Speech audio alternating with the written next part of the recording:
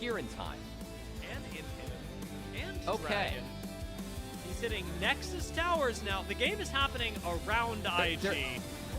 The Dragon's still up. Oh! Flashboard from Kara does miss. Hoya is ending the game, by the way, but IG, they are fighting in the pit to try and deny this. Baron, Guwon does go in on the backside, almost taking out Mako. Schwo's going to finish him off. IG are still working on the fight, but again, the game is literally ending. Out goes the cancel from Schwo, and Hoya is just going to sit in base, slamming away on this. Way's here. Can they finish him? Can they stop Hoya? Flash from Hoya, and the last daughter to secure the game for NIP!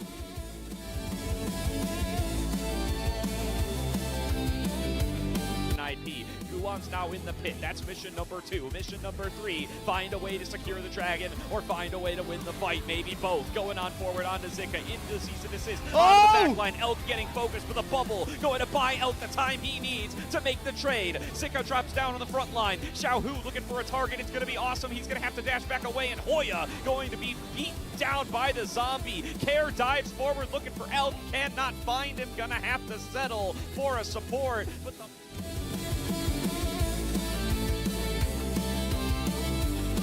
there's a control word right there, so they're going to spot him if he continues to go through mid. He's just going to try and go around? Okay, it's Special Agent Xiaohao.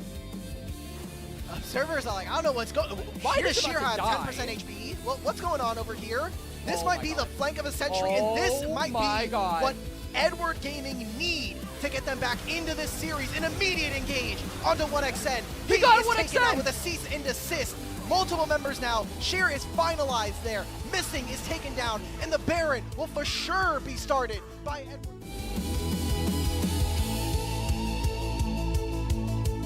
Shu has to either live or make a masterful play. Popping Dominus early, he flashes over the headbutt pulverized combo. Paranoia makes everything. Oh! Fire! 4-man bomb blossom, are you kidding me? This is the power of Pigeon Dog Gaming, and the Pandas have been absolutely outplayed. Well,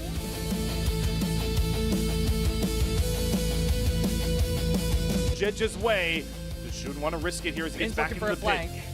Goes over the wall. Good call, Quacks. Trying to find that flank angle. And boys, he's starting to entrap Waybo. They're going to go after on instead and just blow him up with Elk. Zika going to go down though as the dragon gets discarded. As Genji with the crest guard and the wild girl tries to hold the front line. Bit into the stasis. The zombie nearly takes him out. But can Xiaohu get the kill? Yes. Shun finds the double onto Elk. And it has to be Viper stepping up and turning into a Gatling gun. Mowing down all of Waybo. Viper secures the fight win.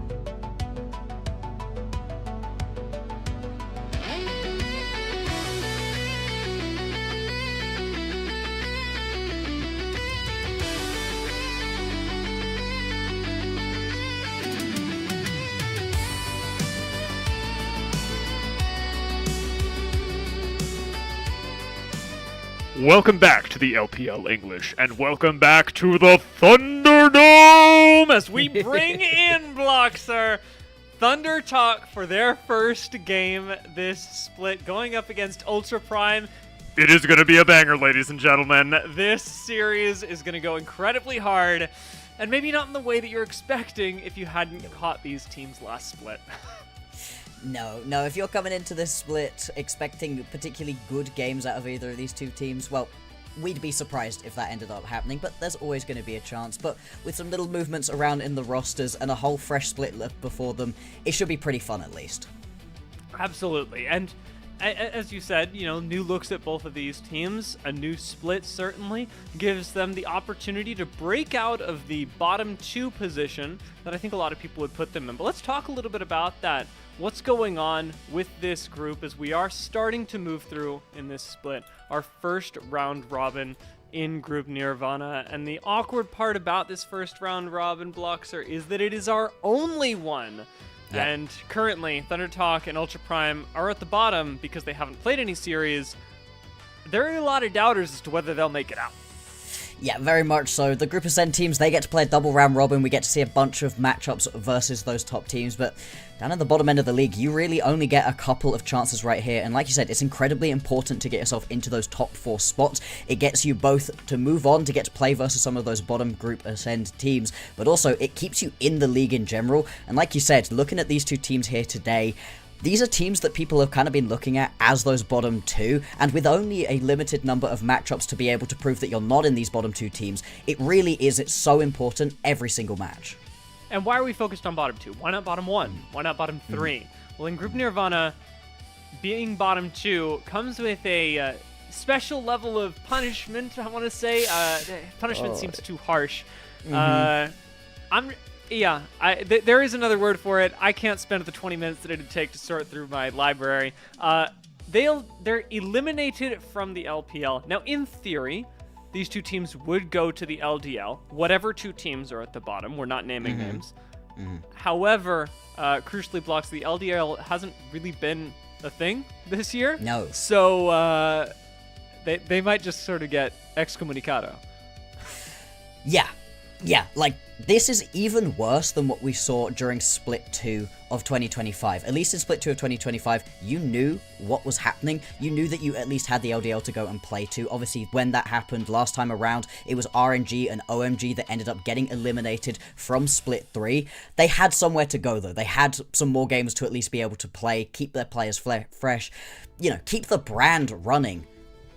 If the LDL doesn't start back up, if we're not seeing a tier 2 of League of Legends in the LPL, you're just done. You're straight up just done, and that is devastating for players, it's devastating for organizations. It really is a fate you want to be avoiding as much as possible. Yeah, especially because so much of the conversation that comes up around teams, especially in Group Nirvana, is their lack of practice, like ability to go up against good teams. I was just on the cast with Cubby, you can tell, because that's exactly what he likes to talk about, is how much exposure these squads have to others in the league and the volume of games that you're able to play. I think the really sad part about being in a position like Ultra Primes or Thunder Talks is that you're already in a tough spot from last split, where you also didn't have access to the best teams, the most games, and now you are going to another split where you don't have access to the best teams, the most games, and it might be your last one. There's no assistance for those squads that are right at the bottom, and that means that you've got to make it out yourself, and this split is really the only time to do so. A lot of people might argue, Bloxer, that even though it's the first game of the series, this series is the one to do so. I meant the first game of the split for these teams. There we go. This series is the one to do so. This is a must-win series on paper for these teams who are expected to take very few of them. Yeah, it's also worth noting that it's not about your head-to-head record in terms of who goes on, who doesn't. That's the second level of tiebreaker. The first level of tiebreaker is your match score, is how many of these individual games you're able to win. So for the losing team here, the absolute most you have to do is at least get yourself one win. If you at least get one win, if you're not 2-0'd in this situation, it gives you a better fighting chance of being able to scrape a couple more 1 wins out of some of these other teams. You know, as much as there are a lot lot better teams we're expecting in Group Nirvana. These are still Group Nirvana teams, right? They still make a lot of mistakes. They can still drop a random game. Hell, the top of Group Ascend teams still drop random games constantly. We've seen it constantly throughout last split. I mean, last year top esports would always drop at least one game, and they were still a very good team. You can pick up wins here and there, and it's so important for them to be able to do so, but for the winner, that's putting you in a much better spot to be able to, again, just grab those wins off of other teams and take yourself out of those bottom two. Yeah, and again, you know, all theorizing, one of the things that we at least get to find out for certain today is not perhaps about the future performance, but the baseline that we're starting with, especially as these rosters have changed, some more than others. We'll start off with Ultra Prime, who this time around have changed two crucial pieces. Sasa and Climber, their top side, have shifted from Split 1, while Saber, Henna, and Xiaosha have stuck around to make the transition into Split 2 a bit easier. Yeah, the fact that they moved on in the top side of the map makes a lot of sense, right? It really wasn't a particularly good look for Ultra Prime in the previous split. Specifically, I'm thinking about Grizzly and what he was able to do in the jungle. He had a couple of really fun moments, but overall just wasn't able to get anything going for the team through the jungle. And then Lianzhen just wasn't able to do anything really in the top side of the map. Was very much a tank-focused player, was very much about just trying to get through the early laning phase and then get into the rest of the team fights. Neither of them really brought a lot to the team, so it makes sense to try to move on, and it's an interesting couple of players that they've gone towards here. And on the other side of that, we've fortunately only shifted one piece. Thunder Talk have changed up their roster by one, I think, pick that many were calling for. Ryan, unfortunately, has been taken out. I guess fortunately or unfortunately, depending on what side of the discussion you were on. But On is in. And in the AD carry position, changing that to me for Thunder Talk feels like the best place that they could have made an adjustment if you were going to just change one position and immediately improve your chances of winning games. Bringing over On from EDG over in 2025, we haven't actually seen him play so far in 2026. Yeah, that EDG squad didn't do particularly well, but I don't think that was a lot of his problem. I was pretty surprised to see that nobody picked him up during the start of this 2026 season. But I like that he's been brought in right here, and yeah, as much as you're saying it's unfortunate for Ryan, and it is, when you're looking at how this team functioned, Ryan was quite a big problem for them. Specifically, I think for Feather and what Feather was able to do. In the previous splits, when Feather had been alongside 1xN, they'd looked really good as a duo, right? And people had a lot of praise for 1xN, but On is another pretty good player. I think 1xN and On, they're pretty comparable in their playstyles and how aggressive they like to be. I think 1xN plays a little bit more aggressive, and I think that that's going to be even better alongside Feather, who sometimes wanted to sit back a little bit more and would lose track of 1xN as he went flying into the backline. These two together, I think, can be really unlocked, and especially in a meta where the bot lanes are so important, that can be really fun for Thunder Talk. And for this series, we're obviously going to be learning a lot about these players, but we can also draw, like you said, on their experience that we've seen them have in past splits. You mentioned the EDG run for On. What's On bringing to the team? We'll get to talk a little bit about how these players are impacting their squads, but first I wanted to bring up some picks that I want to watch, especially for, there we go, we're going to do this now, that's all good. I trolled my producer. Everybody give our producer a little forehead kiss. This is what these players are bringing to the Thunder Talk roster for today, the picks that we should be looking out for. Keshi specifically, somebody that I want to look at because there were so many like bruiser top lane bans to look out for. The Scion graphic is hilarious because since Demacia Cup, Keshi picked literally 0 Scion, whereas opposed to that, Talia and Alistair were Haru and Feather's most picked champions. Feathers perhaps a little bit awkwardly. I felt like he wasn't getting value out of the champion, but he does love Alistair. And Talia actually working, despite a lot of losses, quite well for Haru.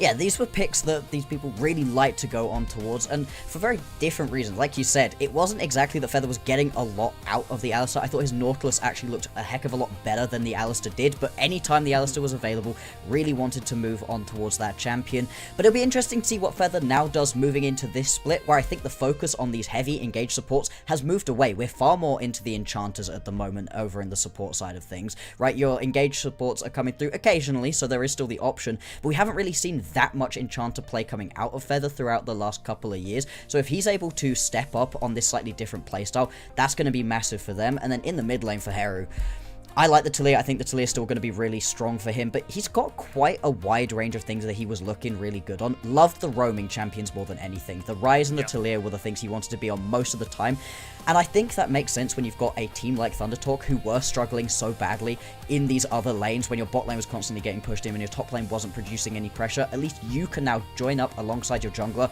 and go try get something going on the rest of the map.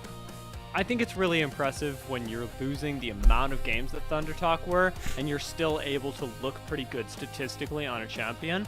And Taliyah was that, and as we mentioned, was the most picked as well, so it wasn't just, well, picked it a few games and it happened to work out. Like you talked about, the roaming play style when combined with the Ryze, just, really turns into a mid lane pick that I'd like to watch. You bring up an interesting question about enchanters, but before we address that, before we get into the draft, which will be happening soon, I do want to very quickly touch on what these new pickups to the rosters are bringing to their team. We'll start with ThunderTalk because we were just there. On a really interesting person to add here is, On is really, in my opinion, Bloxer, meant to win the lane. Obviously, you're looking for more consistency in the late game than Ryan gave us, but being a huge Varus and Corki player from last year, I expect that in this Enchanter meta, On should be able to steal more lane phase wins than Ryan was able to last split.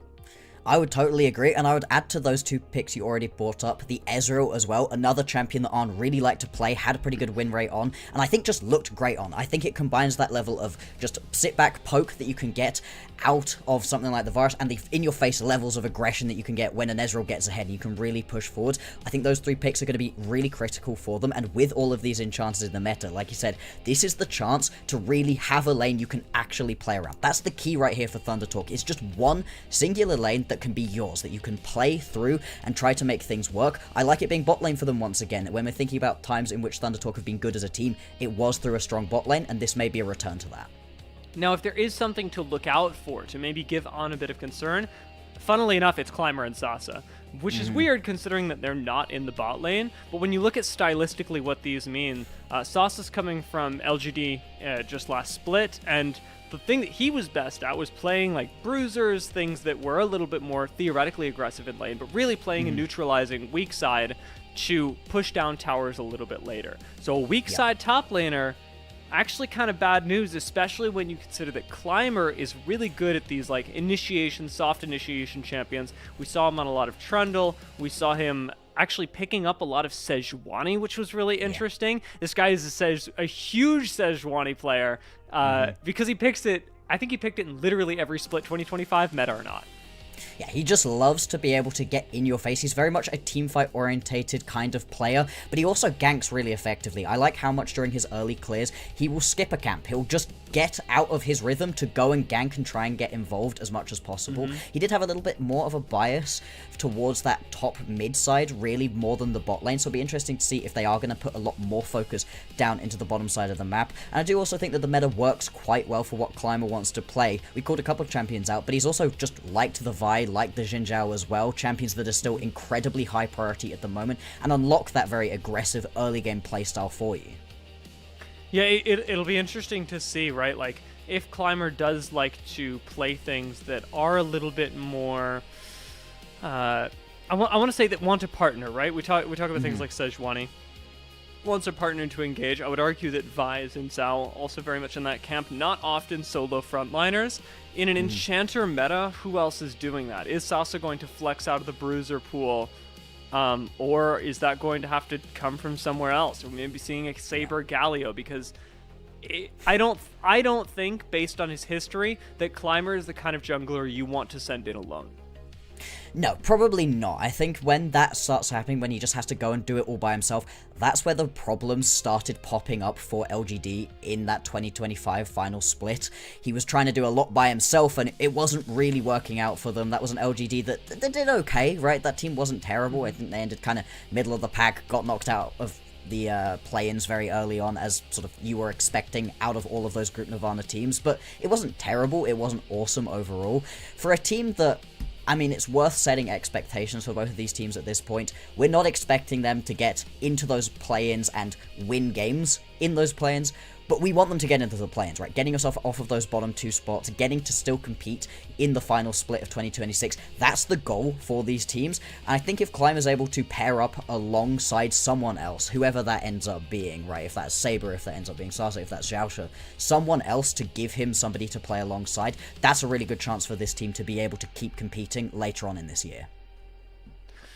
A lot of pressure on this matchup with the first on-stage match of the split. ThunderTalk already starting to take to the center of it, and with the walkouts starting, I mean, thinking about what lies ahead of us immediately is going to be the teams meeting, and then the draft. What we'll actually be getting out of that. Given the way that the split has played out so far, I don't know which of these teams is going to get the better end of things. Of course, that's what the draft is for, but it's worth noting that it is ThunderTalk that ended up going for first pick this time. On the other side, Ultra Prime, of course, are going to be playing blue. Yeah, so with the first pick, where do they really want to be looking on towards? Because, I mean, when we were looking at ThunderTalk last split, it was kind of all over the place. They were really trying a lot of different styles. It didn't feel like they knew exactly where they wanted those first picks to be going. We obviously saw a lot of the standard first picks, which was people were picking themselves up their junglers as quickly as possible. There are a lot of those standard mid laners that sort of anybody can play, also going very early on. I do wonder if you want to mix that up, or if you're, again, just going to be very happy to take one of those top picks off of the board. Things like the Jarvan and the Nocturne, those have been going early and often if they don't get banned out. If you can grab either of those, that's always a good time. Things like the Rumble and the Orianna as well. The sort of safety picks that can just win their lanes, or at least go even in their lanes, and then turn everything into the rest of the team fights. Those are always high priority early on.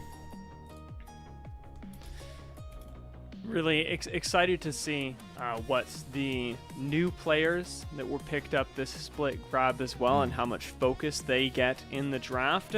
One of the strengths that we saw out of ThunderTalk last year was their ability to play front to back, or at least draft front to back, I think is the better way of saying that, considering that they did lose more games than they won.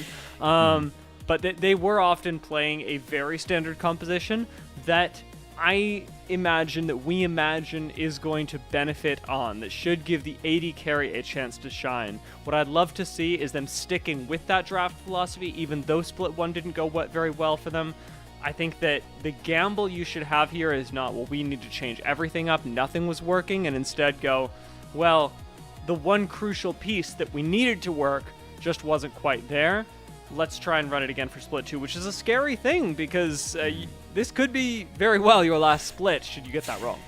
And it's such a sad look for ThunderTalk, who really were at such a peak in 2025, right? I know that everybody constantly talks about what they were able to do versus BLG in Split 1, but that was a weird split. Still, there was a lot of good moments outside of that was so good, and for them to be here, us talking about whether or not they can at least get another set of games in the end of the split is sad, but, I mean, it happens, and here we are, into the draft.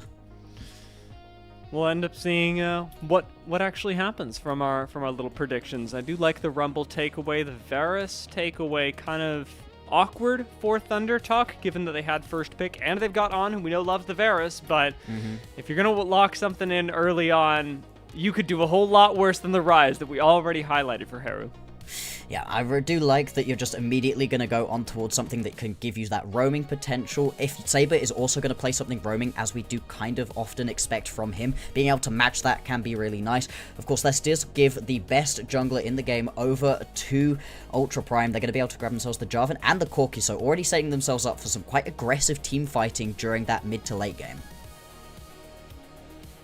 Corki being taken away as well does leave On with much less options when it comes to champions that he has been historically dominant on. And by historically, I do just mean in 2025.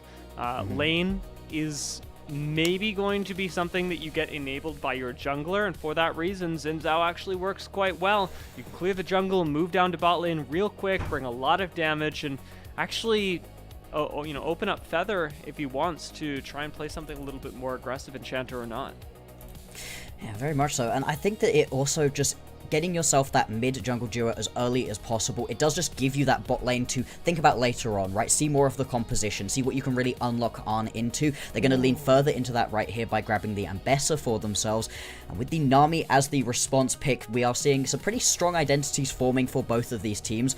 Out of Ultra Prime, it's all about those team fights, right? You've now got yourself shooting fish in a barrel, basically, between the combo of the Jarvan and the Nami. The Corki, a little bit shorter range, so you have to get quite close to be able to deal a lot of your damage. I think that's going to leave Saber needing something with a bit more range, otherwise this is a very aggressive short-range kind of composition. For Thunder Talk, it's much more about pick potential for me. If they can just grab somebody off quickly and execute them before a team fight really starts, that's going to make these team fights a heck of a lot easier. Just worth noting, for those of you who might not have deep dove the drafts like us back here, Keshi drew 23% of all Ambessa bans last split. Ambessa coming through the draft here, it could have a huge impact on Thunder Talk's chances of winning this game, because nobody has wanted to let Keshi play this champion. For good reason. The few times that he was able to grab it for himself, he was able to just completely take over a game. The Ambessa is something that if you are good enough on in lane, you can begin to take over, but obviously it's all about those team fights, and what he was specifically very good at was finding flanks, getting those big flank angles off and getting that public execution, and then how do you play the rest of the team fight if you've just had your mid laner or your bot laner taken out of the game? Does bring a lot of questions to mind about whether Thunder Talk actually are going to play for bot side or whether they're going to let on weak side, weirdly. I mean, it's possible if you really want to invest a lot of time into Ambessa, but Sasa pulling out the pocket pick. Udyr hitting the board against this Ambessa. And I'm pretty sure that's the first Udyr that we have seen in this split so far. I'm pretty certain that nobody else has pulled that one out. So like you said, very much going to be a little bit of a pocket pick. And with the tendency of Thunder Talk to pick themselves up this Ambessa as quickly as possible, no real surprise that you've got something specifically in your pocket to counter with. I see that question mark on your face right here on that Yunara Lulu lock-in. We'll talk about that in a second once Ultra Prime round their composition out. We were talking about short range. It's very short range for them at the moment. They're looking to get quite up in your face, and it's going to be the Cassiopeia locked in as that final pick. I really like that because there's a lot that's running straight at you right here from Thunder Talk, and the Cassiopeia obviously with the Miasma has a good no button. Yeah, the Cassiopeia matchup, decent. I mean, Ryze should still win it at face value, but Cassiopeia being able to bring a lot of damage to the table, especially in these team fights, also provides you an alternate win condition for Henna. Sasa and Climber are incredibly beefy in the front line. Sasa, especially if he's building into that, like, should be really difficult to chew through. There is the concern, though. I mean, you saw my question about it. I get it on some level. Yunara Lulu, terrifying in the late game. Something that Ultra Prime are going to have to respect. When it comes to the earlier section of the game, you're not going to be paying attention to Keshi, right? Like, no. you have to babysit Yunara Lulu. Yes, very much so. You can't really be playing across the rest of the map, but again, I don't necessarily mind that so much when you do have that Ryze, so you can roam around down into the bottom lane and get involved there, right? You've got options for still making things happen down in the bottom lane, and if you can get a couple of early kills into Arn, he can completely take over this game. This whole composition is, again, about that late game kind of team fighting. See if you can pick someone off to start it off and then just front to back people through. Ultra Prime's composition, I think it doesn't work so well in and of itself, in that you've got a couple champions very much looking to go sprinting forwards, but for your Cassiopeias, for your Corkis, for your Namis, they're quite good at running backwards. They like people running at them, and so there's a little bit of a counter right here. At the same time, though, anytime that you've got yourself the Jarvan, that's an option to play through. And Jarvan engages are really going to have to stick because there's not a whole lot of other ways to fish for engage. We've got bubbles if the enemy team's monitors are off, but realistically, that's not happening. And seeing how Ultra Prime play around Climber, their new jungler, when they absolutely must for the first time this split, is going to be a very telling thing about this team's present and future. Starting off the game is going to be a little bit of trading down in bot side, as we are accustomed to. Perhaps some early summoners burned if these teams want to get really feisty, but Corki really going to value the shorter trades in this matchup, especially when they are not started by On. If you can just keep going in for those little bursts of damage, you can make this lane pretty miserable to try to play into for the ThunderTalk bot side. At the same time, though, you always do have to respect a Yunara. If you feed an early kill into a Yunara Lulu lane, things are going to go wrong for you very, very quickly. But you can see just the early sustained battle already coming through, and yeah, summoners being blown back and forth already, heals and barriers coming through. It's one of the things that's definitely changed in the past few years of League of Legends. If I'd seen that a couple of years ago, I would have freaked out. I would have gone, oh my god, this bot lane is crazy. And now it's just the normal thing. Yep. You hit level 1, pop a couple summoners, you'll get them back up soon.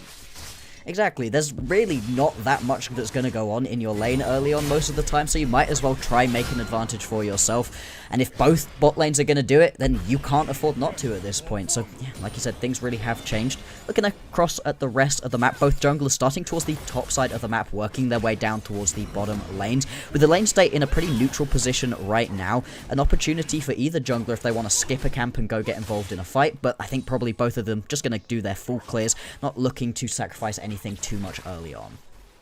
Yeah, I'd love to see a little bit of attention paid towards the spot side, especially as Henna and Xiaosha are the ones with wave control right now. Could actually be something that gets turned against them, but as you mentioned, the junglers wanting to play for the scuttle, and that's something that the lane push from Henna and Xiaosha does enable Climber to go for right now, is the bot scuttle. And interesting that, yeah, Junhao just going to recognize that you're probably not going to be in a position to go towards that bottom lane scuttle. Your bot lane has gotten pushed in, like you said, with all that wave control. So just immediately heads towards the top side of the map. Doesn't risk anything further going down. And stepping really far up, getting good damage off of Arn, but obviously taking a good chunk in trade. And Climber is spotted out on the bottom side of the map. And ThunderTalk, they know this is happening, but I'd be surprised if we see an actual dive at this point. Although with low health bars, there is a possibility. On respect to that possibility, just, you know, the job right now is not to die. Even if it really sucks to lose the wave against the tower, Feather picks up some of the XP, and your job is to play for late. We did see an example of exactly what we were talking about right there, where shorter trades, definitely going to be Corki favored. Longer trades, a bit difficult. Now that you're up a significant amount of CS for the early game, maybe, just maybe, that starts changing, especially with Corki grabs first item.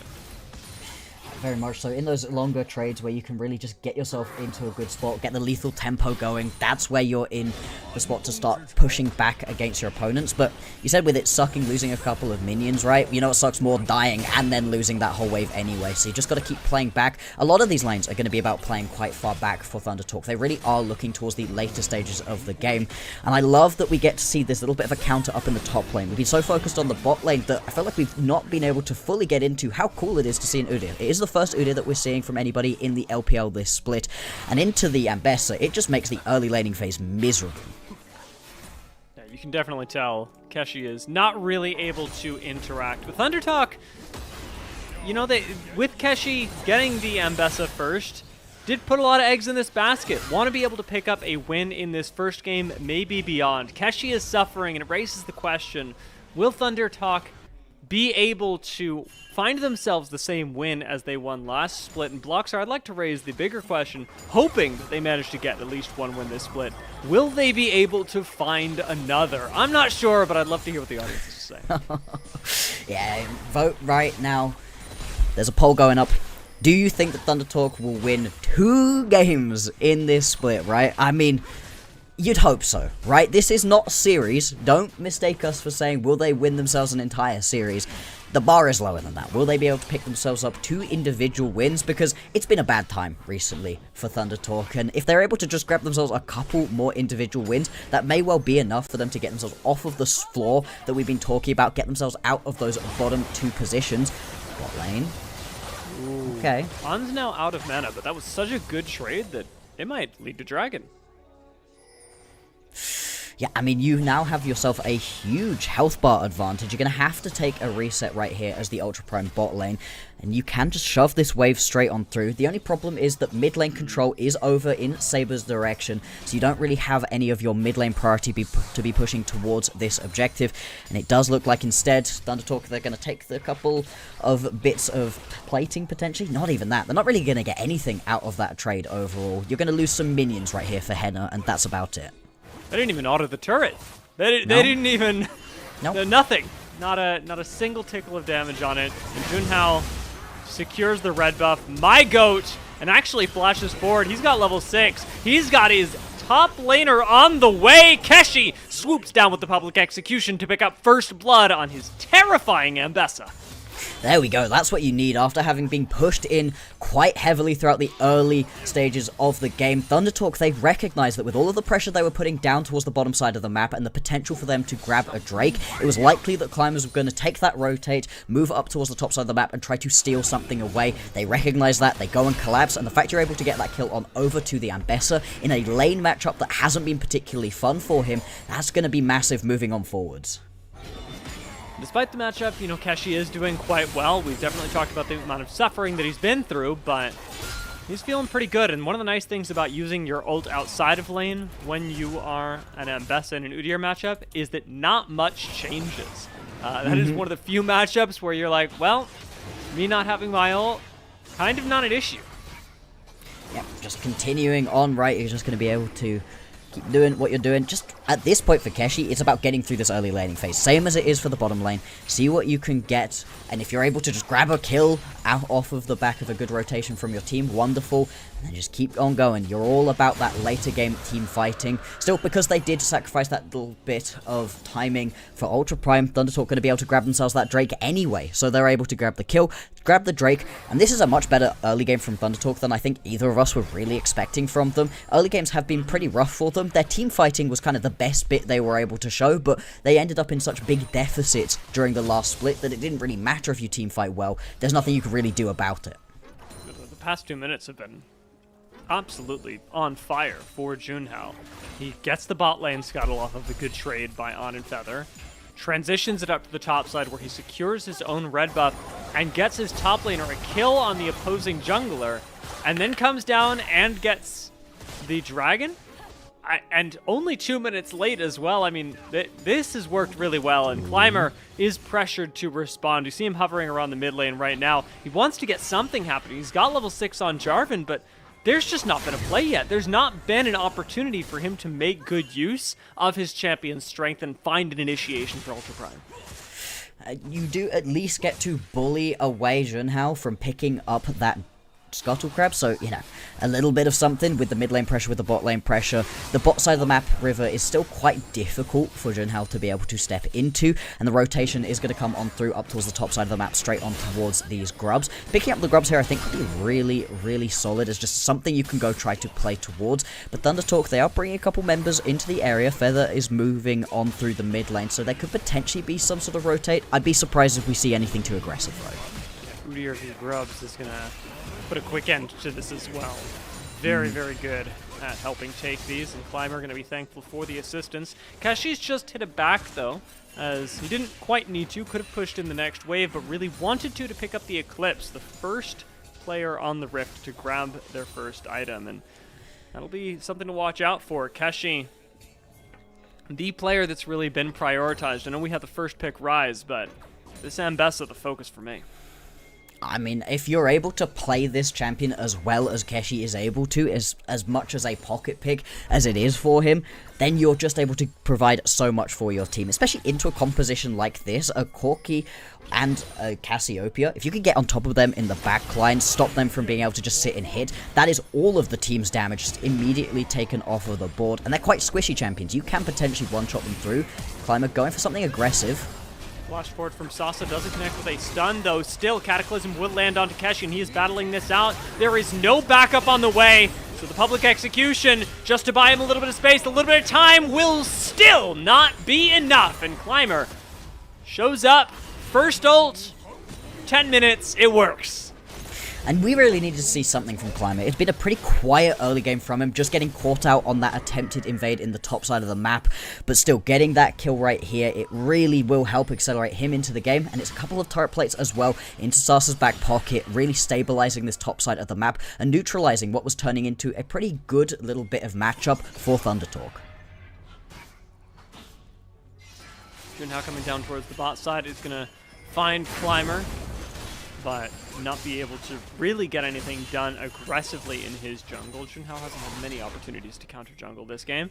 Has been largely just perma-clearing his own side of the jungle, defending it, and keeping the bot lane safe, something that's worked out for them so far, is really all the action has happened towards the top side of the map. Climber, however, with ult still on cooldown, is going to pop by the mid lane, see if Haru just wanted to miss position for a quick second, but continue prioritizing the scuttle crabs that he has for the majority of this game. He didn't manage to get both of them, of course, at level 1, but still has had his pick of the litter when it comes to scuttles more often than not.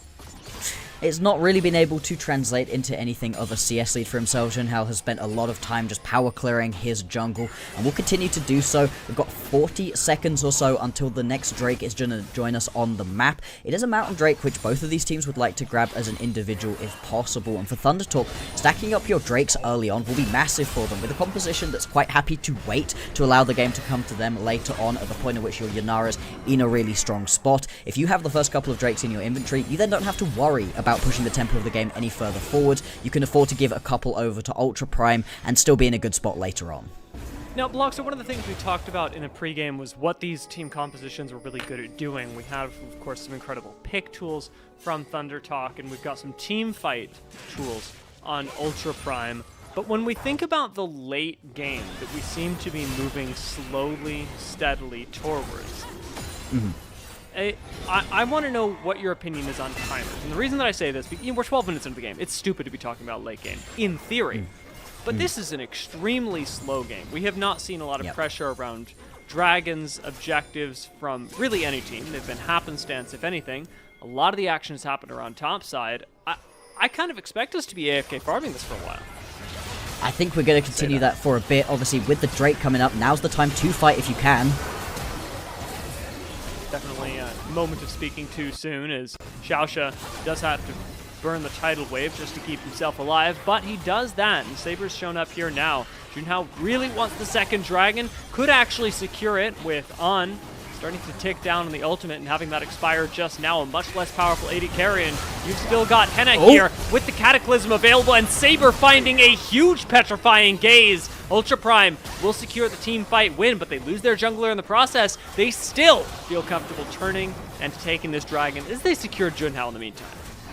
And it looked like it was going to be a really good fight for Thunder Talk. They had done a ton of early damage onto the Ultra Prime members and had them scattered to the four corners, but they managed to regroup, and it's, like you say, a really good combo between Climber and Saber that's able to turn things back around. And the problem is that you've blown all of your initial little bit of engage tools. You're now kind of just waiting for things to come back up. Junhao wants to concentrate on taking the Drake, but pushing back in towards the objective of Ultra Prime, and Thunder Talk, they make the critical mistake versus these couple of champions of just standing together, and this petrifying gaze, 3 people land straight on into it. Obviously at this point in the game, Saber doesn't do that much damage, but imagine what can happen later on with it already doing so much. I mean, huge cooldown from him, and I really want to emphasize that this was an economical play from Ultra Prime, an ult economy play is, I think, the better way to say it. Junhao had no ult. Haru used it to get down to the dragon in the first place. On and Feather used theirs to buy space for Junhao. You walk up to this, and I mean, Henna's always going to have ult. Xiaosha's missing his, but you've got things like Cataclysm. You've got things like Petrifying Gaze, and of course the big ones from Corki that are always going to be of assistance. Absolutely. I mean, just talking of ultis right here, that's On. Just having to use that Transcend oneself defensively to give him an extra dash just to be able to get away from all of those bombs coming on through. The damage that Henna is able to lay down. Not a good sign that he's had to blow that one early on. And without any of your key ultis available to you right here, Thunder Talk just going to have to concede the Herald. They've now lost a Drake, Herald, and all 3 of the Grubs. We'll see what the decision is from Ultra Prime on when they want to use this Herald. Onto the mid lane would make the most sense, but that tower's very healthy. You'd be unlikely to take it in one push. Thank God for Xiaosha. That's what I'm going to say. The ward right there that actually spots Keshi coming down. It spots Keshi wanting to pick you off. That's big. But this, unfortunately, unwarded. Saber does still manage to find a stun, but it will not save him as Haru collects the kill underneath the tower. Thunder Talk, they knew what they were about there. They knew what they were cooking. Oh, Heru, that was sexy right there. Stepping up, knew exactly when the Petrifying Gaze was going to come on through, dodges away from that one. If he ends up getting hit by that Petrifying Gaze, that kill doesn't go on through. He's only just about able to pump through enough damage at this point without the Rod of Ages fully stacked up, without anything else to really be playing through for his champion. But with those fancy feet, going to be able to pick himself up another kill. And Thundertalk, with all of these weird little fights coming on through, they're still up by about 1,000 gold. That's pretty nice to see. Will it be enough as we get towards the later stages of this game? Of course, immense scaling on basically every member, and it calls back to the question that I was asking earlier. Even if we did get a fight immediately afterwards, Bloxer, I'd still like to pose the question, you know, what is there a team that's actually won the scaling battle, or are we sitting in basically a mirror matchup of strength? You're in a pretty neutral position overall, I think, when it comes to these late-game team fights. The thing is, for Thundertalk, is they're all about playing through Arn in these late-game team fights, so they just want to go late anyway, right? As much as it isn't that they fully win it, that's when their composition is online, so that's when you're going to have to play through the comp. So they're okay with things going a little bit slower overall. That's why Ultra Prime keep trying to push the tempo of this game forwards further and further. And I like the fact that they decide to just push on through this bottom side of the map. Mid lane just wasn't falling. Now you're going to get a little bit of driving coming on through from Climber. We'll see where he's going to end up because, yeah, I mean, the wave is already pushing on through and you might be leaving yourself in a bad spot here, Climber. Let's get out and actually secure the Raptors at the same time. Heru not going to have the same amount of fun as the Climber just did. Unfortunately forced to burn both summoners simply to survive Sasa, finally exposed to the pain that Keshi has been living through this entire time. Udyr is a rough matchup for anyone in the side lane, and that provides some terrifying map pressure to Ultra Prime. And with all three of the grubs as well, they're able to push through that bot lane tower, get that one down onto their side. They're going to be able to grab this top lane tower as well. Run Warp threatened here, and actually, Sasa has to flash away. He might still be dead. Yeah, I don't think this saves him realistically, but I suppose with this tower up and a teleport coming in, that certainly could. Climber finds a double ult, and the public execution goes wide. A 3-man tidal wave, and Saber's in here as well, dishing out the damage on Cassiopeia. And finally, we've got a fight that's really working out. Ultra Prime set this up from the very beginning, but now On's come in from the side. Can he turn this around? Beating up on Sasa in his own front line. This Keshi and Bessa pick outlasts even the Udyr, giving a double kill, a triple kill over to Keshi, and they're looking for a little bit more as Henna retreats through the top lane. Henna's just about going to be able to limp away with the last sliver of his HP, but that is Thundertalk turning it back on, turning it back around. What a team fight that was from them. Ultra Prime, though, as we'll see in the replay we're likely to get, boy, that was a mistake of a set of fights. You are already getting chased out as Sasa having to flash away from the early on aggression, but Climber decides, no, we can turn this one back around and get back in. Specifically, this initial engage isn't the end of the world for Ultra Prime, right? You potentially can pick yourself up a couple of kills at this point right here, where he goes in, gets a Cataclysm off, but you're a bit early. Saber only arrives a couple of seconds later, still gets himself a pretty good Petrifying Gaze off, but you've managed to get yourself up that ulti. It's this point right here where he goes back in. Climber goes back in now and just completely baits the team in. He's blown way too far forwards. Everybody thinks they can engage, but he's missed that flag and drag, and they all just get turned and burned. It is crazy to me that in terms of effective tankiness, Keshi still manages to do more than the Jarvan and Udyr, who, especially when we think about it from an Udyr perspective, are built to be tanky. Yes. Yeah, very much so, but at this point in the game, right, look at what's in inventory. You've now got yourself a Shojin, you've got yourself that Eclipse, obviously. That's a ton of effective HP, a ton of healing that can be coming on through.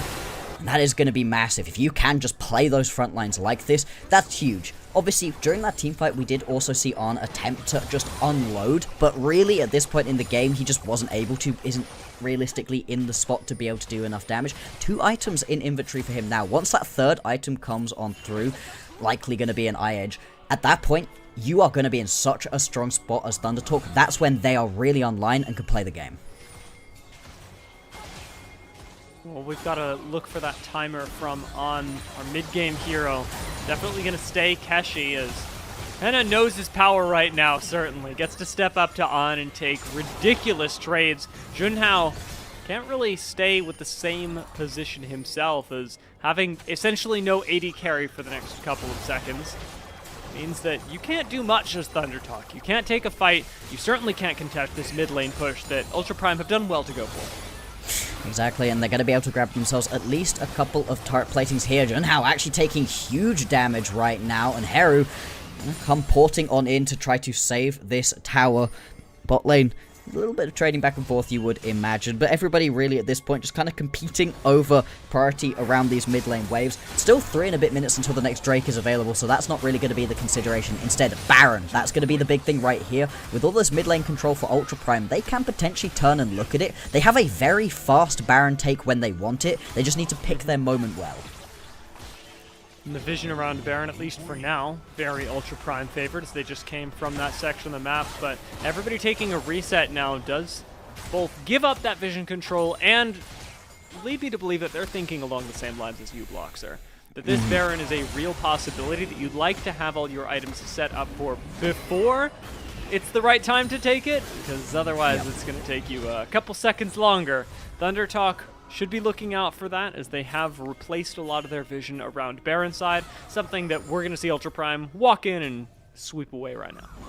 Absolutely, and they can just keep up this mid lane pressure as well. For ThunderTalk, they do not win when they've just got these sort of pushes going on into their face. They win on these snap engages potentially, which they could have been looking for right there. Keshi, obviously, with that public execution up, if he'd have hit Enna with it, that could well have been a kill and really initiated the fight that ThunderTalk are hankering for at the moment. Still, they're going to be stepping into quite a lot of darkness right here and do need to be careful. Junhao, face of the team, gets to go first. Has the honor and privilege of being the face checker. Yep. Well, On doesn't quite get to play that game. Plays dangerously close to it, though, moving up to the brush with Climber in it. Ultra Prime are laser focused on this Baron. And Keshi being bot side, not the worst thing in the world, as teleport's available.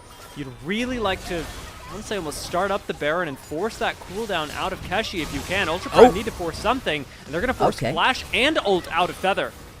Massive. That is huge right here. Not having that ulti available for Feather just takes away so much of your effective tankiness. We saw it in that top lane fight where getting that wild growth through was able to keep people alive for so much longer. For Keshi, for Heru, for Junhao, who are going forwards a little bit, that's massive for them. And then for Arn, who's potentially getting jumped onto, not having that ulti available is big. And that should stop a lot of this aggression from ThunderTalk coming through for at least a minute or so until you get that cooldown back up and available. And you can see it in the vision war. Still, the top side of the map fully lit up for Ultra Prime. There's a couple of wards here and there for ThunderTalk. We just saw Junhao be able to chuck at least one control ward over the back of the pit in the Baron, so they will know when this objective is started up.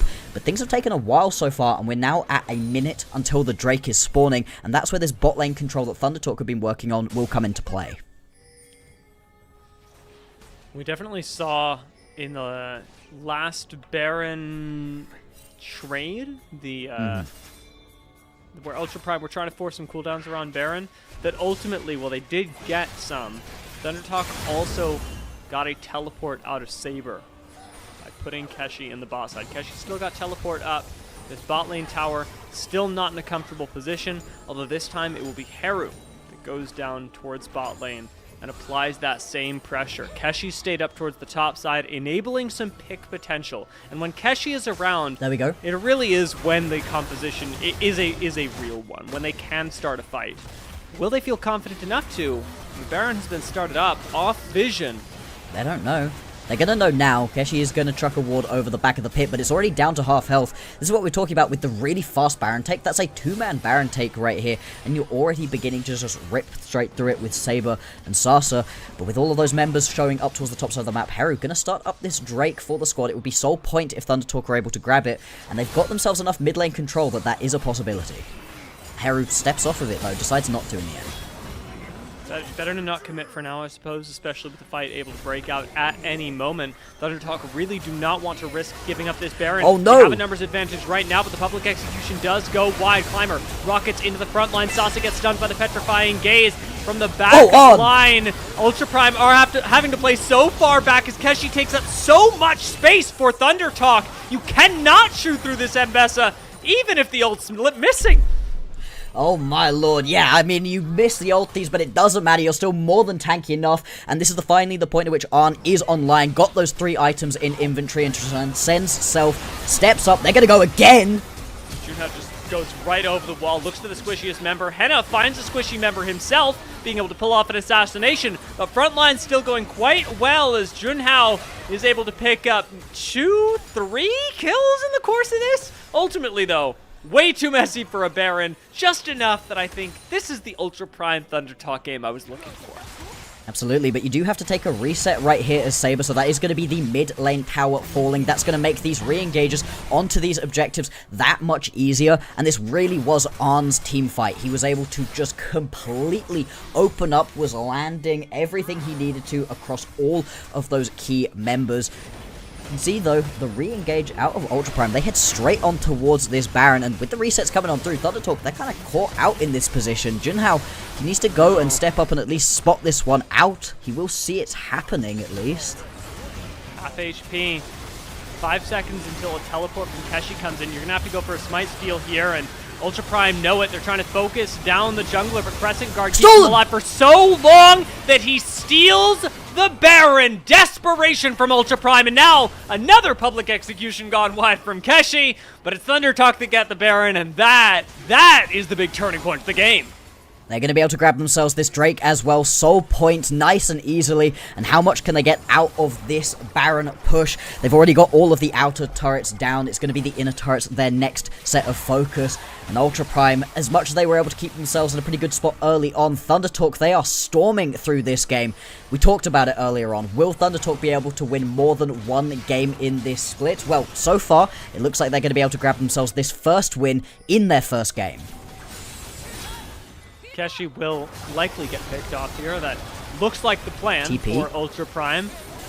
We don't have public execution to whiff, so he is just going to go down without really any fight, and that's all right. Thunder Talk, they've got plenty of other lanes pushing for them. It is going to be both tier 2s collected in mid and bot lane, and a quick reset, which rockets Thunder Talk ahead to a nearly, I'm just going to say nearly 10,000 gold lead. It's 9k. Yeah. That's, you know, you round up. They're doing well for themselves at this point, and they've also been able to grab a bunch just out of this Baron play specifically. I love the way that this Thunder Talk has been playing, and I think this is what they needed, right? When we were talking about the swap from Ryan over to Arn and what that could bring to the squad, in these team fights, we were seeing that Ryan just wasn't able to open up in the same way that Arn has been able to. And I like the recognition out of Thunder Talk as well of where their strengths were. You asked earlier, hey, at what point do you think Thunder Talk are really going to want to play this game? Well, it's the point at which you have those 3 items in inventory for Arn. He's now hit the 4-item mark, but the second he had that Iyage in inventory, he was actually doing enough damage to step up, and Thunder Talk and Arn recognized that and were able to play through that moment really effectively. Keshi's had his moment, and he's still going to have his uses, but on right now, like you say, is the place to look. I think that, unfortunately, or fortunately, I'm not sure which, Ultra Prime are a little bit behind on that. They still not only really want Keshi, but they want to base race right now, looking for the inhibitor as Thunder Talk come back to their own base to defend it. It is a nice heads-up play from Ultra Prime. It looks petty, it looks vengeful, but it works. Yeah, I mean, that's a ton of gold you're able to pull back for yourselves. Like you said, it was nearly a 10,000 gold lead. Well, they've pulled that back down by a couple of thousand at this point, and it gets some much-needed gold into the inventories of these top players for them. Saber, Henna, they need these champions dealing enough damage. They need to get into a good spot, and, I mean, Saber is right now, right? Saber's going to be dealing a lot of damage. He's got the Actualizer, he's got himself that row, and that Seraph's completed, so he can rip through people. The problem is that they just haven't really had an opportunity. With this composition that's both trying to jump in and work backwards, that's not really been working out for them. But if Thunder Talk are going to drop the ball and not send anybody into the mid lane and leave that lane alone for so long, I like that they recognize that and are able to grab themselves something back. Not a lot of control available for Ultra Prime outside of the play they made in the mid lane. Taking a look at even their own red side jungle, it's all vision from ThunderTalk that they've got to correct, that they've got to spend time dealing with before really being able to step out onto the rest of the map. And that means ThunderTalk can continue pushing in waves, can continue finding avenues to pressure, and hopefully can keep Keshi alive for more than 30 seconds, because those 2 deaths back-to-back really hurt the mental. Yes, I mean, even beyond the mental, right? It really hurt all of the tempo you were able to play through. ThunderTalk, they had so much map control going on, but the second that you lose out onto Keshi pushing through the side lanes, that ends up being a lot less effective for you all of a sudden. I do like that Keshi did just grab himself a Serpent's Fang, right? It's just trying to get himself through as much of the health bar as Cersei and Climber as possible, right? Plenty of shielding available to them. And for ThunderTalk, this is where you chill out a little bit. There's no need to over-aggress unless somebody steps up to you, which Climber definitely has. And again, they can just pull back, wait for the game to happen around them a little bit. A minute 40 until the Baron comes up, a minute 30 until the Drake. Both of these are going to be the spots in which you want to look for that final big team fight. The kill onto Climber, I mean, it helps in that there's not really anything Ultra Prime can now do for 40 seconds, but without the timers available, it's not the end of the world of a death. Realistically, being able to contest the dragon that's up in about a minute, the soul point that would be pretty big, or sorry, rather the soul, I guess the correct way of saying that, for ThunderTalk, is going to be the big contest. And in terms of items, Ultra Prime can fight this. Like they have their power spikes in the right place. The Saber is strong, Henna is strong, Sasa is tanky. It makes sense. Even into the 10k gold lead, which, yes, makes it a lot harder. It's not like there aren't tools here, but it is really hard. Yes. It is exceptionally hard. You're trying to play through Saber, who's the only person that's really been able to keep himself even in this matchup. Hero's not been able to get himself too far ahead. But when you look at these key places, you need that level of survivability and tankiness out of Sasa and Climber, and it just really isn't there overall. Climber's at least able to scrape together enough gold for a GA, so he needs to be less worried about flinging himself into the backline to start off a team fight. That's good. That's something to potentially play around for Ultra Prime. But you look over at the other side of ThunderTalk, and the wallet diff is massive at this point. There's just so much of an advantage in these key lanes. Top lane, jungle, and specifically bot lane are so far ahead that it's almost impossible to make these team fights work, barring some big mistakes that ThunderTalk made. And On, he feels confident. He feels comfortable stepping up to this. All their cooldowns he's from in there. Ultra Prime get burned on defending their backline, while On comes in for a double kill, and Keshi gets to finish off. ThunderTalk know they have the advantage, and the GA literally an afterthought for them as a double kill gets picked up for Heru as well, and ThunderTalk look for the end of the game. I respect that out of On. He had so far been deathless in the game, but just goes flinging himself into the back line, right in and amongst everybody. Yes, he ends up paying for it with his life, but the prize will be the game. ThunderTalk gonna jump out to an early lead right here, 1-0 in this series. A critical matchup for them and their future in the league. Finding the Game 1 win, I mean, huge to see out of ThunderTalk from a perspective of last split. Must win for them, as we highlighted coming into this one. And the questions that we asked in Game 1, I'm feeling a lot more confident about. Specifically, can they win more than one game? Because based on the way that they played this one, I think Blocks, they've got a pretty decent chance of winning this series. We didn't really see Ultra Prime be able to answer back in the same way, and that was with some pretty powerful picks. I'm looking at this game and I'm thinking, Climber, specifically, could have, should have done a lot more in the early and mid game. We saw a very slow game, which from Jarvan's perspective is not what you want. No, you have read my mind. Exactly what I was just thinking about is that Climber needed to have done more. You've got the Jarvan, one of those premier early ganking junglers, and with it, he ganked top lane once, which, hey, you were able to get a kill onto Keshi, right? That's a lane that you were focusing on, a pick that he was very comfortable with, so you want to go and disrupt that. That's good. But beyond that, his contribution to the game early on was dying to Keshi early on, trying for an invade that was read beautifully by ThunderTalk, and not a whole lot else. Was able to get good control over the objectives, but there was no ganking. There was no trying to get your bot lane ahead, and that slow game really was just playing into the hands of ThunderTalk. It meant that Arn was given forever to scale up. It meant that Junhao could just power farm through his jungle, and that is always going to be better for this Xin Zhao. It meant that once we got into the later game team fights, yes, you can go in and grab somebody into a barrel, but you've not put any of your players ahead to be able to then capitalize on that engage for you. And if he doesn't step up and do more for Ultra Prime in this next game, they could be looking down the barrel of going 0-2 versus Thunder Talk, and that is devastating. Now, credit to him as well. Keshi did pull a decent amount of mid-game fights back. We saw 1 or 2 times, and I do mean 1 or 2, I'm not talking 3, where Keshi was able to be the critical force that turned a fight around despite missing a hilarious amount of public executions. On still ultimately was the one who, like you talked about, deathless until the very end, I think was really able to know his damage, know his value, and play that so well. He's the critical player for me of this game, and I think the question that I have for you is, given the fact that Keshi saved the mid game, but On actually cashed in on the late game, who would you give Pog to? I think I would give it to On. What really impressed me was just the recognition of when he was strong. At the point at which he had himself just the Fiend Hunter bolts and the Kraken, he didn't really push too far forwards. He stepped back, he allowed the game to come to him.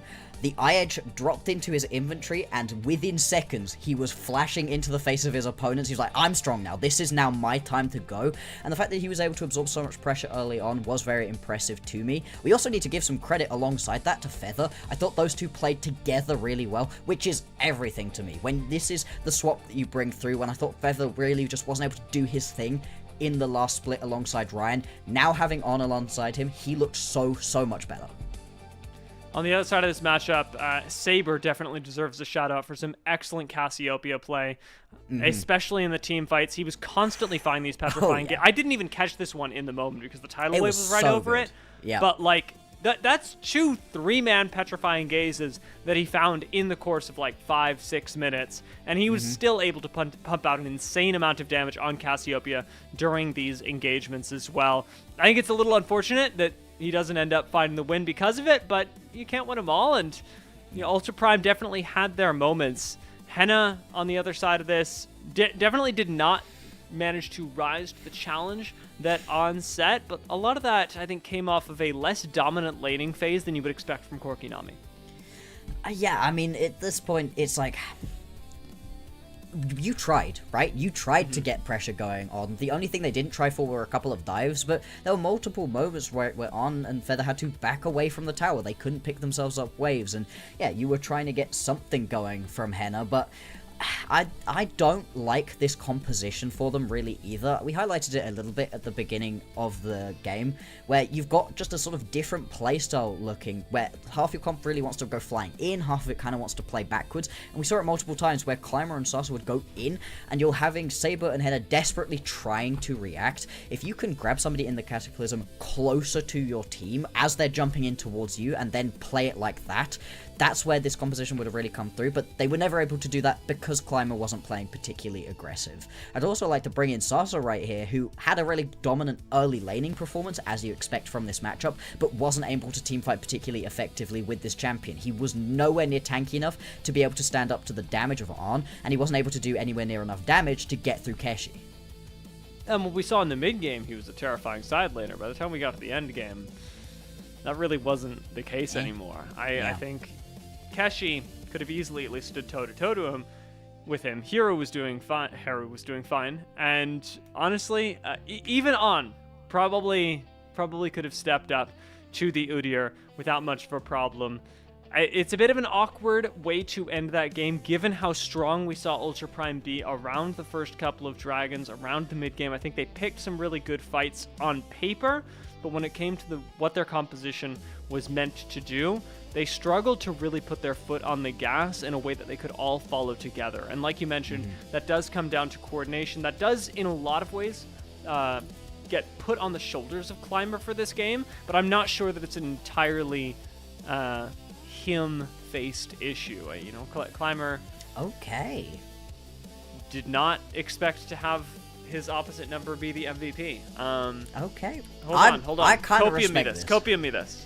I respect this, you know. I do agree that it was overall a flashier game out of Keshi and Arn, but there were so many team fights where Junhao gets either engaged upon or goes and engages and is just absorbing all of the pressure that you want to be putting onto somebody else. That crescent guard was massive, as it is in almost every single game that a Jinzhao ends up playing. Every bit of pressure you want to pump into him, he just says no to you. No, you're not allowed to do this, I'm just going to sit here and chill. And you didn't really have the kind of composition that could just keep close enough to him to be able to burst him out. I really like what Junhao was able to do. I don't know that it quite would have been MVP level for me, but I think this is ethical enough. Ethical enough. I could definitely take that. And after this game, I think ethical enough is kind of what I'm feeling for this series so far. We had a pretty messy, pretty delayed game 1, but when it comes to comparing it to last split, Ultra Prime and Thunder Talk have clearly leveled up their game plans and have shown some good hope for both sides, even if Thunder Talk did walk away with the win in game 1. As to what's going to happen in game 2, I can't rightly say, but we will get to find out pretty soon. Before we do, however, I'd like to remind everybody at home that if you are watching, if you are enjoying, as you darn well should be, this particular matchup, that this matchup, its coverage, and the whole LPL English broadcast is made possible by our supporters on Ko-fi. It is the best way to support the LPL English project, since the vast majority of your contributions go directly to the show. While a lot of the initial payments go into upgrading the broadcast, a huge bulk of it pays on-air talent, content creators, and, of course, supporting us ends up enabling you to ask interview questions for our unique on-site interviews and get early access to the content that we provide. So consider supporting us on Ko-fi. We'll have all those links in the chat while we set up for Game 2 of Ultra Prime versus Thunder Talk.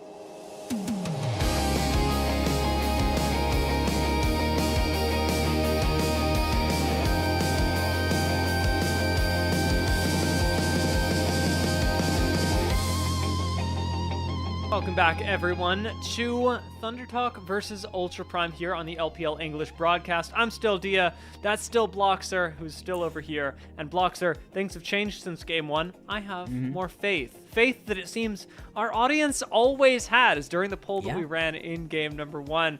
We had an overwhelming amount of yes responses to whether Thunder Talk will win more than one game. This is their time to do it. Yeah, they've done the hard bit, which is winning the first game, and now they've got the whole rest of this split number 2 to just win one more game to improve their record from last split, and I'll be honest, I think they can do it. Looking at them in this previous game up against Ultra Prime, they looked pretty dang good. They recognized their win conditions, they played around them, they played the team fights well once they got to those win conditions. They only made a couple of errors that, you know, the teams down in Group Nevada tend to make.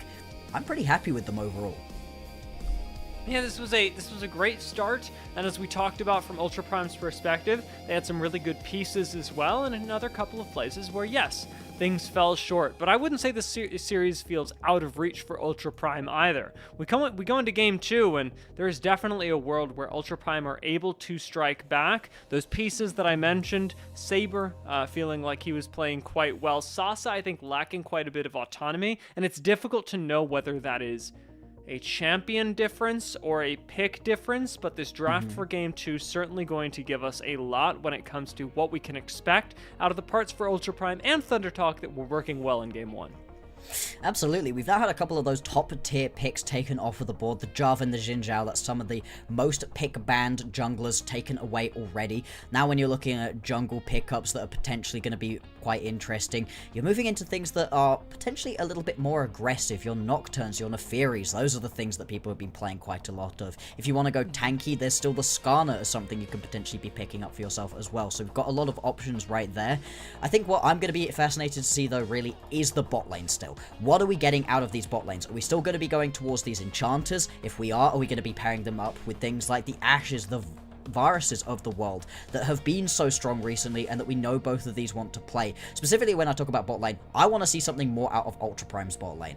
You were getting pushed about during those late game team fights by your opposite number, and even in the early laning phase when it should have been all about you, they really couldn't get anything done. Yeah, I mean, there was a lot of respect that I know On gave to them. Of the two teams, Ultra Prime did focus a lot more on what they were supposed to, what they wanted to do on the bot side, bringing multiple members down, threatening dives. On was able to play incredibly conservatively then, and like you talk about, also have an incredible amount of space when it came to their individual 2v2 matchup, something that really should not have been allowed. Once again, Thunder Talk will be hitting us with the Varus ban, something that I'm sad to see On not playing, especially since we also won't see the Corki, since that was played by Ultra Prime in Game 1.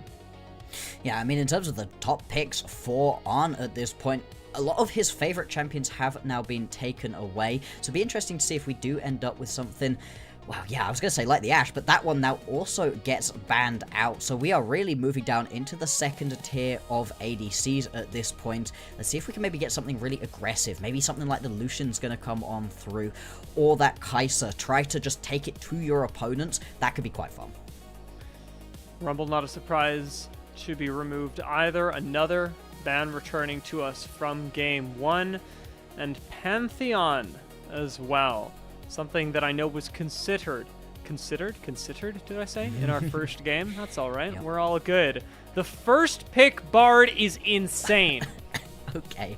I mean, sure, why not? The Bard has been really high priority recently, but that's not a particularly feather-based pick. It's not something I think he played at all during the first split. It's not the sort of champion that I associate with him at all. He's all about these engage bruisers. Obviously, he's having to move away from these engage support champions because of the overall meta at the moment. I like the response to the Ezreal right here. I was going to say, if you don't take the Ezreal away, you're just going to end up with Arn Feather playing Ezreal Bard, and that's the sort of lane matchup you just don't want to be dealing with. So taking that one away, it makes a lot of sense. It gives Hennis a lot of survivability as well. Here's the thing, and correct me if I'm wrong, Bloxer, or correct me if you even have a slightly different opinion. But Bard on first pick feels like a pass. Like you have a certain amount of tempo in the draft. You pick Bard, and you're like, all right, but like, what's your comp gonna do?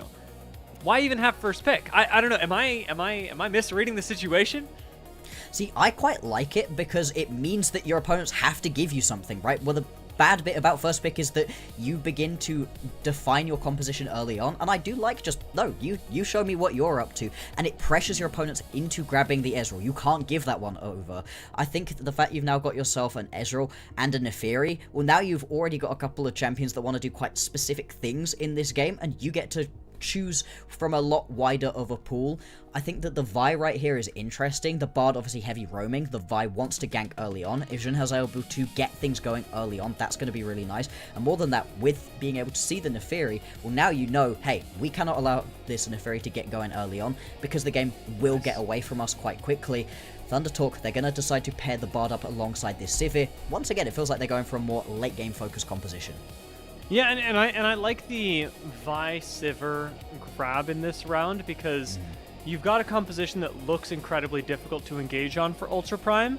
Vi guarantees you an engage, and you've got, of course, the threat of something like Neferi and the pressure of something like Ezreal. Sivir also addresses both of those. It's really difficult for Neferi to full kill a Sivir, and it's also really difficult for Ezreal to outwave clear a Sivir. I think that in terms of if you're going to pass the first turn, like we mentioned, but you get that data, the response from Thunder Talk has been really good.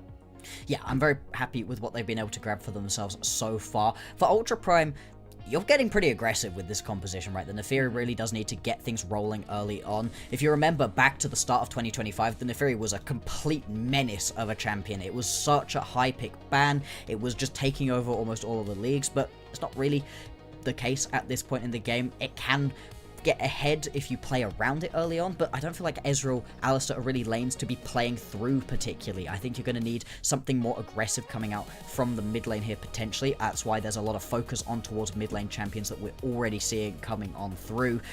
And there's not a lot of the real standard pickups available to you. Something like the Azir could fit here potentially, or the Zoe might be interesting.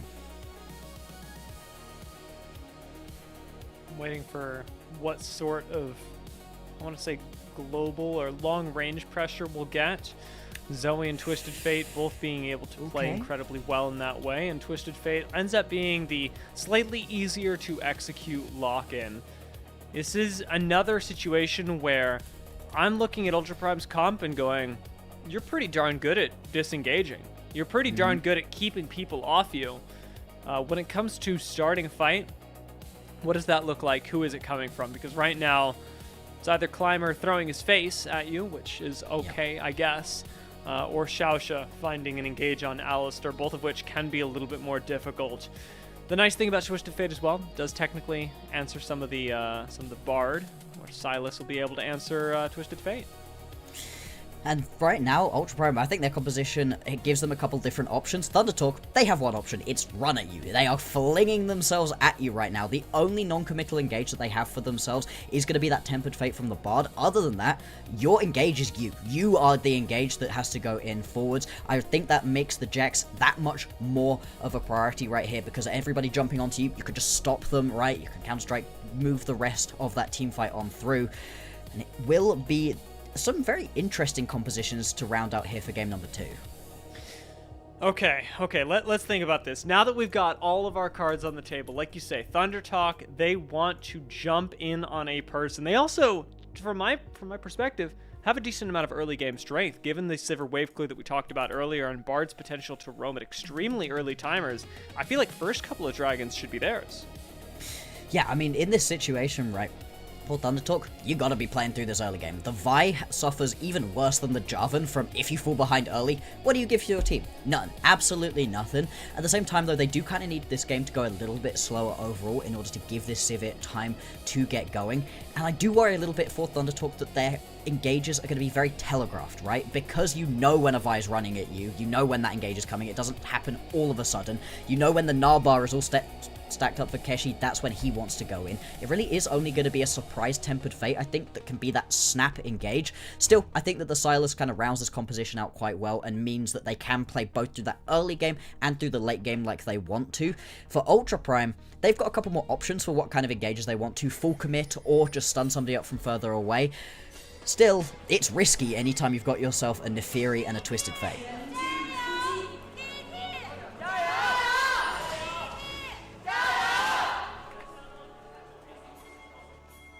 Brazil represented on camera.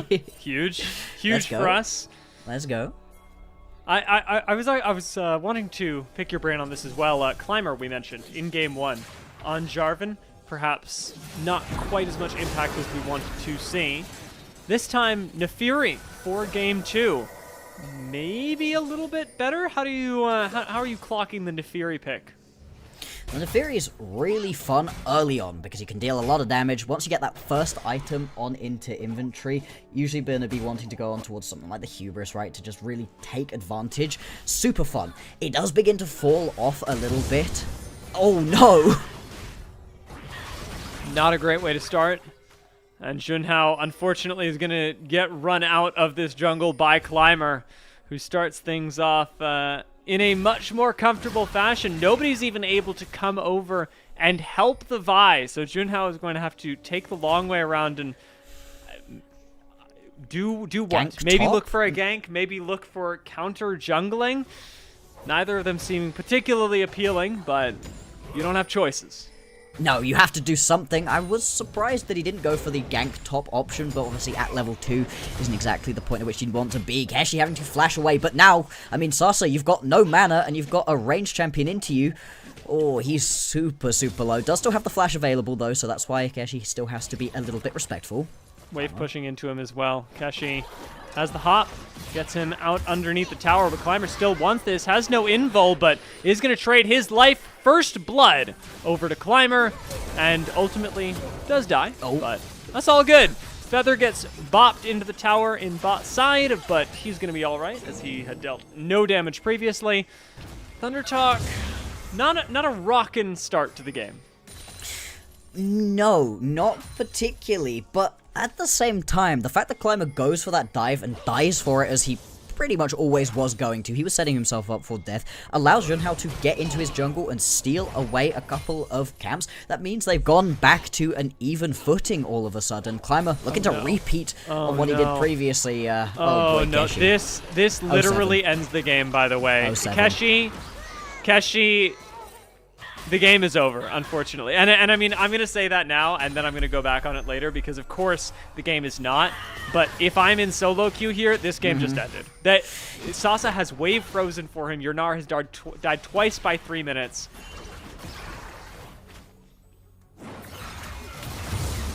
We're going to have to copium me out of this one. Yeah, I mean, I was hoping that Harry was at least going to, like, steal away that crab. We could have played around that one as a potential win. Yeah, no, this is incredibly rough. I mean, you know it from solo queue, right? As you said, your top laner dies, TP's back to lane, dies, gets frozen on. That sucks. That sucks so bad. And especially in this composition, right, where we're talking about it being quite a obvious composition when it comes to the engages, when it comes to what they're looking to go and do.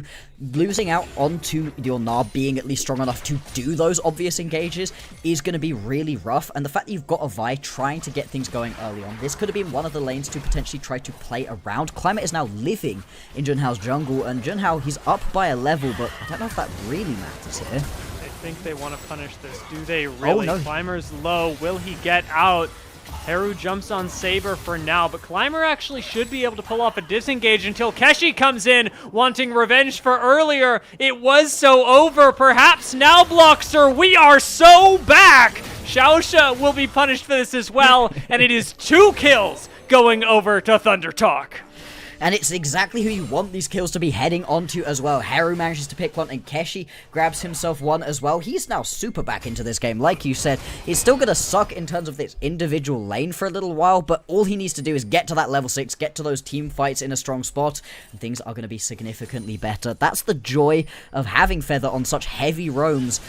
Again, is able to get himself involved across the rest of the map, and these two bot laners just chilling out by themselves. Still, Arn has himself a decent little lead.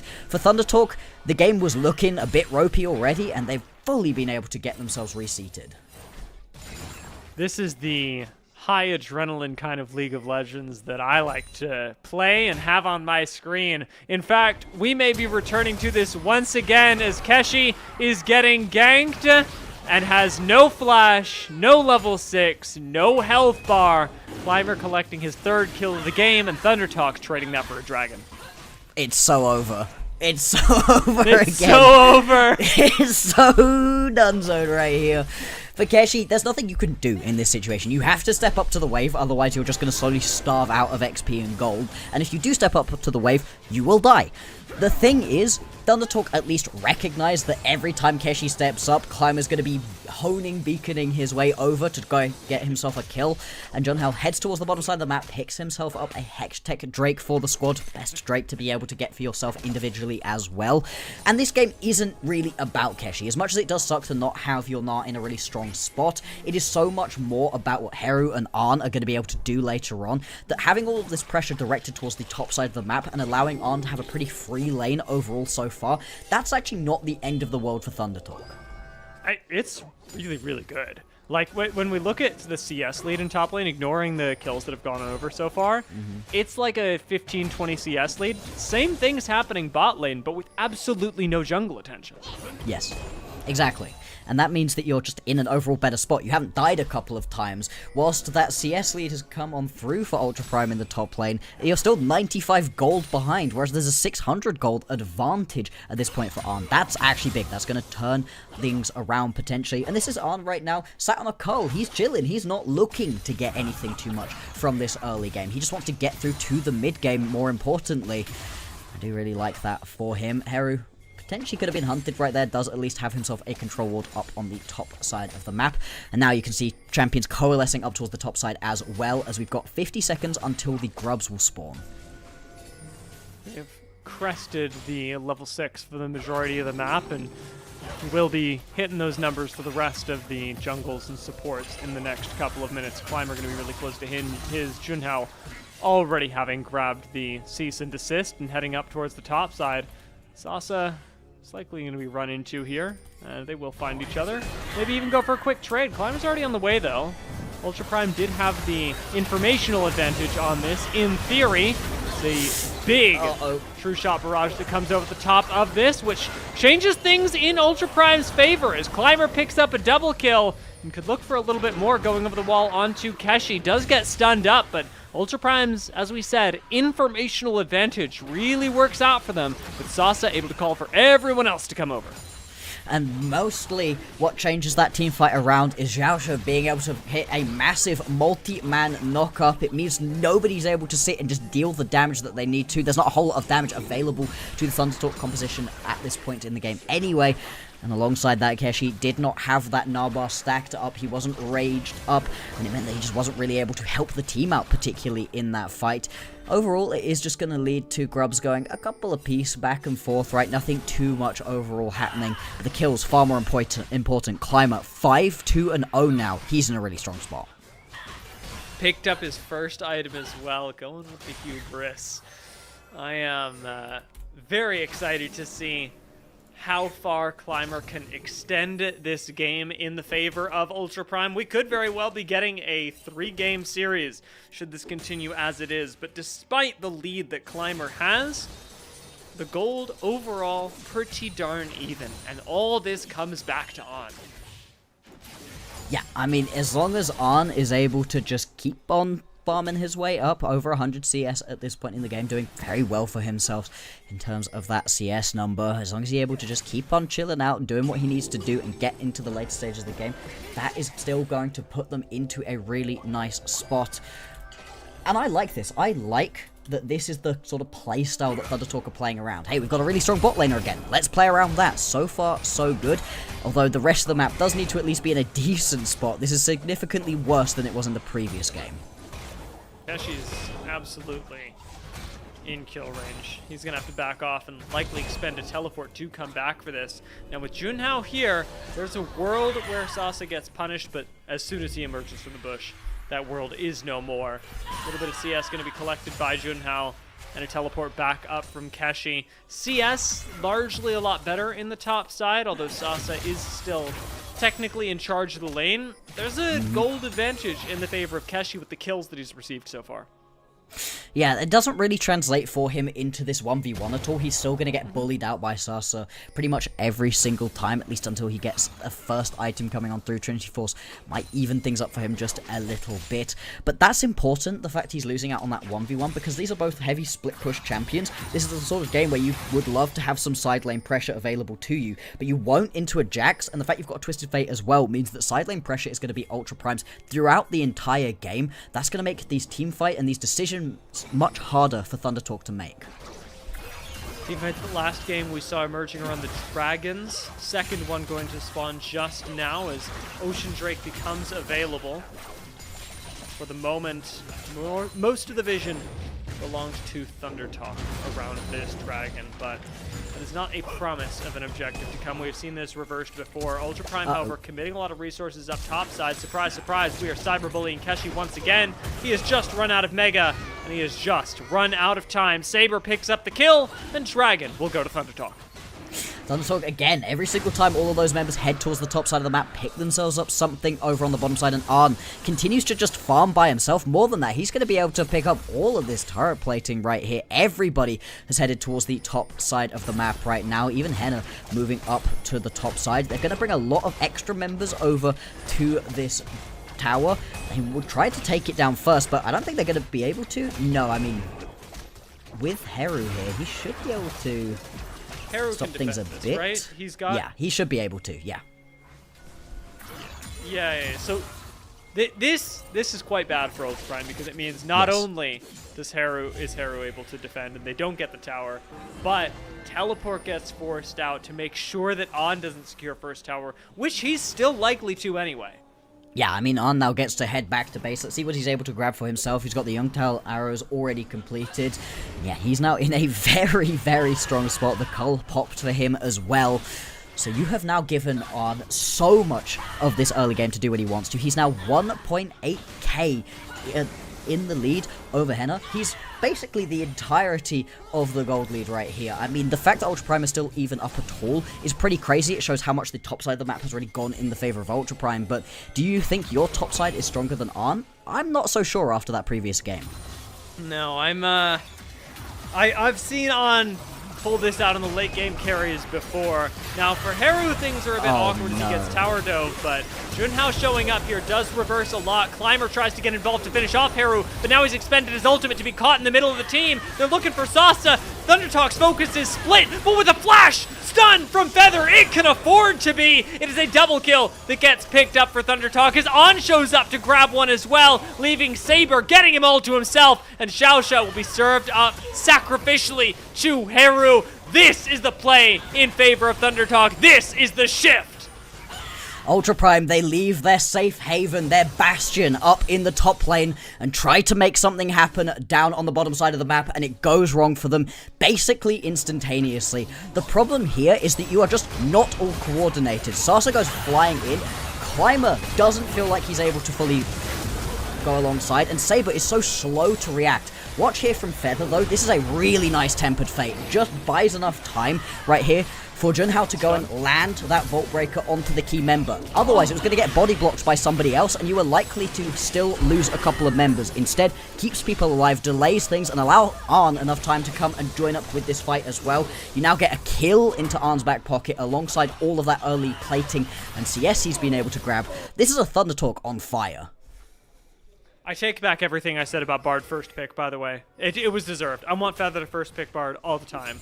Like you said, Tempered Fate, really good. Cosmic Binding after, really, really good. You put those two things together, and it reverses the game for Thunder Talk, who, granted, still have people hovering Keshi bot side, which I can't help but laugh about. Climber is still looking at this mini-Gnar and going, delicious. But the game's proceeding outside of that, and On being able to pick up a kill there, also huge for Thunder Talk's chances both now and later. Absolutely. The fact that he's able to grab himself a kill on top of everything else he already had, swinging that gold lead over into the favor of ThunderTalk, who are also all over the objectives in this game. We've now got a couple of seconds until the Herald joins us, a minute and a half until the next Drake is available, and you no longer have a strong side of the map right here for Ultra Prime. They at least had the top side to play around earlier on, but now we've gotten out of the laning phase, everybody's been able to complete those quests and everything and are unlocked across the rest of the map. Things have immediately fallen apart for them, and now getting back into this game, it's going to be very tricky for them. They're not completely out of it, though. As you mentioned, though, not completely out of it, Ultra Prime does have side lanes. And yes, exactly. Even if, your Jax Gnar matchup is even, it's Saber that really changes things. Saber has the pressure on him to make this game work in Ultra Prime's favor. He can split push so effectively and go join up for team fights, but also the pick potential, just jumping into a side lane, as we saw happen multiple times to Keshi, is going to be really strong for them. What the question is for Ultra Prime is, are they going to be able to do that to someone that isn't this Gnar? Because Keshi has been a weak target throughout this beginning of this game, for good reason. He made a couple of silly mistakes early on and was rightfully punished for it. But Heru and Arn, those are going to be the two you really need to be able to grab anytime they end up in a side lane, anytime you're away from Feather, that's where you really need to be playing around. So will Ultra Prime be able to expand their reach further than just onto the top lane of ThunderTalk? They're definitely trying something around the mid lane right now. All 5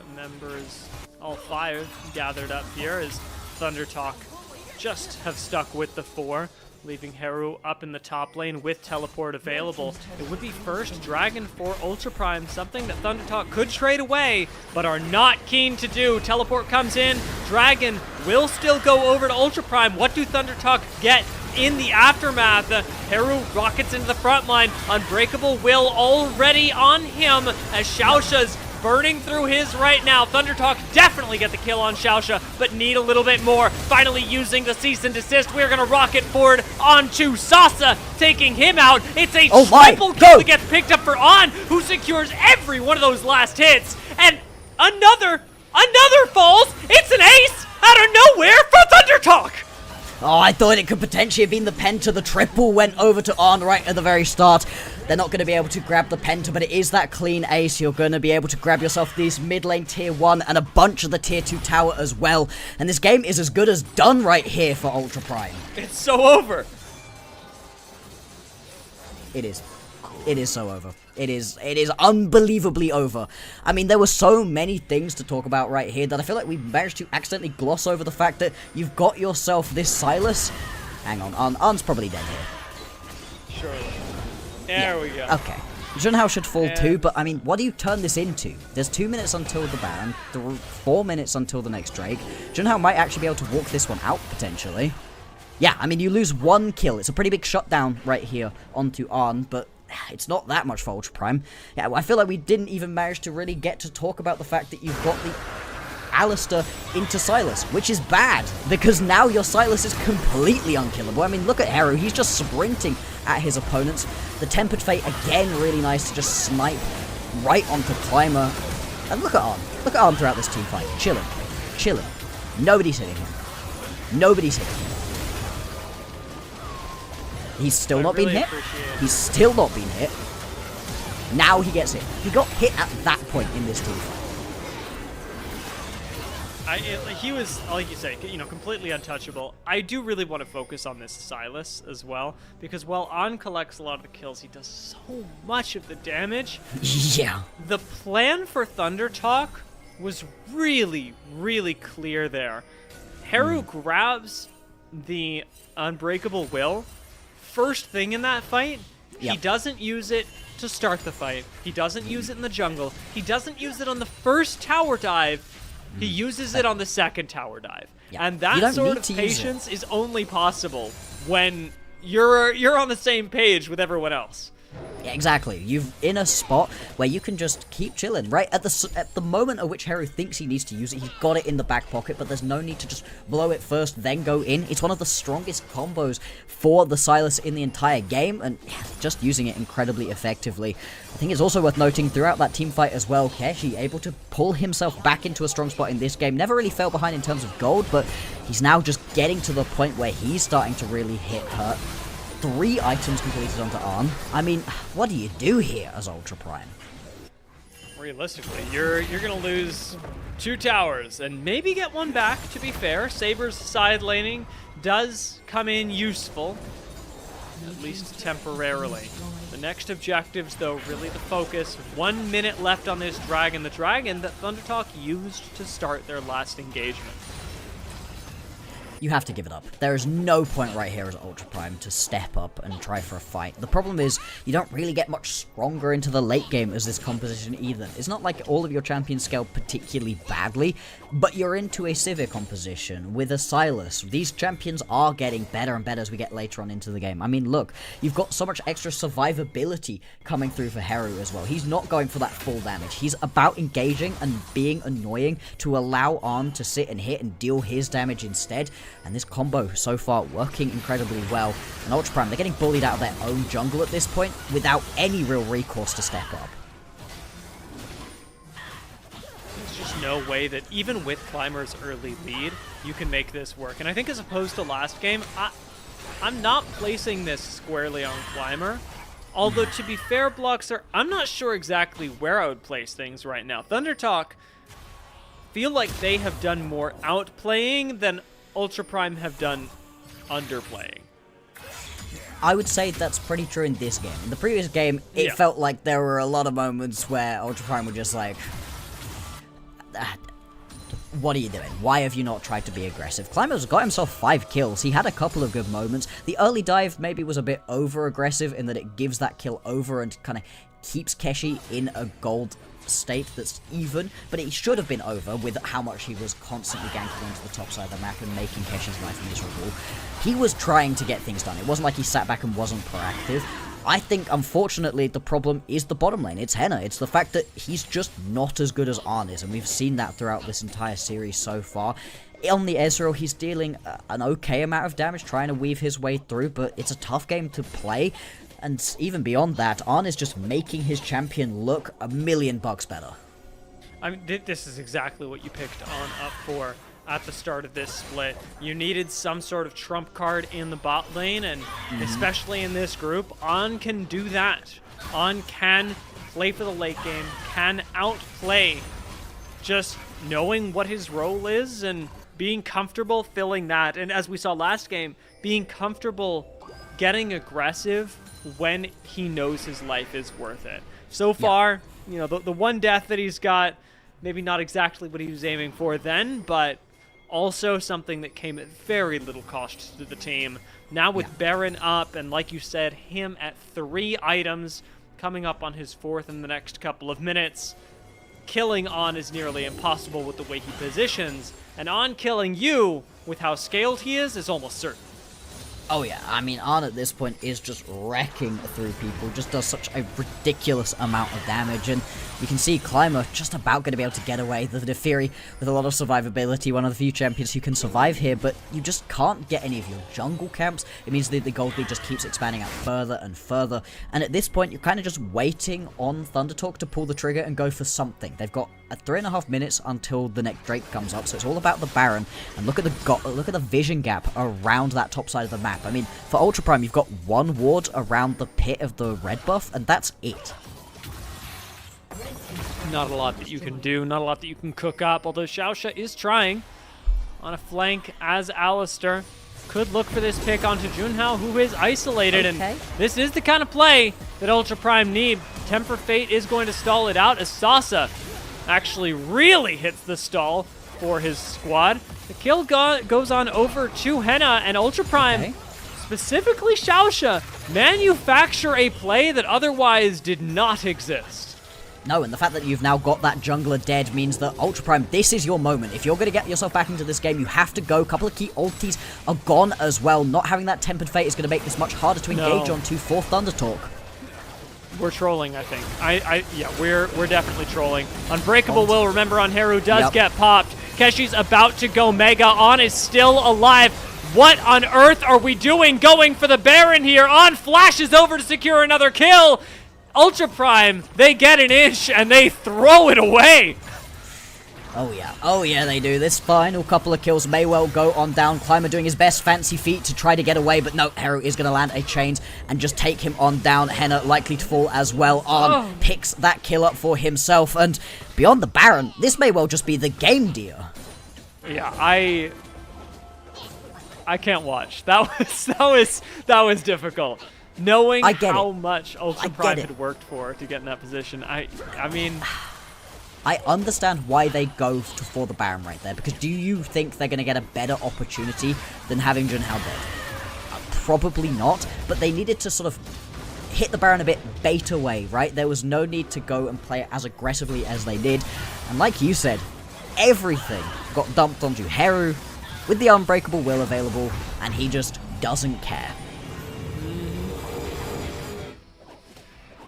Yeah, I don't know if I can be as understanding as you. I've thought about it. I'll think about it a little bit again later. Maybe I'll think about it after the next Baron take, if there is one. And if not, I think my opinion will likely stay the same. Thunder Talk for right now with this Baron in a pretty keen position to, as you said, likely look for the end of the game. Yeah, very much so. With the Baron picked up, they've now got less than a minute until the next Drake comes. That will be Soul, Infernal Soul for them if they're able to grab that one. And right now, just playing through the mid-bot lane. No real reason to split up. Obviously, that does allow Sasa to have a pretty big push going on in the top side of the map. They will lose this tier 2 tower to him. I really don't think that Thunder Talk care at this point in the game. I don't know that the game is going to go long enough for that really to have an impact. I understand wanting to go for a pick again here. Ultra Prime, to their credit, did have that going incredibly well for them before the Baron incident. For right now, unfortunately, the inhibitor is not going to be able to stand up to that, and Sasa's base race is unlikely to go well, especially with Heru coming back to address the issue. Turned up minions now pushing out of the top side. Bot side inhibitor claimed for Thunder Talk. 5 seconds left until Infernal Soul gets given over to them. All the cards are stacking up in Thunder Talk's favor. They had a good poker hand. I don't know poker. They had a better poker hand, and now they have the best poker hand. Oh, yeah. Something about aces, surely? Yeah, I'm not sure either. They got 8 of them. 8 of them! Wonderful! A full deck of aces at this point. Yeah, I mean, you've now got yourself a minute and 10 seconds left on the Baron. Take those resets, spend that last little bit of gold. It's going to be 4 items and a component available to Arn. You've got 4 items as well for Heru, including a 10-stack Medjai's. He's in a really strong spot. And all of that side lane pressure we're talking about for Ultra Prime just will not materialize when all of your opponents are so much stronger than you are. 10,000 gold the advantage. And now for Thunder Talk, can they crack open the base on the top side of the map, and can they potentially end the game? On's playing ready for anything, moving up to the top side of the map right now, just playing behind the mega'd up Keshi, who serves up Ultra Prime into his 80 carries, waiting boomerang. Sasa goes for On and comes up short. A double kill goes to Junhao. Keshi is literally inside of their fountain, and Thunder Talk wipe Ultra Prime off the face of the rift. Boom! In game number 2. Thunder Talk going to pick this one up. And Bloxer, they answer the question we asked in game 1. Can they win more than one game? Absolutely. If they keep looking like this, they could go a whole lot further. Oh yeah, they can. That was a really good series right here out of Thunder Talk. Yes, it looks like Ultra Prime are about as bad as we had been expecting coming in, so this is not the highest level of competition. But we were expecting this to be bad from both ends. We were expecting this to be Thunder Talk scraping maybe a win together today, and then it could be going on to the next series. Will they get their second one? No, they were really convincing in both of these games. And more than anything, what an upgrade Arn has been. The fact that he has been so much better than Ryan has unlocked the whole rest of the map, because it didn't just feel like he was playing better. It felt like everybody on the squad was able to play so much freer without having to worry about the bot lane. Yeah, and really when you say not having to worry, I think that's the perfect way to describe how On was playing, because they didn't have to... We also don't have On being a player who is rocketing forward and winning them fights, which when going up against better teams could be something that is a little bit concerning for ThunderTalk. When excluding the ultra late games that we got to, On was actually quite a conservative player. His positioning is really good, and I think the important part of this is that he's able to let his team do the heavy lifting when it comes to what fights they want to take, and is almost always perfectly in position to follow them up on that. It's not that he's a few seconds late. It's not that he's starting the fight too early. On is there exactly when his team needs him, and that should be the biggest benefit to ThunderTalk this split. Very much so. What they needed out of their bot lane was what a bot laner gives you, right? Just consistent, constant damage coming through and dealing it when you're able to. I keep going back to it in the first game, how much he really did just get that third item completed, get the eye edge, which tips him from dealing okay damage to I'm gonna wreck you now, and immediately went forwards. There was a team fight, he flashed into the middle of 5 people, but he knew that they had that team fight won. They all did. Could that be over-aggressive in a different situation? Sure, but he hasn't shown me throughout these 2 games that he would have gone for that play if he didn't think he had it. The one time he gets caught out, it's off the back of an ace from the team, he sticks around a little bit too long, and he ends up getting taken out when he already had about 2 HP left, and they nearly managed to get a couple more kills back in that situation too. The 2 deaths he had in that series was that, and diving the fountain during game number 1. This has been a really good look from him. But beyond that, what we were saying about how that's been impacting on the rest of the map, we obviously saw how well Keshi was able to play on the Ambessa in the first game. He had a much worse game, obviously, in the second one with the Gnar, but I don't feel like that impacted the rest of the team. There wasn't this panic out of Junhao that we saw in the previous split, where when Keshi began to fall behind, he'd fling himself up to the top lane constantly to try to help out, or he'd keep going towards bot lane to gank them because, hey, we need a lane to win somewhere. You know that Arna's going to win his lane in a slow-paced, just getting ahead in CS way. It takes so much pressure off of your jungler and unlocks them in such a fun way. Yeah, this game to me really did feel like ThunderTalk. You know that quote, never interrupt your opponent when they're making a mistake? That's what this game felt like to me. Because like you say, you know, when you're saying that ThunderTalk didn't really get like thrown off, they didn't really get impacted. I mean, obviously their chances to win were severely impacted. I was sitting here after that second gank going, it's literally over, and it should have been. But when Ultra Prime make a mistake, ThunderTalk just didn't interrupt. Feather got there on time, Junhao got there on time. They continued playing the right way, warding the right way, not trying to make plays to come back into things, as you're alluding to, as has been the downfall of ThunderTalk and many other teams in the past. Instead, it is an incredible amount of patience and restraint from them to let Ultra Prime extend themselves to try and make these fights happen, only then to pull the rug out from under them. Yeah, very, very much so. I like that you bring up Feather right here. Feather was beautiful in this game. 20 assists, no deaths, no kills. That's the Bard game of all time. That's what you want to do. There's a bit towards the end of that game where he was just pushing mid waves by himself, and nobody could step up to him. Saber couldn't do anything to him in that situation. That's not how that's meant to work. That's complete opposite, but they were just able to play this one out really well. I'm excited for ThunderTalk. I'm experiencing excitement for this team. It's a dangerous feeling whenever you feel it for ThunderTalk, but I've not felt it for them in a while. You say that like you're kind of thinking, is this okay? Am I allowed to feel this emotion right now? Yeah, that's odd. I've not felt that for them since like Split 1 of last year, but no, I'm beginning to feel some excitement. To ruin this happy mood, let's talk a bit about Ultra Prime, because, oh boy, you're right, they made a lot of mistakes in these games. First and foremost, picking the Alistar when the Sylas is up and available, but like, even beyond that, you can overcome that. It's not like the Alistar is a 100% loss whenever you pick it with the Sylas. And I liked the early couple of minutes that we were seeing, but things just fell apart so quickly. Yeah, Ultra Prime's game plan towards the top side of the map, really, really good. I think that Xiaosha actually had an awesome sequence where he was basically able to solo find them an advantage. But when it comes to anything that Ultra Prime have to do as 5 people, it's not working. And we said that with a team fight composition last game as well. They're not quite able to make the stages of the game where they have to all get together and do one thing actually work. Instead, they're much better in the early stages of the game when they are able to coordinate between just a few. Even things like this, I think it's overcalling. I think they overestimate their strength when they are all 5, because it's not like they're playing these team fights incredibly poorly. I think it's that they're picking the wrong ones more often than not. Yeah, I agree. And I think that when picking things wrong, I think they're picking the wrong champions for themselves as well, right? They're not having compositions that work holistically. There's bits that you like, and then there's bits that you're like, I'm not so sure. For me in this game, it was the Neferi, where I at least like that Climber was able to be aggressive early on. That's good. He needed to do something after that previous game of complete passivity on the Jarvan.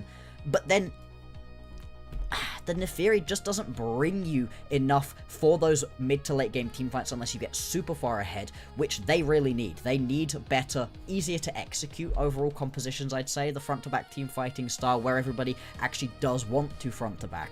They didn't have that, then they played their macro pretty badly as well. The fact that they had so much strength going on in the top side of the map and then tried to transition it down into the bot lane makes sense, but the fact that you arrive down in the bot lane, begin going for that dive, and then out of the jungle pops a couple of your opponents, you see Junhao arrive, you see Feather arrive there, you just have to say, nope, we mistimed and walk away. And if they walk away there, we're talking about a completely different game here. There could have been a different, better opportunity for them later, but as you're saying, we're picking the wrong fights. They arrive at what could have been an okay fight, see too many members and go, well, we're here now.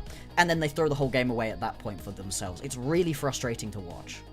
Yeah, and as we mentioned earlier, I think that the consistent thing that I want to look for Ultra Prime is knowing exactly how powerful they are, exactly how much they can take, because you highlighted this in Game 1, while at the same time I was criticizing Climber for being not aggressive enough on the map. You also noted that the team fight that they threw away, the turning point where Keshi was able to be that big frontline Ambessa, was off of, ultimately, Climber going in again, recommitting on the Jarvan, not landing the knockup, trying to bite off a little bit more than they could chew. And where in Ultra Prime this is coming from, it's of course difficult to know. I think the reality that we have to address here is that for both these teams, this series was a must win. Ultra Prime now have to kind of pull a Grinch's heart and grow 3 sizes too large in order to even have a chance of being able to walk away from this split intact, because this was the series that they were supposed to maybe be able to win. Everything else incredibly complicated, especially with how bad they looked against a Thunder Talk who should have been in the same boat. And I think, to really put a fine point on it, look at the other teams we've got in Group Nirvana. You've got your EDG, LGG, Thunder Talk, Ultra Prime, LNG, and OMG. LNG and OMG are the 2 teams that have lost so far, but this is an LNG that looked really damn good last split and has maintained. They have got all of the same players for themselves, and they lost to EDG. Now, I would have liked for them to be able to pick up a win versus EDG, but I don't think losing to EDG in this situation is particularly upsetting for them. You've got 1XN missing, you've got Croco, there's lots of great players to potentially play around right here. I like what LNG have for themselves. I think the only other team you've got down in the bottom of the barrel with you right here is OMG, and I will admit, I don't think this OMG team is particularly strong looking either. Thunder Talk play versus OMG on Friday. That's their next matchup. Their first 2 games are versus Thunder Talk and then versus OMG. If Thunder Talk beat OMG as well, the bottom 2 teams will be OMG and Ultra Prime, and I don't know that those 2 are getting themselves back up off of the floor. Yeah, Friday's gonna be interesting. I mean, Thunder Talk have definitely improved. Had they improved an OMG amount? I mean, not that is in the grand scheme of the LPL incredibly difficult. We'll take it. But we'll take it. I like OMG. I like them in Split 1.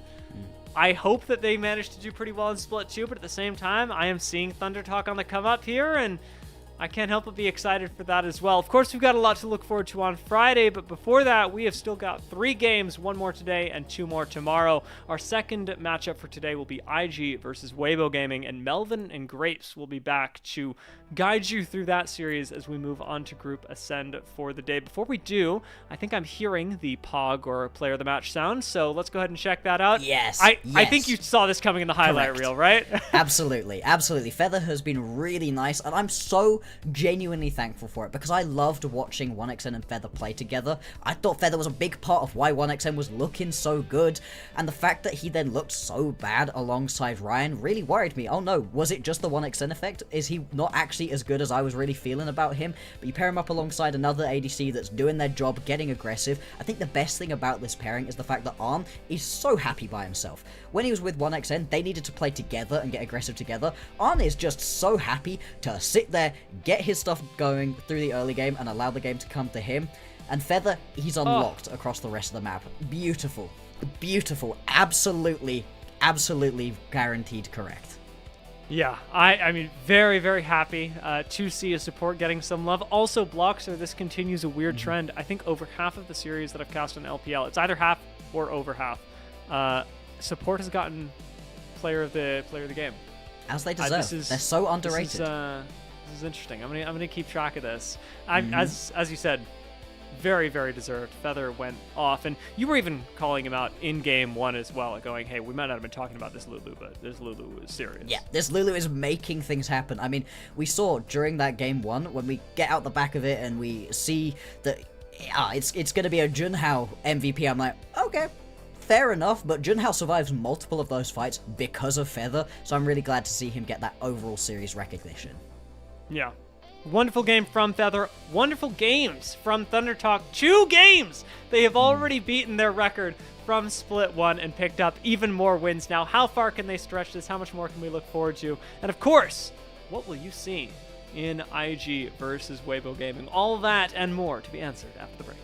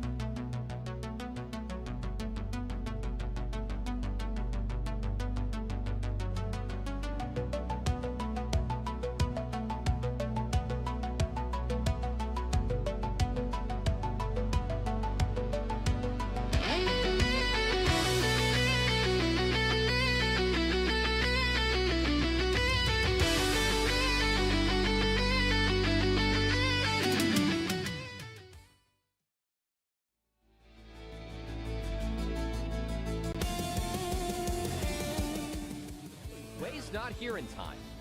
And in and okay. Dragon. He's hitting Nexus Towers now. The game is happening around IG. The Dragon's still up. Oh!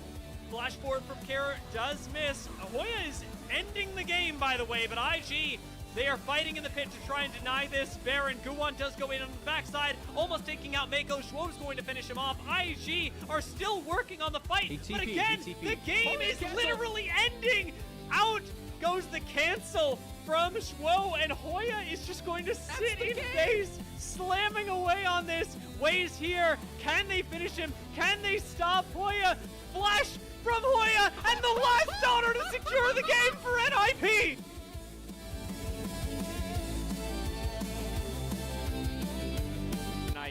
Guwon's now in the pit. That's mission number 2. Mission number 3, find a way to secure the dragon or find a way to win the fight. Maybe both. Going on forward onto Zika into cease and desist. On the back line, Elk getting focused with a bubble. Going to buy Elk the time he needs to make the trade. Zika drops down on the front line. Xiaohu looking for a target. It's going to be awesome. He's going to have to dash back away, and Hoya going to be beaten down by the zombie. Care dives forward looking for Elk. Cannot find him. Gonna have to settle for a support. But the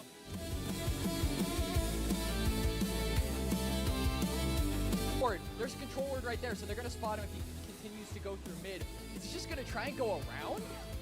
Okay, it's special agent Xiaohao. Observers are like, I don't know what's going. Why does Sheer have 10% HP? What's going on over here?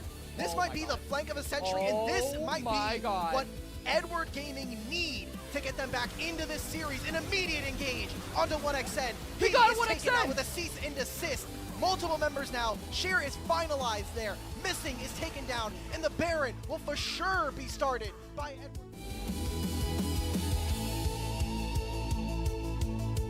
Shu has to either live or make a masterful play.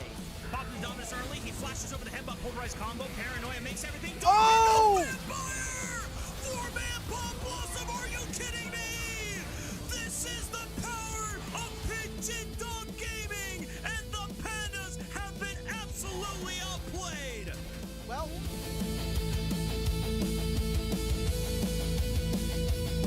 Jedge's way. Shouldn't want to risk it here as he gets back into the pit. Goes over the wall. Good call, Quacks. Trying to find that flank angle. And boy, he's starting to entrap Waybo. They're going to go after on instead and just blow him up with Elk. Zika going to go down though as the dragon gets discarded. As Jenji with the crest guard and the wild girl tries to hold the front line. Bit into the stasis. The zombie nearly takes him out. But can Xiaohu get the kill? Yes. Shun finds the double onto Elk. And it has to be Viper stepping up and turning into a Gatling gun. Mowing down all of Waybo. Viper secures the fight win.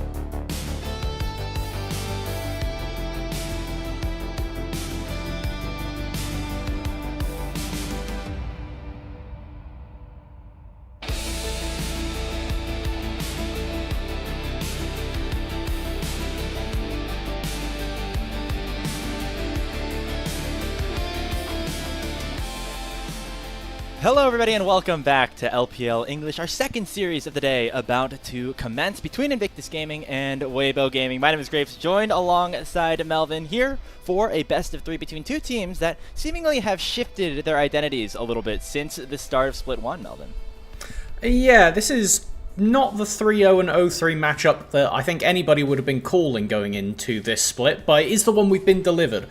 And I think setting the expectations for what today really means for both of these teams is going to be essential for understanding this weird situation. Yeah, when you take a look at where they are right now, Invictus Gaming 3-0 in series, 6-1 total, or 7-1 I should say in total, in terms of total games, and they are totally at the top of the table. Meanwhile, Waybo has not won a series yet so far, looking to pick up their first win, which is surprising because they are a defending top 3 team from last split. And it's a bit of a Freaky Friday situation between these two teams, Melvin, because both of these teams coming in rather questionable expectations to the season, and Waybo ended up outperforming them. IG, I would say, ended up underperforming. Those roles have swapped going into Split 2 so far.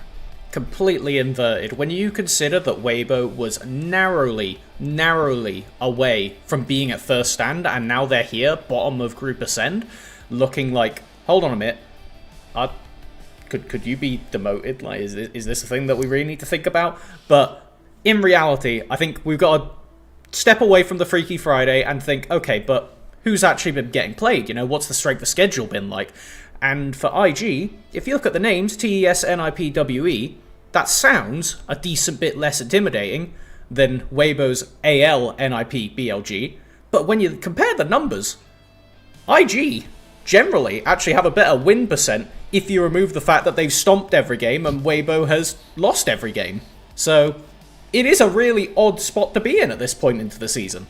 Yeah, well, let's take a look at the players that will be taking the Rift today as well, because it's not just about what they have done, it's about what they can potentially do. Waybo Gaming up first. Again, roster that really shattered a lot of expectations, largely behind Elk, who was, in my opinion, the most valuable player of the league in Split number 1. They bring in Hong back to Waybo Gaming after he took a bit of a break, replacing Arha, and so far it looks like that has not worked out just right, especially, Melvin, in the way that they've played their macro. 100%. It's been an area where Waybo have truly been struggling, and they seem to particularly be falling down when it comes to those objective setups, which is typically an area where it's the jungle support's job to set up vision, make sure you're aware, completely paying attention to the map. And it's something that in every single time I have gone back to watch a Waybo VOD yesterday, they threw at Baron. They just let Baron go away, and it's something that we really do need to alert Waybo. Guys, pay attention. We don't want this happening again. Yeah, it seems like every time Waybo are in positions that look like they could be winning, like what we saw at the beginning of Split number 1, they end up just giving away a Baron for free, and that is seemingly a repeat offense, and that's something that actually IG have done pretty well on their own. So that is what we have our eyes on in terms of what Waybo can do better at going into this matchup, and just seeing some increased level of play from the team overall. As you see here, the mind the Baron, mind the gap. That's what we gotta wait. That's what we gotta look out for here if you are WBG. Yes, this acronym thus far has stood for Where Baron Go, and that is not what we need to see from Waybo Gaming. It truly is a case of, you'll get to see it in the clips, but they just have been completely ignoring it. Like, letting Baron go away, it's been snuck on them at least once a series, or they've just completely been like, oh yeah, Baron's happening, don't know what to do about that. But these, like, the fact that it's every single series truly does mean there is a problem with this team's setup when it comes to getting to objectives. And it feels like when Waybo are not in the driver's seat, they really struggle to operate from behind. And that's something that it does get a bit repetitive when you see these scenarios play out multiple times. And it feels like something that really should be fixable when you think about how it comes to prepping for, you know, Baron scenarios. You think with the players that have this level of experience on this team, like JJ, Xiaohu, Elk, even Hong and Zika have at least multiple years of international play at this point, you think that something like these macro setups would be easier for them to achieve versus maybe a team of rookies like we're seeing with NIP, but that is not exactly what has been the case so far. Let's take a look at Waybo's opponents though for today, and that is Invictus Gaming, a surprise surge to 3-0 to open up the year. And with this new roster, with Breathe jumping in, with Jachi and Mako slotted into the bot lane, and with Renard in for rookie, this new look IG roster has really been much better than what we saw in Split 1. 100%, it has been a complete surge, and in all the weirdest places. When it comes to macro, generally, this team has been pretty damn hot with it. They know how to play out objectives, they know where to be standing, they know how to approach fights. With the little asterisk that their one loss this season was to Hoya's 0-0-0 Renekton game that you can see in our highlight package of the top 5 players of last week. That is pretty much the only mark against IG's record. It is their only loss thus far. Yeah, the classic 0-0-0 performance, the triple donut, as some people know it as. Is IG, other than that game, have looked like the peak of the LPL so far. The thing is, though, their opponents have not been necessarily as strong, as you mentioned, NIP being one of those wins. TES, but it was the TES when they were just kind of playing their first game with Tian, and then WE. So now these next few games, this next week here for IG is going to be very important. If they can take this game against Waybo, then they have BLG and TS the rest of the week. That can prove that they really do belong here at the top of the table.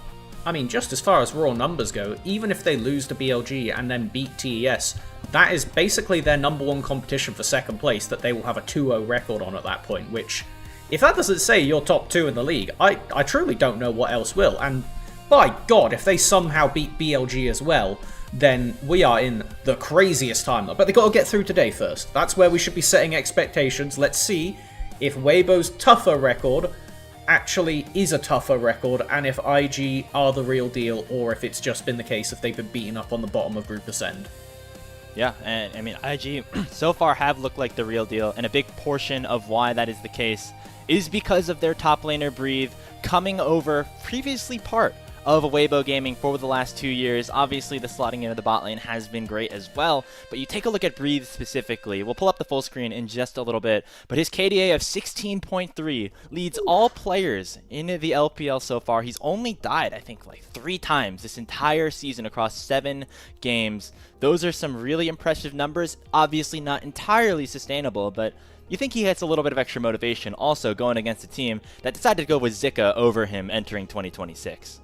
It's definitely something that at the start of the year, if you were saying Breathe versus Zika, I think it's a lot more of a conversation than it is now. But Breathe completely putting up a storm this split so far, really wanting to, well, mog his opposite number in this matchup is what we're expecting from today. Zika's form has been like a roller coaster, up and down. Some games he's looked like the classic Zika, doing exactly what he needs to do to outplay scenarios and, you know, buy space and team fights on things like Sion. Other times, he's just getting chain ganked and dying, he's just going for the strangest flanks in a team fight and the game is lost before he approaches. It's been all over the place. See the handshakes there between rookie Xiaohu, I should say, and Mako, 2 legends of the LPL. Some of the most experienced members that we have had here in Chinese League of Legends will be duking it out as well. Lots to look forward to here. I think that this series, Melvin, has the potential to be really close, despite the way that these records have appeared so far. I mean, you mentioned it already with that kind of strength of schedule. This is a very close series. I think the top lane is going to be very interesting, though, as take a look at some of this in terms of the statistics. It's not just his performance in terms of KDA. He's also been doing really well in the laning phases so far. Absolutely. If there's an area where there's going to be an expected player gap, I think it will be this top lane matchup. Breathe should be walking over Zika in lane phase and having that impact on the map. Particularly when it comes to showing up to team fights. If he gets his hand on the Gnar, then he just plays it so well, building up the bar and being exactly ready for when the trigger has to be pulled. Whereas, if we start to think about where's Waybo going to look for a lead, where they're going to look for plays, it has to be Elk stepping up, because Jachi on the other side has been having quite a few, basically lane ints, just dying 1v2 or 2v2 when he is just in an area that he honestly shouldn't be. And Elk was, last split, so dominant that we would expect him to be the guy invoking these solo kills, not receiving them from Awesome's Tristana. Yeah, both of these players have been the victim of the Awesome Split 2 somehow resurgence in some way. Yeah. He's been incredible so far, and obviously NIP aren't playing today, but that is one of the common denominators that we have between these two teams, is their performance against that team specifically. Both went the distance, except NIP was able to win against Waybo and lose to IG. Bot lane going to be very interesting as well as we get ready for picks and bans of game number 1 of this series. The one thing that I wanted to shout out as we got in was the Ashe Seraphine. Jachi and Mako have picked it in every series they've played so far, have won every single time. Won't be here in this game 1 though, as it's banned away by Waybo. Very reasonable thing to keep out of the bot lane of IG's hands from Waybo, and something that we should also bring up is that IG are pretty much one of the only teams in the world that continuously picks blue side over picking first or second pick, and they are very unique in the world at doing this, and clearly they know something that we haven't exactly been able to suss out yet, because it has been working for them, as we see Karma, one of the highest priority champions on the patch, and a bot lane stomper picked up immediately, does open up a Caitlyn angle for Elk if they end up seeing that in the draft. Yeah, Karma's been basically pick banned this entire season here in LPL, specifically banned more than picked a lot of the time. So not surprised to see Waybo lock that one up first. What was surprising a little bit, and something that our producer Alk put in out on social media a little bit earlier today, is that IG had first selection here, and they decided to go for blue side and give Waybo the opportunity to pick first or second pick. Obviously, they chose first. Curious to see how that impacts the way that this team plays the map. That was obviously one of the advantages of going for first selection over just having blue side be coordinated with first pick. Okay, and as we jump back into what Waybo put together in this first rotation, they've opted for the Ryze and the Sivir. This gives you a pretty close to medium range teamfight skirmish comp. They just need to find some kind of strict engage in the top side along with a big beefy frontliner. Knowing this, let's find out if IG want to prioritize a support. Something like the Bard is still on the table, decent against the immobile mage of Ryze, is fine against the Sivir because you can pop the spell shield with those meeps, and it will be the reasonable pickup for Mako. So that concludes our first selection, our first phase of the draft, I should say. Xiaohu on the Ryze versus Wei on the Pantheon means that there's going to be most likely some more jungle bans on IG's side, mid lane bans on Weibo's side. Xiaohu has the Ryze as probably his most played champion throughout the season, so going to be able to utilize that realm warp, get across the map, and be a big impactor in those side lanes. Looks like Xin Zhao going to be taken away from JJ first, works really well with these enchanters, and also is one of the most powerful junglers on this patch.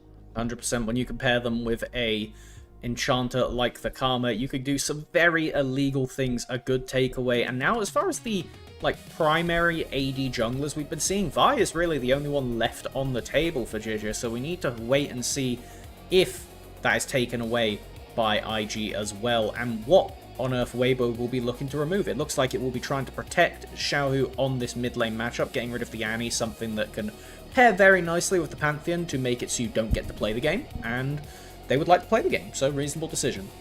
Yeah, I think you just ban the Vi here and force JJ to play something a little bit unorthodox. You know, going down the line, you're now looking at like an Olaf, Skarner maybe, Trundle? but definitely not as powerful as some of the other champions that have already been taken away so far in this draft. Looks like they're more afraid of the Skarner, which is respectable. That champion can definitely have some high impact here in this game. That means that most likely we'll be seeing a Vi go over. Leaves the question of, will there be enough damage, and kind of what can IG do to defend against it? Well, having the Bard is pretty good into Vi, because it's telegraphed, first of all, exactly where you're going to be. The ADC or whoever's being ulted has agency, and the Bard can just preemptively chuck down an ultimate, and if it lands, it'll protect the Ezreal, let's say, from getting knocked up, leave the Vi vulnerable because she is unstoppable while charging, and then the entire team could just turn around, batter her to death, and play from there. So I think that IG aren't that scared of it as a pick. We do see now with the Ambessa banned away, it's all down to whether we take the answer to Xiaohu mid or look for top. It will be saving Breathe for counter pick. I think a very wise decision. Certainly a fair pickup here of the Cassiopeia. Looks like it was played in the last series here for IG as well, so definitely familiar for them. The Nefuri is going to be the answer here as the AD jungler for JJ. Would not be surprised to see this Scion locked in blind and giving Breathe yet another instance of counterpick as the best top laner in the league so far. Okay, just checking through, because Sanpei is still open if IG want to match for frontline. This is something that Breathe has been really, really scary on. The Gnar is obviously something we talked a little bit about earlier as a bit more of a lane bully that you can do a lot more to the Scion on in the side lane, as it will be that option. And now we get the full shape of both of these teams. Waybo with a front-to-back charge at you, wait with JJ on the side and have him assassinate, ideally, either this Cassiopeia or the Ezreal, whereas IG, they're playing a bit more wide League of Legends. They got a global, they got a Bard, they kind of are happy if you run into them, but they don't want you running into them too fast because they don't have a dedicated big front line. Very LPL composition that Waybo have crafted up. I feel like these champions all kind of have their own place in the meta, but the Nefuri and Sivir specifically, I feel like, are really specialties of this league over the last couple of years, and we've seen players like Elk and JJ really have good times on them. JJ, you might remember, started off last year with Invictus Gaming, took them all the way to that top 3 finish in Split 2 before getting dumped out for Way. JJ's had to kind of regain his footing a little bit in this ecosystem of the LPL before finding himself on Waybo and leading them to a top 3 finish last year. An opportunity to get some revenge once again over Invictus Gaming. You might remember also Waybo beat IG in the playoffs in Split 1. But you definitely know that interaction between JJ and Way. It's got to be a little bit personal here for JJ as well. And that's the kind of thing we love to see. We love it when junglers in particular have it out for each other, because that's when you get some creative invades, some crazy pathing. When you have Neferi and Pantheon in a game, levels 1 to 3 can really look like anything. It could be spam ganking, but we'll have to find out on the Rift. So a battle between an undefeated team and a winless team, but perhaps the matchup a little bit closer than that match scoreline suggests. Into game number 1 of IG versus Waybo, and already we see some trading down bottom.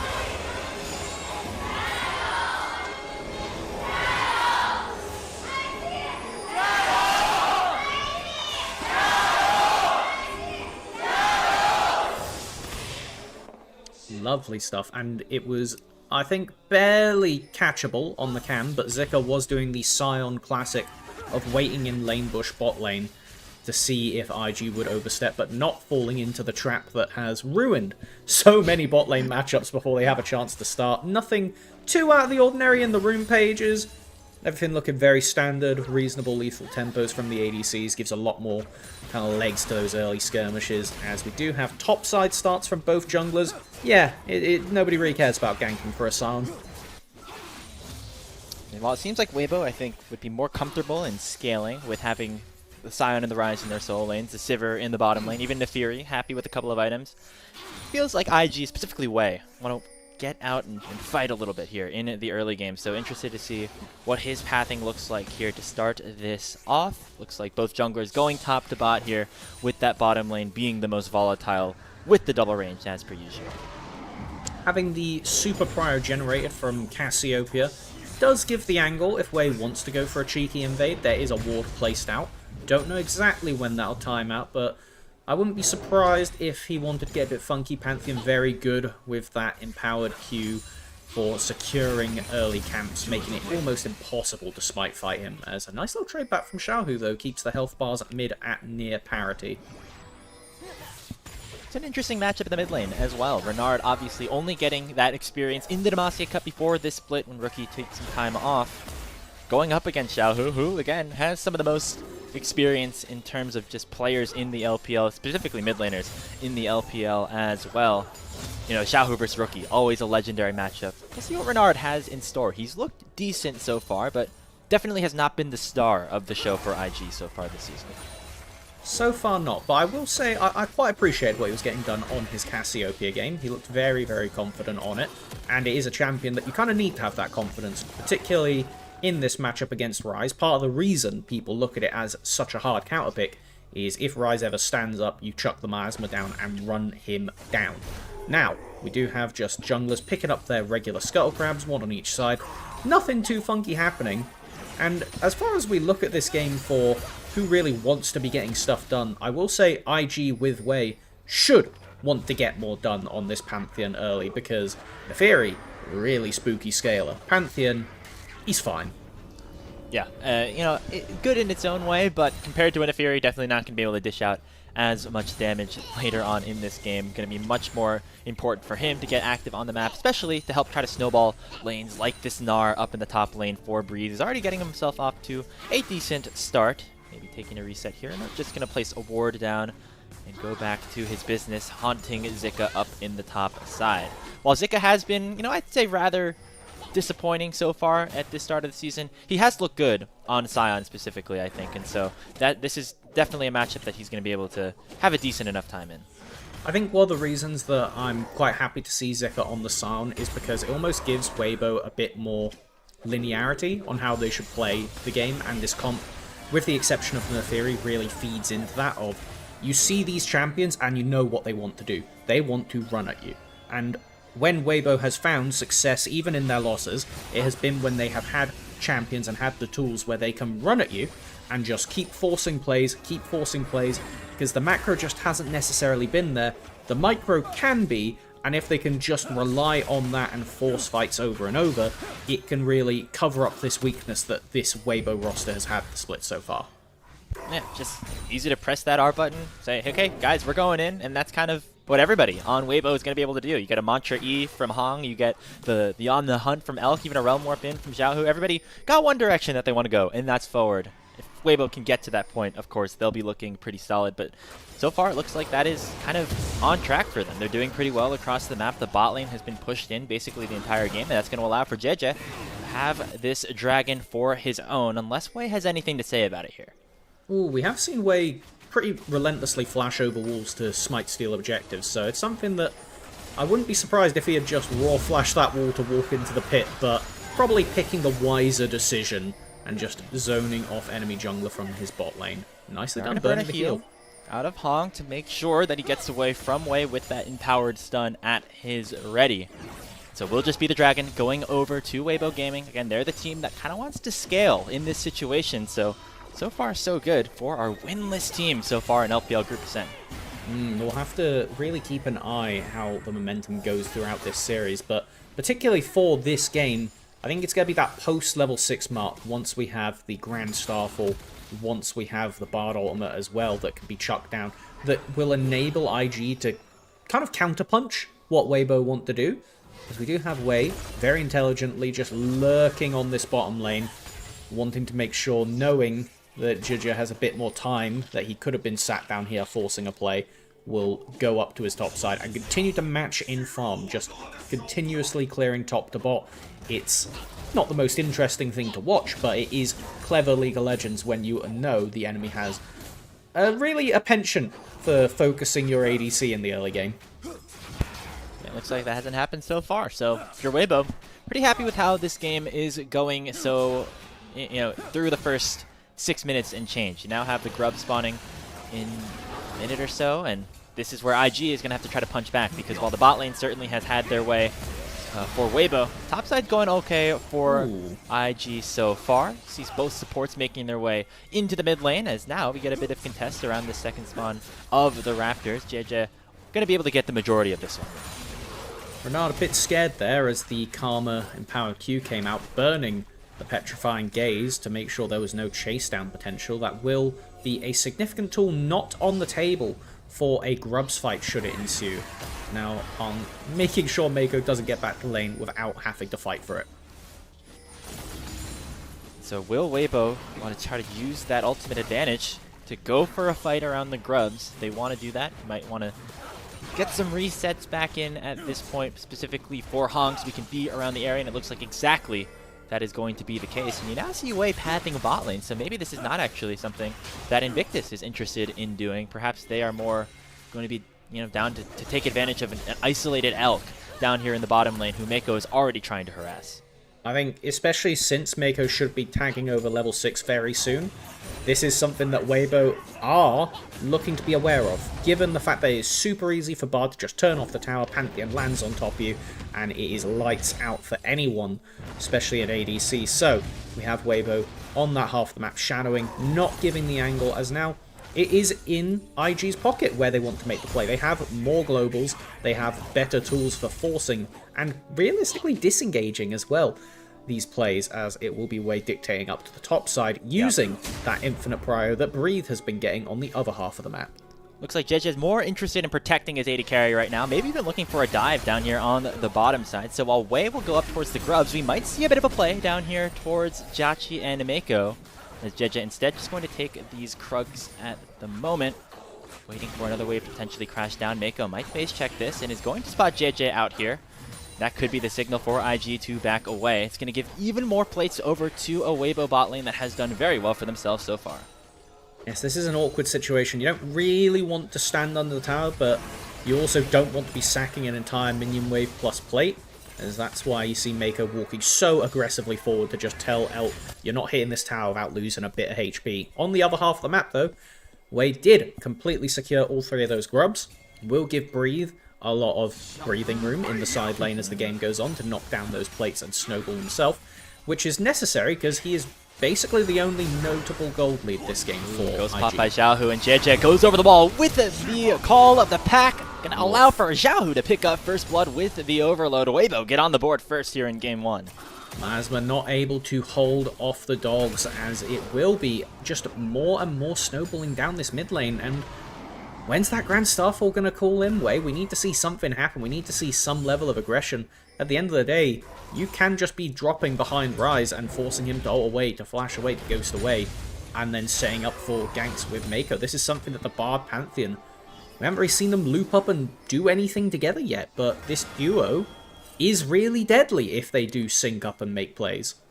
And this is something that we talked about actually before we loaded into game, before we got into the pregame shenanigans and stuff off stream here, Melvin. We thought that if Waybo wanted to win this series, it would have to come with a lot of aggression. They're not actually having to do that right now. It's a lot of just scaling, biding their time, and they found their first good opportunity and certainly took advantage of it there with JJ. Most definitely, to the extent that we now have Xiaohu with the Rod of Ages, and Renard does not have his completed yet. These two mid laners have very similar build paths, so you do feel that item difference when you are put behind, given how much of scaling comes into it with those first two items. Seraph, here we go. Yeah, Grand Starfall comes in, Way looking for Hong. Instead, just going to wait for the spell shield to expire from Elk to go in for a stun of his own, but now JJ is on the way as well, and that means IG must retreat. Looks like Way is going to step a little bit far. Get tagged here by that first proc of the Q, but JJ's not going to be able to do anything more with the Dragon spawning in time. It looks like maybe Waybo will retreat to try to get their second of the game. Hong is now a target. You have to be watching out constantly as this support, otherwise you will die immediately with neither sum in pocket, and if it goes to a numbers disadvantage, then IG suddenly have a way to play this. Roll more forward. JJ going to look for Jachi, who already had used his shift. Won't go forward with the call to pack with 4 members of IG surrounding their AD carry. Dragon will reset, and Waybo's going to back off for now. And this is one of those signature IG moments where they just seem to know exactly how to make a play that shouldn't be in their favor actually time out nicely. Leaving their ADC as bait effectively off to the side, draws JJ off the Dragon, and resets to a neutral position. This is what we need to see from IG if they're to hold off Waybo when they want to get a little bit aggressive, given that JJ already has the hubris in pocket. Yep, very strong dog at this point. He's going to clear up to the top side, perhaps wait for this Rift Herald to spawn once more for themselves. IG looking, still hunting for something. Their first usage of those big ultimates did not pay off, but maybe this play will. Here on a 2-Hong, he will go down as a big spear comes forward from Way. They catch him out in the fog of war. And support is probably the worst role to not have your summoners available, just because when you are on an enchanter, it's already awkward going to scout for vision and get wards down. If you don't have flash, you are literally as sitting of a duck you could be. Xiaohu knows what's about to happen, will be able to get away. IG now trying to push the pace. This combo of Way and Mako has done wonders in these past few minutes. The Tempered Fate lands on top of the Rise. He has no flash and should go down. They're going to accidentally give that kill over to the Bard. You know Jachi wanted that one, but regardless, it's Waybo dropping yet another member with Dragon now available. Incredible execution to get both Xiaohu's flash and life off the table here. Will set up for another Dragon start, and this, it took a little bit longer than I was both expecting and wanting from IG, but they finally get this jungle support combo off the ground, and now it's a Dragon contest. JJ does have his smite available, does have the ultimate, but Renard is ghosted and looking to try to just go in onto Elk. Those Twin Fangs are hurting, and Elk is forced to back away. The Dragon already picked up by IG, but now Waybo looking to engage. Call the pack goes in onto Way, but he has a lot of damage mitigated with that shield. There is the Cosmic Binding from Mako. A clutch stun takes 2 more kills in favor of IG, as they suddenly have had momentum shift fully in their favor. Cut the feed. That was absolutely disgusting from Mako. Oh my goodness, a legendary name in the league for his enchanters, and he is making it work as Xiaohu. Don't do it. I think he does actually have that vision. I don't know why he would have that vision. Okay. Why does he have that vision? I don't know. Might be Phalites or something that have expired? I don't know. Anyway, let's take a look at this fight once again. And this is another instance of IG just knowing exactly what they have to do. Renard goes around the corner initially so that he can come back in on a flank. And when you're walking forward to contest an objective against the Pantheon, guys, we know what's going to happen. It's really close to impossible to ever steal away from a Pantheon. Mako hits the God Q over the wall, and it's just lights out, and Waybo's already behind on the board now as, yeah, reasonable joy coming out. This is an excellent start to the game for IG. They have reclaimed a gold lead, and now have complete tempo over how they will play the game. It's good to have Mako back, isn't it? Glorious. The league didn't feel right not having him around. He was, in my opinion, one of the better supports that we had in 2025. Obviously took some time off. Jue was admirable in his duties for a little bit, but just having him back in, being a part of this team, looks like he never left here on this Bard. Speaking of feels like he never left, another split of Hong back on Waybo as well in his opposition. But so far, it's not worked out super well for them. You remember that last year, Hong didn't have his best few splits with Waybo and really popped off once he moved over to top. And it looks like some of those old symptoms circling back around here as he was brought in to bring a little bit more experience back to the lineup. I think another area to look at that could potentially be contributing to some of these Waybo woes is at the start of Split 1, Elk didn't look that good. He really started off the split slow. He was dying in a lot of weird spots. He wasn't being as aggressive as usual, and when he was, it wasn't favored. Let's see if he can re-exert some of that later split Elk that truly became MVP of the league. As now the Herald is getting super low. When's the eye opening? Way's going to try to execute this one with the Q swipe, but JJ steals it away. Now on the other side, it is Zika landing that ultimate in onto Way. Mako forced to use the blast cone to try and escape. And so far, no blood has been shed, but Renard is still looking for it. He flashes over to Decimating Smash and looking for Hong. Two-man petrifying gaze from the rookie mid laner of IG. Already taking down Hong. JJ's on the wrong side of the map. It's a double kill in for the Casio. And so IG will lose the Herald, but they will win the fight in a big way. A beautiful smite steal, but it is, I would say, at best neutral for Waybo at the end of that. Xiaohu will pick up a bit more silver lining to get the plates on the other side, but this is such an illegal steal. The eye isn't even open. I figured that was the only way it was getting taken. I don't know how that happened. I'm not gonna lie just to you. go. It's JJ. Hello, breathe. Excuse me. I saw him walk into bot lane, but okay. Yeah, sure. Well, anyway, stuff happened, and Renard went for a really cool flash play at the end of this to wrap up. Extremely nice timing to hold down both members, not giving JJ the opportunity to run away. And now, as we cut back to live, let's see, did Xiaohu use summoners? He does. It looks like he ghosted and still got killed and traded for Breeve's flash. Nicely done from the top lane of IG to take dominance in the side lane as we expected from him. That is the breaking point here in the top lane matchup. Zika was able to hold his own, but now Breathe finally really getting that advantage. That GD at 15 that we talked about, plus 342 on average, looking a little bit better at this point here for the new top laner, I guess you could say, of IG. He's really an experienced player at this point. He's been a part of so many legendary organizations when you think about it. He went from RNG over to Waybo and then now over here to IG. Just a really impressive career, impressive resume. Was sad to see him not on a team or not on an active starting roster with Zika kind of taking his place. But now coming in here, replacing Silvero, looking much better for IG so far. Evidently, it left him getting hungry, and he is feasting this split so far, taking just complete control over the top lane. Very excited to see how he ends up stacking up against Bin later on this week. But for now, we just have a bit more posturing. Hextech Dragon is on the table. Let's do a little bit of a rundown of the summoners. Flash is available except for Zika.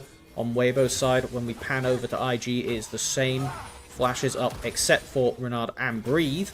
Two important ones, as we do have everybody making their way down. Waybo looking for a pick. They found the Rune Prison onto Jachi. He shifts away right as the call to pack comes forward, but Xiaohu flashes over the wall, looking to try to finish off the Ezreal, and he will be able to do so. A big shutdown here for Waybo right as the Hextech Dragon spawns. Way jumps over the wall, looking to try to pick up some more kills, but he went too far forward, and Renard will shut him down. Hong now flashes away as Breathe is approaching Meganard, looking for an ultimate here to try to finish off Waybo into this fight around the enemy jungle, but Xiaohu will have none of it. He gets a second kill onto the Pantheon, but Breathe will go forward, land that two-man Gnar into the wall, and JJ is nearly going to drop, but he will be able to survive. It will be Zika being able to pick up another kill back on to the Bard. He uses the blast cone to escape, but it might be a wild goose chase looking for that TP. He will be able to escape.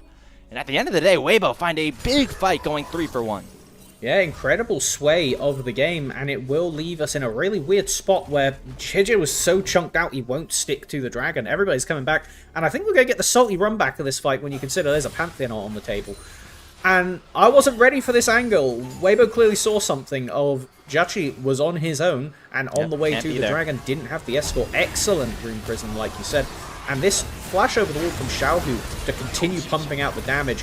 Bit of a miscommunication here. Mako gave the portal for Judgy and he didn't take it. However, opposite number L also went through and ended up getting 100-0 after the fact, as I think we're going to be coming back to live for the second round of this Hextech Dragon contest. Grand Starfall still available for Way, as you say, going to utilize it right now.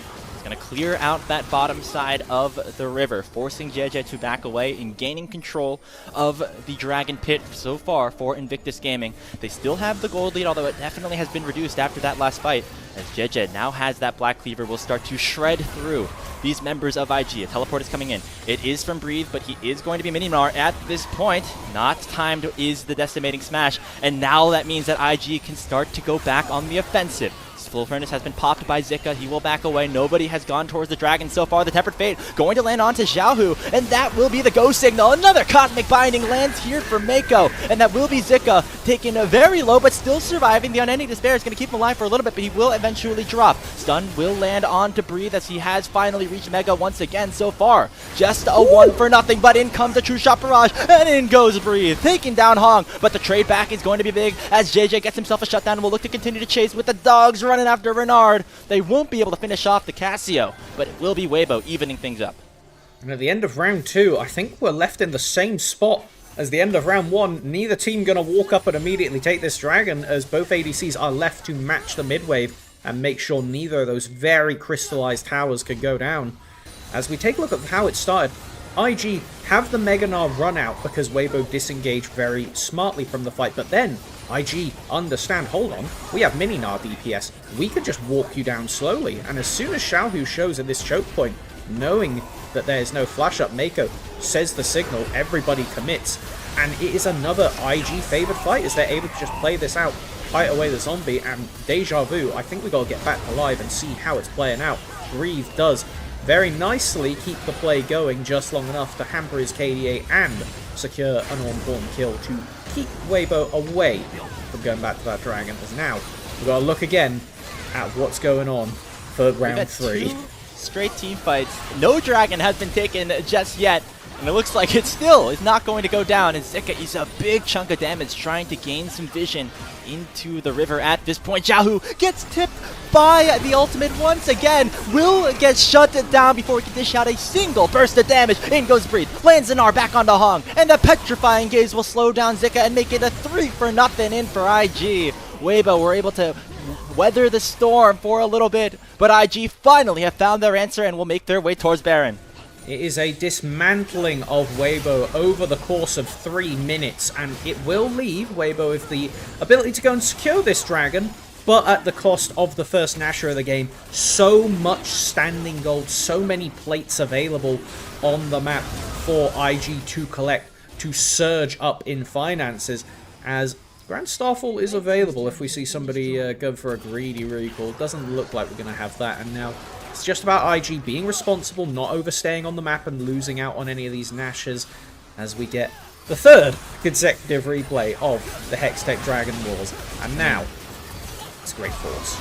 It's just been Mako all game. Look at this this Tempered Fate. Once again onto Xiaohu, barely clipping him at the very edge. And that's all they needed to win this fight. I remember seeing a fight just like this with a Tempered Fate landing on Xiaohu. I believe it was the first of the Hextech Wars that initially came out, as then paired up with Breathe, exactly, getting the excellent hop in and then rolling the rest of the team. As let's keep an eye on that gold lead. It's 3.5k now. Where will it be by the end of the Baron power play, as Mako buying space and forcing JJ out of his own jungle? As it is just which lanes do IG want to push? Seeing a tier 2 bot, tier 2 mid available, they can really do whatever they want. It is their map to dictate, and an area that IG have seemed very strong so far this split. Well, it is important to note that Waybo still is the scaling team, so if you are Invictus, cannot rest on your laurels. Definitely need to make the most of this opportunity with the Baron buff in your hands for the next 100 seconds. Zika going to be taken very low as soon as that tier 2 tower has gone down, but he is tanking with the help of Hong. Can actually force a flash away from Wei. Waybo now maybe want to go a little bit more on the offensive, but if they can just survive without having an inhibitor go down, that will be a win for them. As a tool, getting rid of Wei's flash that will buy both Xiaohu and Elk a lot of space in these fights, and realistically allow JJ to go for some more aggressive dives, because the main threat is you get Pantheon stunned into Miasma, into Bard Q. While Mako has been playing like the GOAT this game, it does make it pretty difficult to hit those Bard Qs on a light speed target of the Deferi dive in your ADC, so having that reliability of a Pantheon Flash W does so much to dissuade the aggression from Waybo. With that down, it does give angles back into this game, as now we're posturing around the top side for IG, setting up that vision, making sure that Renard doesn't get collapsed on. But I'll be honest, as a 6-on-1 Cassio, it's going to take quite a lot to take him down right now. Yeah, take a look at him though. I mean, has the completed row, has the Saris. Not very squishy by any stretch of the word. Take probably a multiple rotations of spells to get this Cassiopeia down. Renard definitely having one of the better games that he's had all year, maybe in his LPL career so far here in game number 1. Looking to try to make a statement against one of the legends of the league in Xiaohu. Tier 2 in the top lane going to be the focus. As Baron buff's available for another 8 seconds. A big chunk of damage with that Mystic Shot from Jachi. That's going to be combined with the Tempered Fate onto Hong. It's spell shielded by Elk, and they won't be able to get much more after that with the wave clearing out. And Baron buff expiring. We have to pan over to what else is happening. We still have Breathe knocking on that mid tier 2, rotating up with Xiaohu. Question is, are they going to keep this play going, or is it going to be the call off, as you stated, with the Baron timing out? Dragon is going to be up in 2 minutes. We have Bard on the reset. Will give Mako the inside track to set up some aggressive vision. We take a look at the minimap. It's a lot of blue, not a lot of red. There's a deep flank ward available for Zika on the bottom side next to the Krug Pit, but outside of that, it's a pretty scant map for Waybo to play on. It's really difficult for them to walk up here. It does need to be a group effort to buy some vision control. It feels like that Dragon that they were able to get after the Baron went over to IG, going to be a big win for them. It means they can try to stall this game out just a little bit more.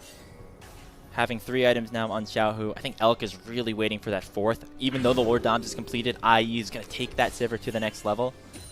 But until then, I think IG are going to have to try to push the pace, because Waybo is going to be happy with turtling inside their own base and just making sure their inhibitors don't go down at this point. Sivir and Ryze pretty much goats of the game for clearing out waves, so completely agree. Until that next Baron is up, not a lot for IG to do on the map, at least siege-wise. They still have the pick tools. You do have the Grand Starfall minus the Pantheon Flash. You do have Mako, who has been making magic happen. Now, as we have a wider open map, it looks like Waybo wants to potentially seize this opportunity, knowing that IG is split up. There is no teleport on Renard. And it looks like there is a group play coming down. Oh, that's big. 4 members coming in towards Renard. This is the play that Waybo need to make at this point. The Rune Prison does connect. Petrifying Gaze is dodged away from by Elk. And that is a massive shutdown onto the main carry here for IG. The Rise is going to pick it up, and on trade will be Breathe taking down this tier 2 turret. Waybo going to be happy about this, though, because it's going to give them soul point. Okay, will we be able to see 2, potentially 3 towers going down in response? Zika, he's pretty hard to get rid of. Will be a full force. And we have Xiaohu already go for the recall to defend the top lane, so it will only be a mid-tier 2 down. Waybo will struggle to get back on the map, only having inhib towers up now. But, I mean, when you're at soul point with a Hex Tech, I don't think it's often that you'd be upset with that. Yeah, I mean, you give away another chunk of gold, and that is definitely something to be concerned about. Breathe is 4k up over Zika at this point. Might have an entire 4th item once he heads back to base here. The thing is, taking that second dragon, that second Hex Tech, you're going to get now, for Waybo, an opportunity to punish IG if one small mistake is made. If they give up another pick in 5 minutes or so, that will be soul going their way. And IG have to be so much more careful about making sure that doesn't happen. Additionally, a 5k gold lead is much less at this point than it was 10 minutes ago. It is only 10% of the gold difference, whereas before it would have been closer to 20%. And when you consider, if we take a look at the bottom, 4,000 of that gold is on Breathe. It does give you a primary target to take out here from Waybo.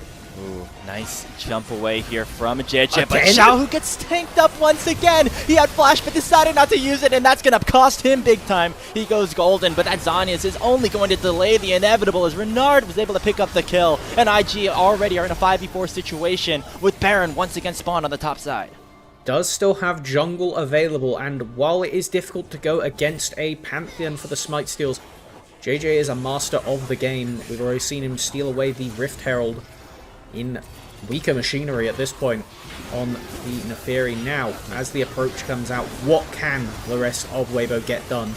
Oh, it's going to be challenging to do, especially when you're already down your mid laner. Grand Starfall going forward. IG don't even want the Baron. They want the fight. Finding a stun on the Hong, but now Wei might have gone too far. Has the Guardian Angel popped. Will be able to respawn, though, and take down Zika in the meantime. In goes Breathe. Lands that Gnar, but it is spell shield away as Elk is trying his best to try to kite away. Flashes away from that final auto attack.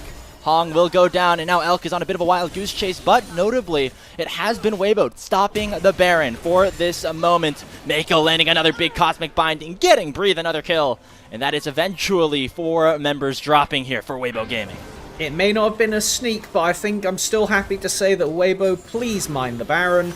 Another point in the game where it has completely swung the tempo back to IG, giving them the agency they need. And, unless JJ gets a miracle here, that Baron duration will carry over to when the Hextech Soul Point spawns. JJ. They're trying, though.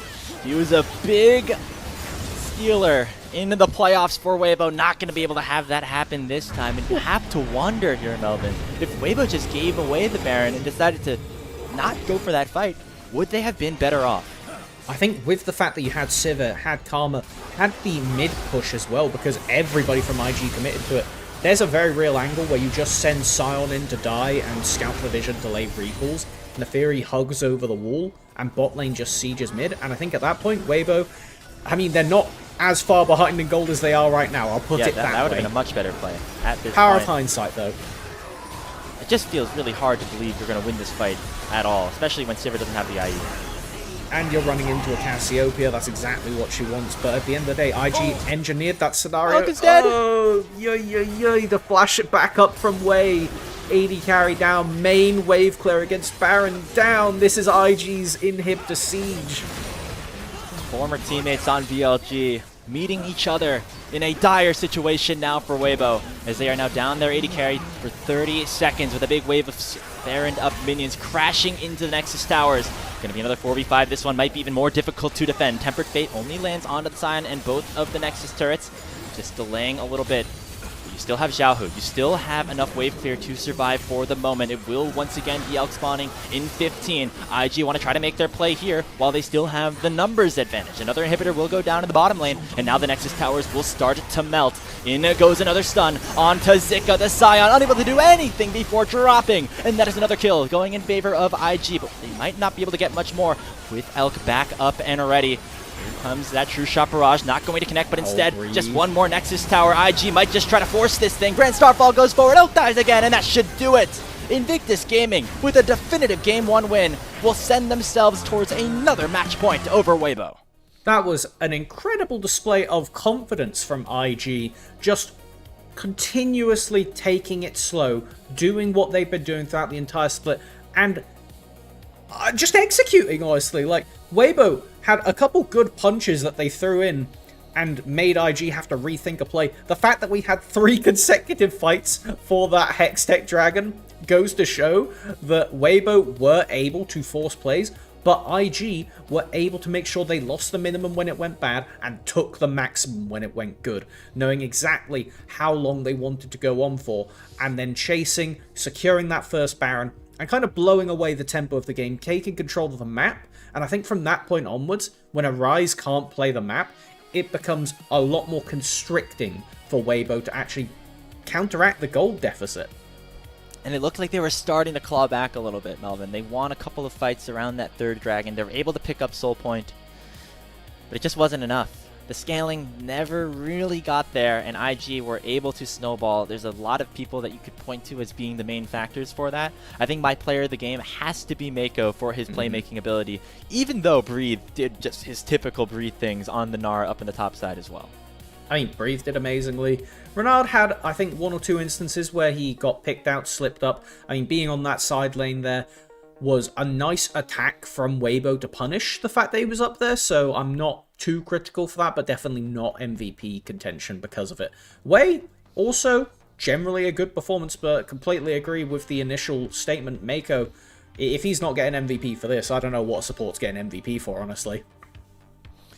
Yeah, it's good to have him back in the league, and surely he's happy to be back as well. I mean, just, you saw he reached 11,000 assists in the middle of that game as well, just an unfathomable number. You remember when it was like cool for a player to get 1,000 kills? Yeah. Now we're getting 11,000 assists. That is pretty remarkable here as we take a look at our post-match snapshots here. It looks like Waybo, again, we're doing pretty well in the early game, and then all of a sudden they get picked off one by one. Got to give credit to Way as well on the Pantheon for finding a lot of those plays alongside Mako. That jungle support duo that played together a little bit last year, end up linking up again in a very good way. And I want to give credit over to IG's draft to take away a lot of those proactive jungle tools. The Nocturne made it so you could get a lot done on the Pantheon. Taking away the Jinzhao also made it super annoying for JJ to be the pseudo frontline diver with Zika. And at that point, if it's just the Sion that goes charging in, well, with a Cassio, you can kind of shred through that. So it left Waybo in a really weird spot. And losing the Karma, losing the Rise, I'm very curious to see where the draft priorities go, considering that Ashe Seraphine is still on the table for Game 2. And now, we're just kind of left in a weird spot of...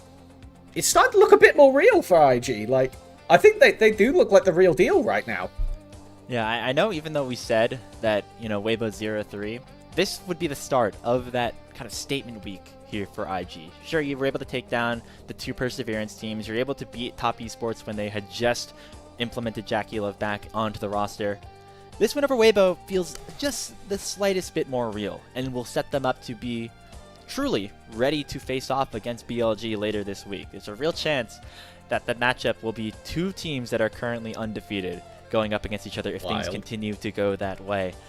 And you have to say, just a bit of an unexpected resurgence, but certainly one that is desirable and something that you are to be excited about if you're a fan here of the LPL. 100%, and the fact that it is a smart team playing the game slow and thinking quite consciously about how they want to approach these fights, and then knowing who is the main threat, how do we get to them, how do we make this fight go in such a way that the enemy team gets out of position and gives Breathe, gives Mako an opportunity to punish. Exactly, moments like we are seeing on the screen with presumably the MVP based on the fact that we're getting the slow-mo here, catching out Xiaohu so many times. I actually can't count the amount of Tempered Fates he hit onto this Rise, and then just kind of dog-walking the fights from there. They see a mobile mid. Mako has the Bard and knows exactly how to abuse that fact. Expertly done. And it's something that I think if we have somebody this scary in the league that makes you think, that's only going to make teams like BLG even stronger for internationals. And hell, if IG keep up this tempo, maybe we'll see them there too. Definitely was not something we were expecting going into Split 1. It felt like, you know, in general, a bit of a bridge split for Invictus. They brought in some younger players, you know, bringing in Photic and Jue. Maybe didn't seem like the eventual end solution. Part of you might even wonder, were they expecting Jiachi to be let go from Top Esports when Jackie Love was ready to go? Was this a move that they were always ready to just have in their back pocket? But so far it has worked out very well for Invictus. This new roster certainly looking better than the old so far. And a large part of it is because of some of these new additions. Mako and Breathe coming in as these veterans and really bringing some new life back into one of the more legendary organizations that we have here in the LPL. It does feel good to see them succeed, and it feels all the better to see them succeed off of their own merit and not off of teams throwing the game in front of them. Waybo, for what it's worth, did have a few moments like Elk getting caught out mid, Xiaohu deciding not to flash, from a Tempered Fate, these kind of things, where it makes me go, you're still making me a bit worried. Maybe Waybo are going to be a bottom 3 team in Group Ascend, which is a weird prospect. But it's happening at the same time as IG playing well, so it kind of brings us back to where we started the day. The numbers did not make it clear how this game was going to look, how these teams were going to match up, if IG was going to be really good and Waybo was going to be really bad, or if it was somewhere in between for both. And I don't feel much more confident here than I did at the start of the day. Some of those old problems still kind of creeping back in, and you mentioned it. The way that we were expecting Waybo to win was off of a lot of heavy fighting. Not exactly the game plan that they went for here in this game. Mako is your player of the game on the Bard. I think we both agree that was the correct choice. Well played here by the new but old support of Invictus. That's going to do it here for game number 1 of our second series of the day. We're going to take a short break, and once we return, we'll see if IG can finish off the sweep or if Waybo will be back to force a decider. We'll see you in a bit here on LPL English.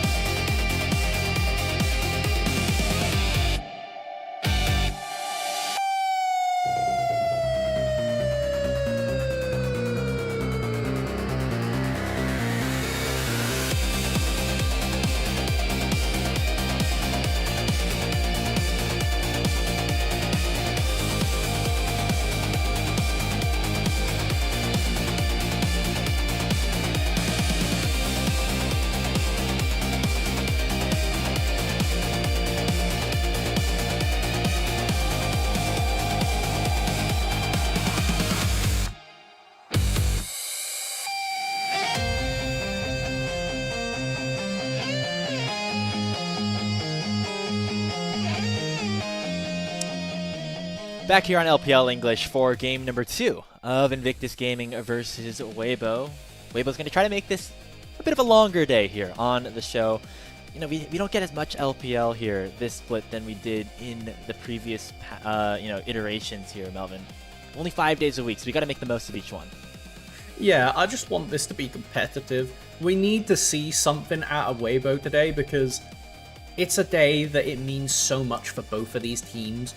IG could be starting the week of their roster's career so far if they kick off with a clean 2-0. Or honestly, we're kind of talking about this in the green room, even if they win 2-1 because Waybo look really good from this point onwards, I think that's almost better for IG. If Waybo come in, do some crazy stuff, and then look super competent, and then IG beats that in game 3 off of adapting, that would make me more excited than them just swatting away Waybo with 2 games. That's a good point. I mean, if they're just not a good team, this doesn't really help IG's case. And so far, you know, the Mind the Baron, it wasn't them. They knew that the Baron was going down, but then this was maybe a situation where they should have left it uncontested. After having Xiaohu get picked off, going in 4v5 the way that they did really didn't seem like the answer for them. No, watching Waybo so many times not notice or not approach a Baron until it's too late, and then last game being, as you state, the inverse, it's like, okay, maybe this just objectivism for us. Go just stat dragons, for the love of God, stick away. If it's purple, get it off my screen for Waybo.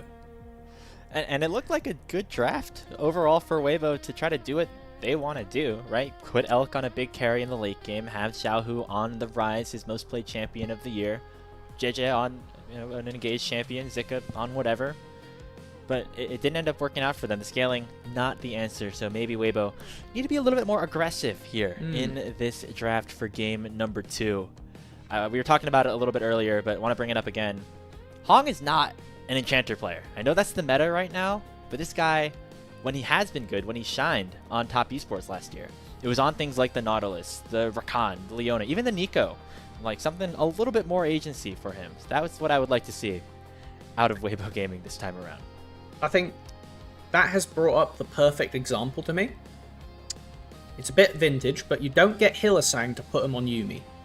Yeah, no, that's exactly the point that I wanted that I'm bringing up here for sure. And when you have Elk next to them, I want to see Hung on something aggressive so that they can get Elk a lead. Jachi on the Ezreal, by the way, a very smart pick from IG to make it so he basically can't die in lane phase, which had been a weakness of IG's, one of the biggest fumbles that made their early games a bit scuffed.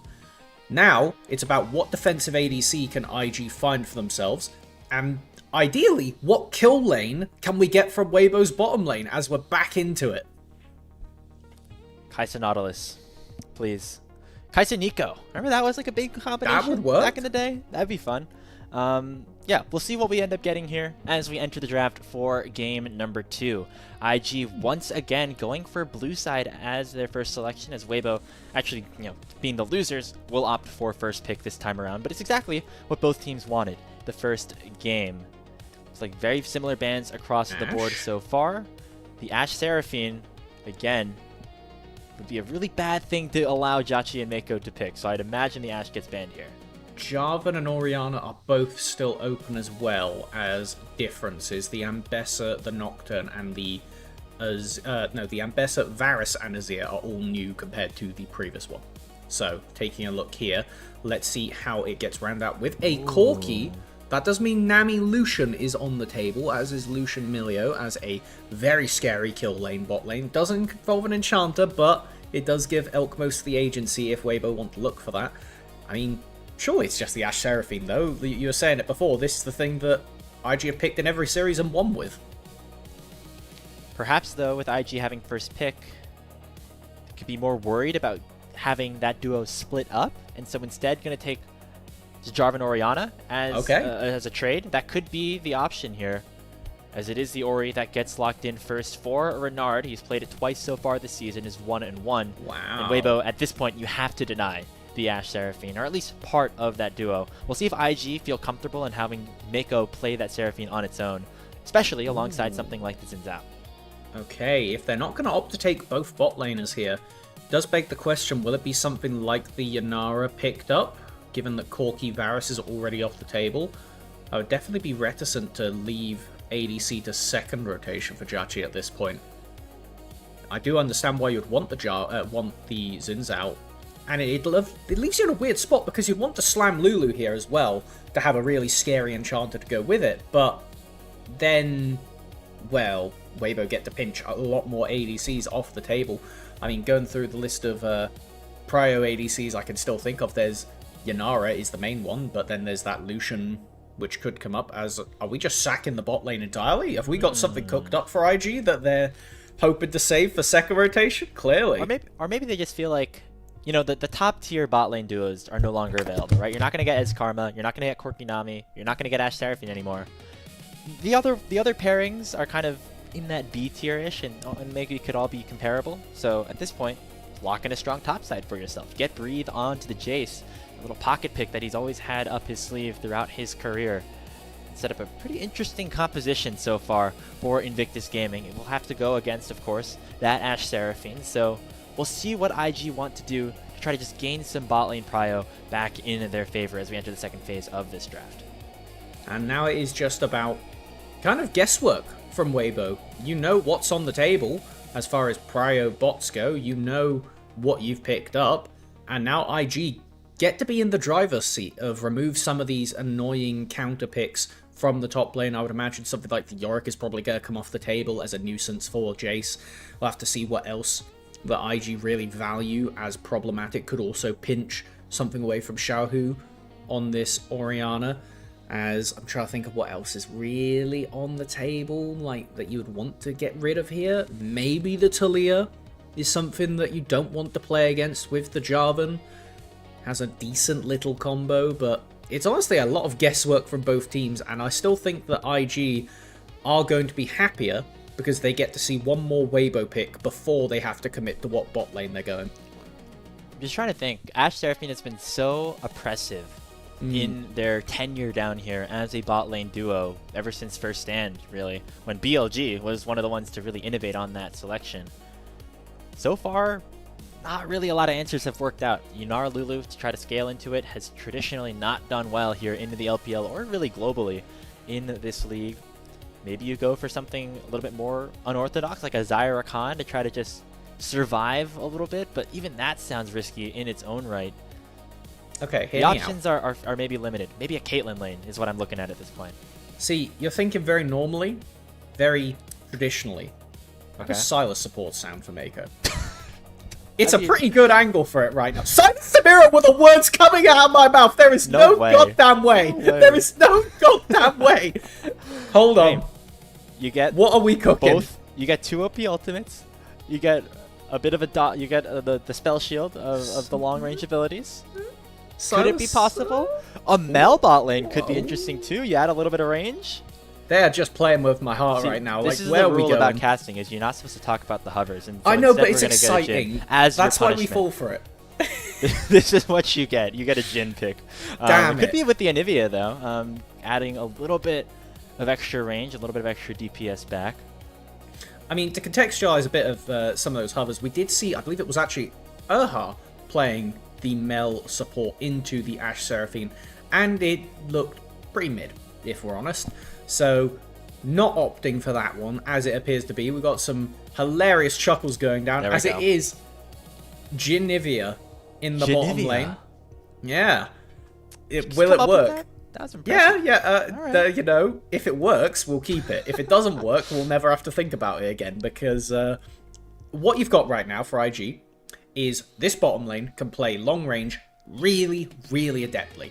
They can sit basically a screen and a half away, tag you with an Anivia slow on the ultimate, and then a Jhin W comes in, and ideally, step 2 is you have a Xin Zhao flying at you with Orianna Ball on them, and then you will die, or Jace shot blasts rain down on you. Waybo, Deja Vu, they run at you and throw ultimates. It does feel like Waybo have winning side lanes in this matchup. I think the Jax is a great answer into something like a Jace top lane. That's why you don't always see it get blind picked in this day and age. Zika obviously has a lot of experience on that Jax, knows how to take advantage of a matchup like this. And of course, Ashe Seraphine, always going to be able to generate push. And that will really open up a lot for JJ on this Jarvan. You take a look at the carries on this team.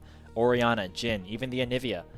No dashes, no ability to get out of that Cataclysm. So they will be very, very vulnerable in this early game. And JJ will once again have to take advantage of that if they want Waybo to even up this series. Completely agree. It is JJ's game to win, and win they very much need to do. This may be a double round robin in Group Ascent, but going 0-4 in your first sets against, honestly, your opposition for what should be the middle to the top of the table would be a horrible start for Waybo Split. Yeah, when you take a look at, who could contest for one of those final world spots going into the end of the season, these are two teams that really do stick out. Obviously, you got your top esports, your ALs as well, but these are these teams on the bubble. We'll see if that bubble will burst here, or if IG will jump up to that 4-0 score. We got game 2 coming up.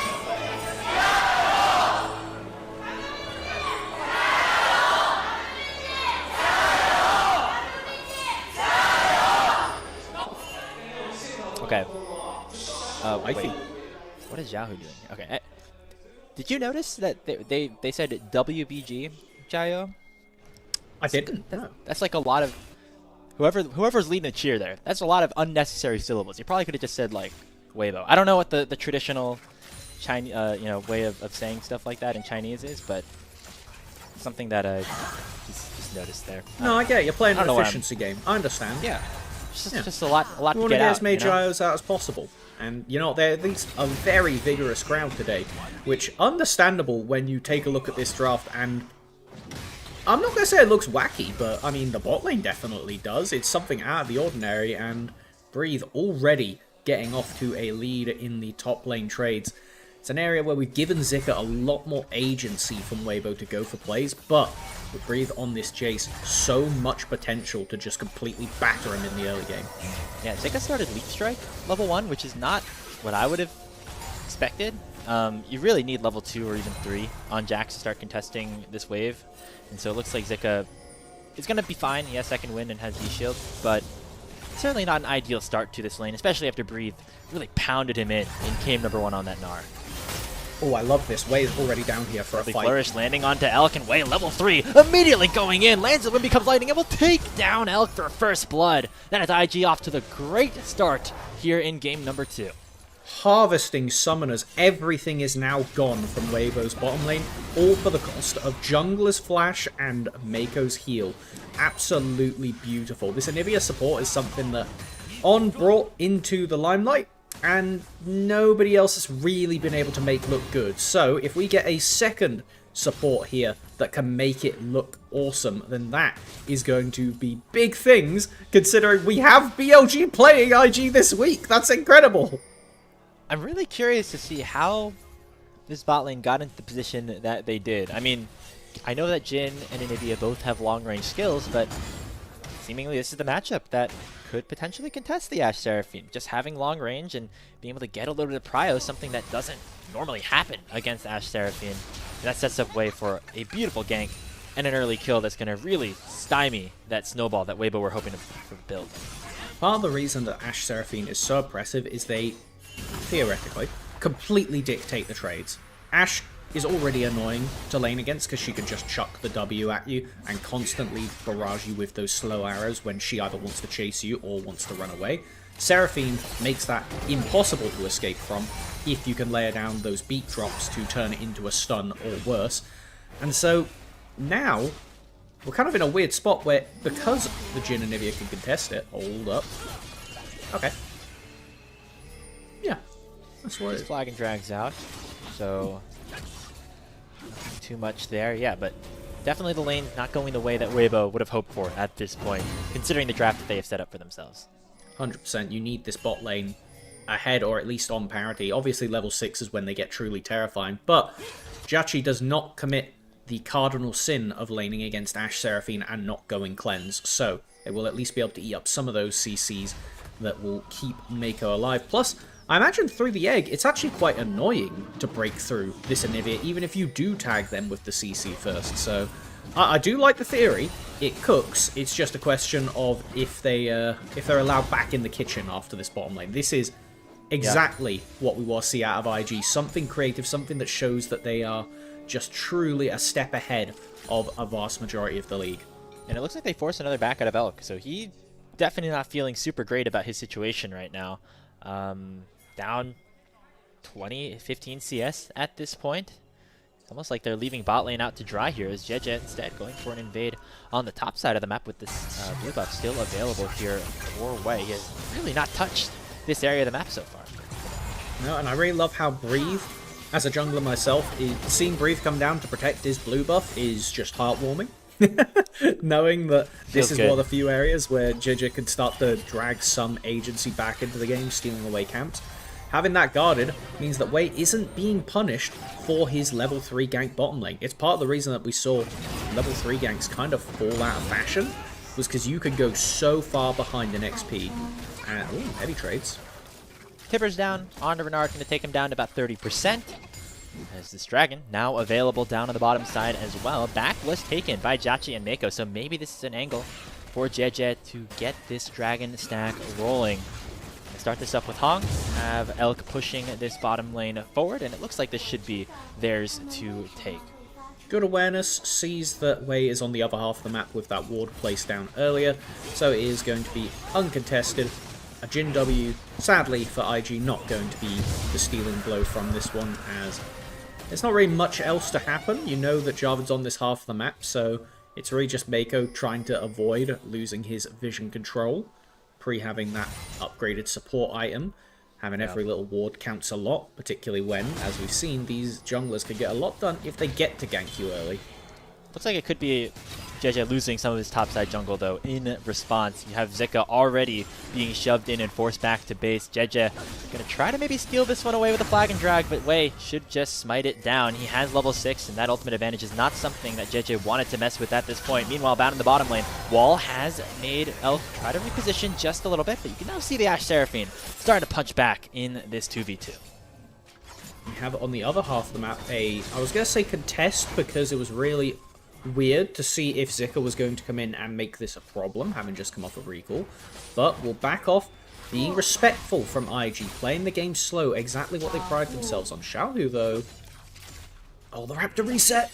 Yeah, he's still not level 6. Oh, the Wind Becomes Lightning does not land, but Wei could still be able to take this one down. He is just stealing away and bullying Jeje out of his own jungle on the top side.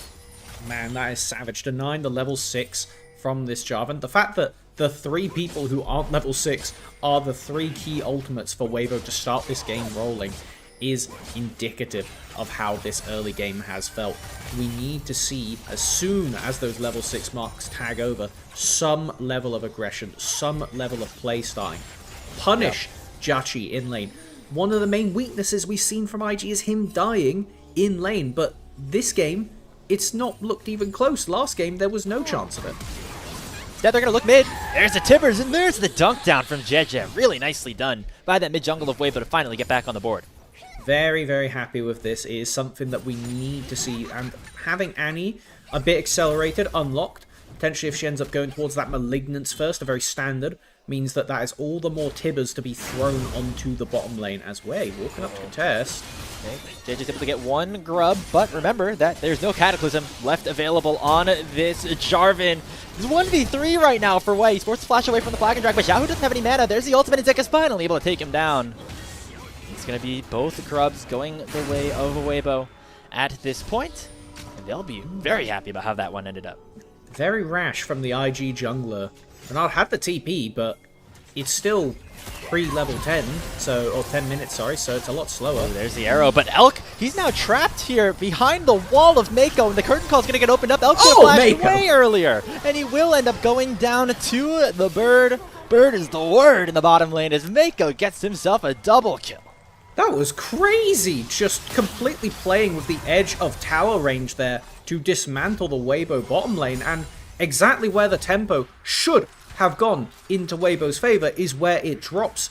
Elsewhere on the map, paying back to keep the game alive, though. As let's see how this even kicked off. I think yeah, okay, Mako fainted going for a roam. I mean, this is fine. Just, at this point, you got to flash. It's okay. Oh, you tried to back walk into around the tower wall. range? I don't know why. What is it? That's just... Yeah, if he just frames 0 flashes, he's okay. And Hung does the ultimate while under tower. I think if he doesn't do that, he gets to walk away with enough HP that Mako doesn't break through him. But complete missteps from the Waybo bot. And now Hong could be in some trouble as well. Shockwave forced to flash away. That's the spell that perhaps should have been used down in the bottom lane a little bit earlier. You think this Nivea support pick, Colin, it's been around 2 months. At this point, Elk's got to know what that wall does. It does play tricks on the mind. Anivia W is one of the stranger abilities because there's not much in League that interrupts your auto-pathing in the same way Anivia does. As Xiao, who doesn't have flash. Okay. Breeze still gonna flash. They're still gonna land the Timbers. They're going all in, and it's going to work out for them. Hey, shout out to Xiao, who for knowing the angles a little bit better than me. Zika is able to get that kill, and Waybo starting to establish some dominance on the top side of the map. Very nicely done, using the move speed from that shield. Xiaohu closing the gap and keeping the game alive. Again, it is the mid laner from Waybo that is really dragging the team along with him. Okay, Ashar are going to go wide, not going to hit anything. As we need to see more of this, and with Flash on cooldown, it's going to be difficult. It's going to be difficult for Xiaohu to keep it going, unless JJ comes mid and punishes Renard again for Check's notes being Orianna and an immobile mage. I don't know exactly where else they're going to be driving this aggression. At this point, it's kind of all you got to do at this point. Maybe you look for Breathe now, who doesn't have a flash again. Try to get this Jax back into the game a little bit. Still working towards that Trinity Force as his first item. That's where we see JJ operating right now. But Breathe is going to be happy to let this wave push in just a little bit further. He knows that he's in danger right now. Do have, on this half of the map, both supports now roaming up. Does mean that there is 2 new targets, potentially, for the junglers to jump onto. But if we take over IG, securing themselves this dragon, it is far too early to be fishing for that Herald. Just protecting that side of the map is Mako from both invades and dives onto top lane. While his now completely independent bot gets work done. Is Elk gonna die here? Like, this is a dive angle if I've seen one. Very separated, and Hong doesn't have his flash this time. Gonna get shockwaved here by Renard. But Xiaohu is here to try and defend his support, but he might have gone a little bit too far forward himself. The Encore comes down, but here comes JJ to try to save this fight. It's a 1-for-1 so far. Both mid laners that have dropped.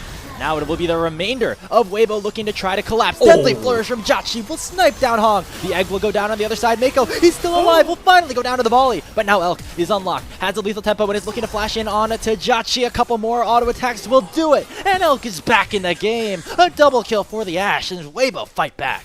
Keeping the game alive again with this early aggression we want to see from Waybo. Punishing that play from Renard to go for Hong in their jungle. Really nice combo to knock Way down so quickly. However, if we take a look at the map after, there's not a lot to be gained for it beyond the gold itself, as Renard is on the rower Orianna, so not exactly as much battle power as you would normally expect from the mage at this point in the game. Xiaohu looks like he's going to get completely popped here, but with that Anivia ult going down and then immediately being turned off, just gives him a little bit more time to chuck out those last few abilities. Loveliness from the side of Jachi to secure the kill. However, this looked like it was about to go out of hand, as Mako is able to just tag one more ability off at the end. Excellent flash, though, from JJ to bait Jachi staying in the river just long enough that Elk guarantee gets the kill. That is a much-needed fight for Waybo Gaming, getting Elk back at least a little bit here in this game. And that's the thing about the Ashe Seraphine, though, Melvin. That's what makes this bot lane so powerful. Obviously, you're normally supposed to do great things in the laning phase, but even if you don't, you got a Seraphine on your team. That's going to work really well alongside this Ashe, and even Zika, once he finally arrives to some of these team fights, is going to be really benefited from having that Seraphine, having this Enchanter on his side. And it is an area that makes it even scarier having the Jhin, because if you don't have the DPS, as soon as Seraphine gets that Echoes of Helia plus the Diadem completed, you become such a teamfight monster when it comes to just topping people up. It means that IG have to really be on their best behavior. If they pick a target that target needs to be focused by everybody, or you just won't kill. Breathe just barely, I think, doesn't have his flash up. Stun's gonna connect. There's the Tibbers. There's the knock-up. The Cataclysm comes through. And that is a one-shot if I've ever seen one. Onto the Waybo IG top laner. And comes another stun here. There's Renardus TP'd in alongside Mako, but that's gonna be matched with the TP of Zika. And that's gonna force IG back away. Waybo scrapping and fighting exactly like we wanted them to, and they're taking advantage of it. With both teleports down, though, we have Herald spawning in 20 seconds. Breathe will be up with TP at that point. And since Zika came all the way from bot pre-basing, he hasn't been able to pick up that Triforce. There's definitely an angle where IG can convert this into a Herald while they have superior items. Now they are getting the mid push, looking like that is going to be the call, and Waybo kind of scattering to the wind to just get whatever vision, whatever gold they can before this dragon in a minute and a half. IG should be able to pick this one up. It looks like instead the focus here for Waybo is just getting some plates on the bottom side of the map. And you gotta credit Xiaohu so far here in this game. Had a really good opportunity of doing well in the laning phase, and has not just used it to push the advantage mid. I love this. He's gone all over the map. He's gone to the top lane, and now he's going down to the bot lane to try to punish Breathe again. This time he does have his flash up, and Xiaohu does here as well. The Encore going to land onto 2, and the 2-man flag and drag also going to chunk out members here of Invictus Gaming, but another deadly flourish from Jachi is magical as it takes Hong down for the 3rd time this game. Elk here going to face check here onto Mako, as the Anivia does have to flash away. And Power Shock Blast here from Breathe, not nearly enough as Jeje strikes him down with the Dragon Strike. And that is Waybo getting a little bit of an answer back, but it was not the entirety of what they wanted. Overstepped from the Game 1 MVP right there in what was, up until that point, a really awesome play from both sides to watch. Like, just excellent use of the mega long-range Breathe. This is greedy. You haven't had time to base yet. Oh, he doesn't have the to the skies anymore. Gonna get slowed up here by the volley. Elk forced that flash. And you saw how valuable it was to not have that flash onto Breathe over these last 5 minutes here, Melvin. So certainly Waybo going to be able to take advantage of that again. Oh, Xiaohu is rubbing his hands together, something awful after hearing the top lane no flash. It will be the dragon started up, and Breathe is forced to TP up to the top lane to match and deny these plates. With the Rift Herald in pocket, though, IG at bare minimum should be getting some mid lane damage down, as they're just kind of walking at Waybo, who is split everywhere. Zika running down first, and yes, Waybo not answering this Herald, at least for the time being. Will have to be the Jax to try to burst this one down, but the tier 1 tower is going to drop. If you're going to trade that for the Dragon, I think IG will be happy enough. Wade tries to go for some steal, but it will be secured by the jungler here of Waybo. In goes Way, pops that Crescent Guard, another deadly flourish going to connect onto Zhao. He gets shockwaved and knocked all sorts of ways before going down. Jeje using that Cataclysm to try to buy some time. He flashes away, and IG still looking to continue the chase. Way is relatively low, but he has a big front line trying to support him as well. They're between the towers. Elk able to get away from the deadly flourish. No, it connects once again. Jachi has been unbelievable in hitting these spells, and it allows for IG to get 2 kills in trade of the Dragon. The deadliest flourish, as IG will take away the follow-up after the objective they showed in Game 1. Dragons don't necessarily have to be a win con if you could get a bit more gold. It's not as much of a gold lead as they were able to accumulate in the previous game, but it's only a matter of time if they can keep executing like this, playing it so slow. Way barely a bit too off there to go for the steal timer, but this, I thought this was a crazy commit. But the fact that he was able to get the ultimate down ahead means that Elk cannot DPS him down. This is a bit of a Xiaohu getting his own medicine as everybody chucks everything to blow them up. A beautiful wall from Mako has now opened up 2 targets to play on who have no flash for the next 5 minutes.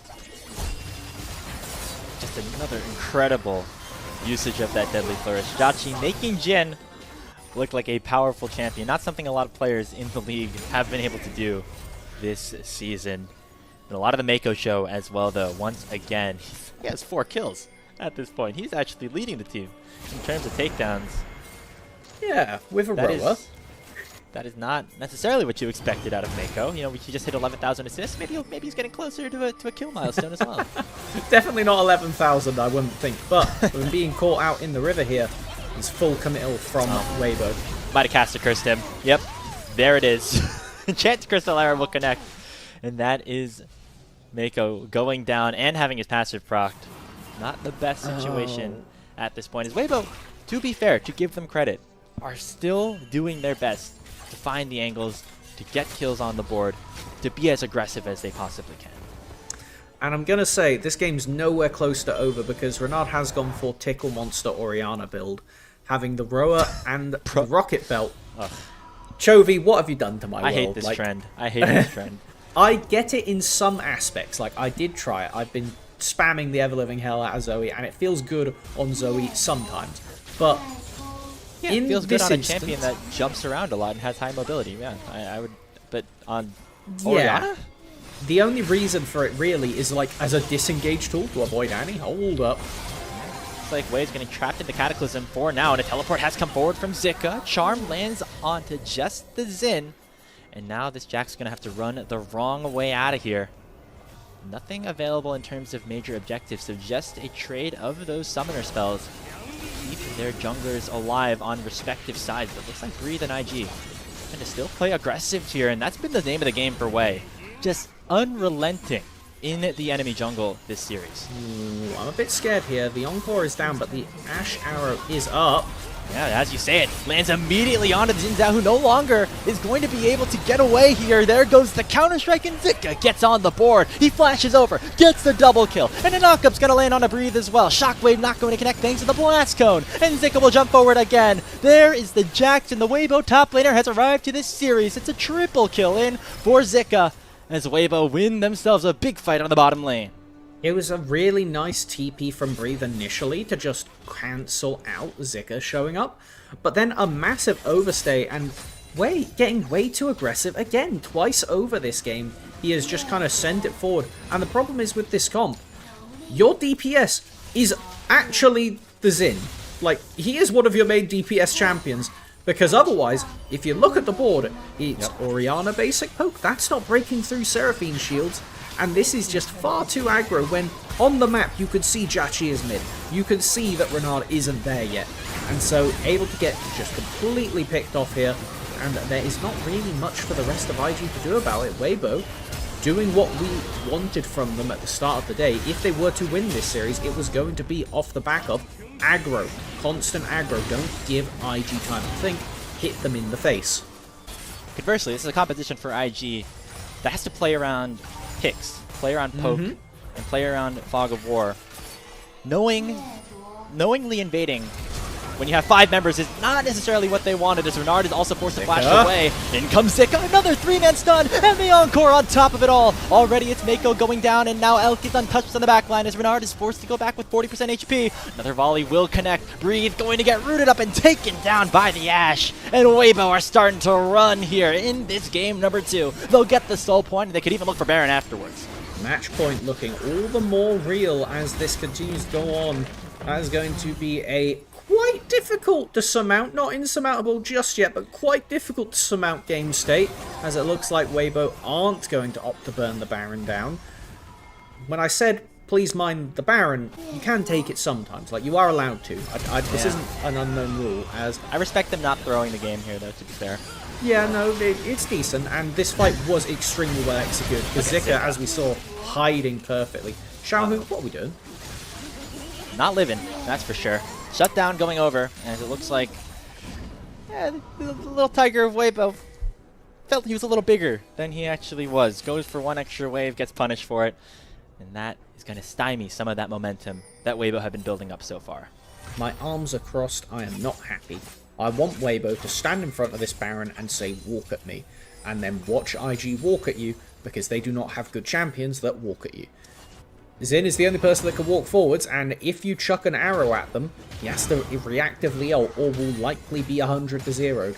The fact that there is only one guy that can do that for all of IG, you've got to take advantage of that, Waybo. Don't let the game tempo slip away from you. Don't let IG take control, because we know, we have seen, they will find a way back into a game if you give them the chance. The only saving grace for Waybo is you have a Jhin on the enemy side, so we're probably not getting a Baron sneak from IG. Oh, we're going to double TP in from Waybo. They might be a little bit too early, though. Zika going forward. They're forcing the Counter-Strike early on to Way. Easy takedown of the jungler of Invictus, and Renard is far too late. They land the stun. They land the charm. 2-man Shockwave, though, does find Elk. Will be able to take take him down is Jachi, but it will be 2 members down on the other side here for IG. Zika pops the counter-strike, able to get away from that crit, as here comes the curtain call. IG looking to potentially respond in a 4v3. Ooh. Big chunk of damage lands in onto the Seraphine. There's still no jungler alive for the next 20 seconds on Invictus' side. But Ashe is dead, one of the major DPSs from Waybo, and not wanting to sacrifice the amount of time on the map that would let IG just walk it down mid. That was a bit spooky. Okay. Okay, well, it's another winning play for Waybo that is like, it's winning minus, because you did do everything correct, but you just didn't push the lead after. Yeah. I don't think Elk has ever played against an Anivia support before. What's making you think that? He just seems to forget that the champion has a wall, and I'm saying this with the utmost respect. Elk is one of my favorite players in the league. He's been one of the best stories to watch on Waybo, but he has not played around this Anivia very well. Mako, despite having 6 deaths, seemingly has a massive impact in how he's being able to play out these fights and keep Invictus alive in some of them. It is notable that Waybo seemed to respect some tools initially, and that was a really good trigger pull, but then they need to actually walk it home. You can't just get the initial pick, especially when, as you're saying, there's tools like the Mako wall that can just come in from the side and completely swing the tempo, split you up, force you to burn unnecessary summoners, lose unnecessary members. Now, we're setting up for Dragon again. Let's take a look at the flashes. Renard gonna have his backup soon, tied to Judges given the play that happened last time. Way's nearly up, but not just yet. It's basically just gonna be Hung as the only person that isn't able to get out. Xiaohu, it's gonna be kinda close for his. And the reason that I'm drawing so much attention to the flashes, because every time we see something happen right now, there is a lot of flashing yellow lights as arrows rain down from Elk, as walls spring up from Mako, and these are tools that if you don't have flash, you don't have a way out. Taking a look at some of the breakpoints in terms of items that are coming through. No Guardian Angel will be available from JJ, although he is rather close. We saw a second rod picked up for Xiaohu. Elk gets a Vamp Scepter for a little bit of extra sustain. And the Seeker's Arm Guard on Zika, an underrated pickup as well, going to allow him to be even more disruptive into the IG backline. This will be the soul, the Infernal Soul for them. They can finish off this Drake, and IG absolutely know it, so they're sending all their power into the mid lane to try to gain control. When you're playing against a Jhin as Jax, it's already difficult enough for Jachi to get any damage down. Having that Seekers means that you effectively can never chuck 4th shot this guy. You have to be DPSing other people, but it's going to be Zika and JJ in the front, as now Zika going for a long flank, quite like this. This is a great flank. It looks like he's on vision though, so IG are going to know to back away for now. Wind Becomes Lightning does connect, but it will be Waybo retreating to the Dragon. They want this soul, they want it now. They're going to drag this Infernal out to try to allow for as much distance to be generated between it and IG. Breathe waiting in the wings on a ward in that brush. As Way's looking to jump in. Dragon's at 4K. The top laner's going to find each other. Xiaohu flashes over, but he's not going to be able to find a stun. In goes Way. It will be a 50-50. Who's going to get the Drake? It's secured by Way. And they deny the soul for now. 2-man Shockwave does connect by Renard. Zika is going to be forced to flash. Curtain Call going to get blocked by Jeje to make sure that the Jax survives, but Xiaohu is not so lucky. He gets taken down by Mako. His 5th kill of the game, and IG save themselves that soul from going over.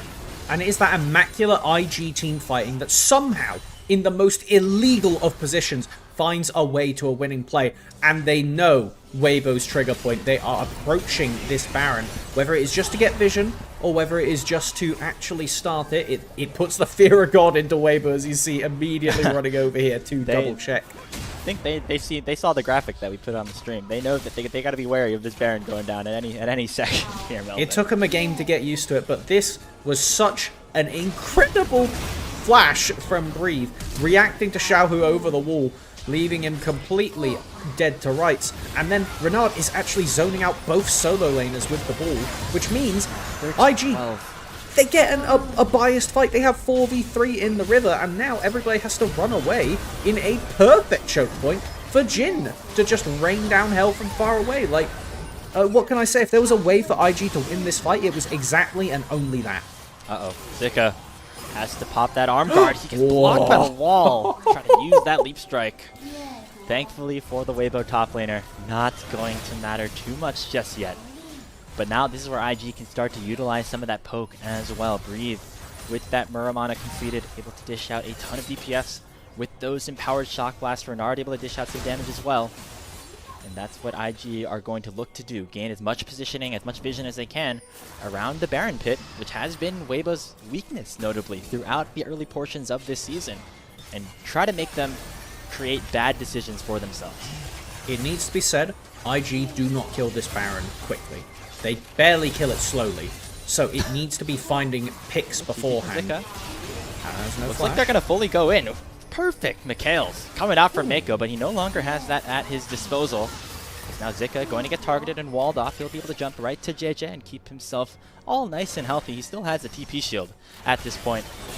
A little bit of visit to Americas. We're playing some NA RAM here with the Baron about a threat for both teams. Poke coming out from each as Yahoo is slightly pushed away with the help of Wei sitting in that flank ahead of the top side river. Deadly Flourishes come out. This is the perfect setup for Invictus. Throw out the poke. Make sure Waybo are not at their full strength once they eventually decide to pull the trigger. Do have another long flank angle from Zika, but he is being marked out. Yeah, Breed just able to golf him away. As here comes Wei. There's the big shockwave combo, and that takes Elk down. It is done already a 1-0 in favor of Invictus Gaming, and they're looking for more. Xiaohu completely out of position, and IG have finally found their fight. Mako leading the charge here for Invictus, forcing a flash in, a stun, a kill onto the Seraphine. And it's an incredible fight here for Invictus Gaming. They're able to get 4-0, and it's only JJ left alive. Finally, the egg will not be able to take Mako down as he stays alive, and that could just be it. It's got to be an end angle, surely. We have TP available from Renard right now. I don't know what on earth you could do as a solo Jarvan. It is 12 seconds on Elk, though. Do IG want to play for this end? They know how difficult that was, how time-consuming that was. Can they get it done? Mako zoning Elk off with a wall. Here comes Elk. Will it be enough? It's a 5v2 underneath the Nexus turrets. JJ goes in. They're looking for Breathe. They take him down, but the Shockwave will find Elk once again. In come the respawn, but the Nexus is now exposed. Health bars are not in their favor. There's the shutdown. There's another kill, and it's Renard and Mako trying to save the game. Oh, wait, trying to hit the Nexus. It's at 1 HP. 2 more autos will do it. 1 thumb down will save the game for Waybo. It's a triple kill for the Jarvan. And we will play on here in Game 2. Oh my goodness, what a terrifying prospect for Waybo being that up against the wall now. The problem is, they have Baron on the table, but Elk is dead. IG once again killed the most important member to delay this Baron. If Waybo want to commit to this, I don't think they're going to be at that Dragon on spawn. And let's take a look at how it started off, because it was excellent posturing from IG. And Wei pulls the trigger with that root down onto Elk, zoned himself in, the instant knock-up off of the Q3 into the Shockwave, and then they just walk it down mid. Jachi playing excellently outside of Zika's range to make him look over but never be able to get the play, and it is a clean walk down from this point onwards with a extremely well done egg from Mako to hold the tower aggro the entire time until the last second. But here, it's hard to say if it's green. It's so close to just being one. It's 2 autos, like you said, of execution difference here. If that knockup doesn't hit 2 people, Breathe hits tower 1 more time, then the Nexus is open, and suddenly it's all over. But it was the fact that potentially even that, Jachi having to use his last hit onto the tower instead of onto the Nexus, like every single margin here mattered with how close it got. But Waybo hold on barely, as now we get back to live. IG just need one more fight. Will they get it though? Mako gets stunned up. He doesn't have a passive and gets taken down. No support available here for IG as Waybo, despite being with an open Nexus in their own base, are going to try to play on the offensive for the next little bit. They have Baron for the next 2 minutes.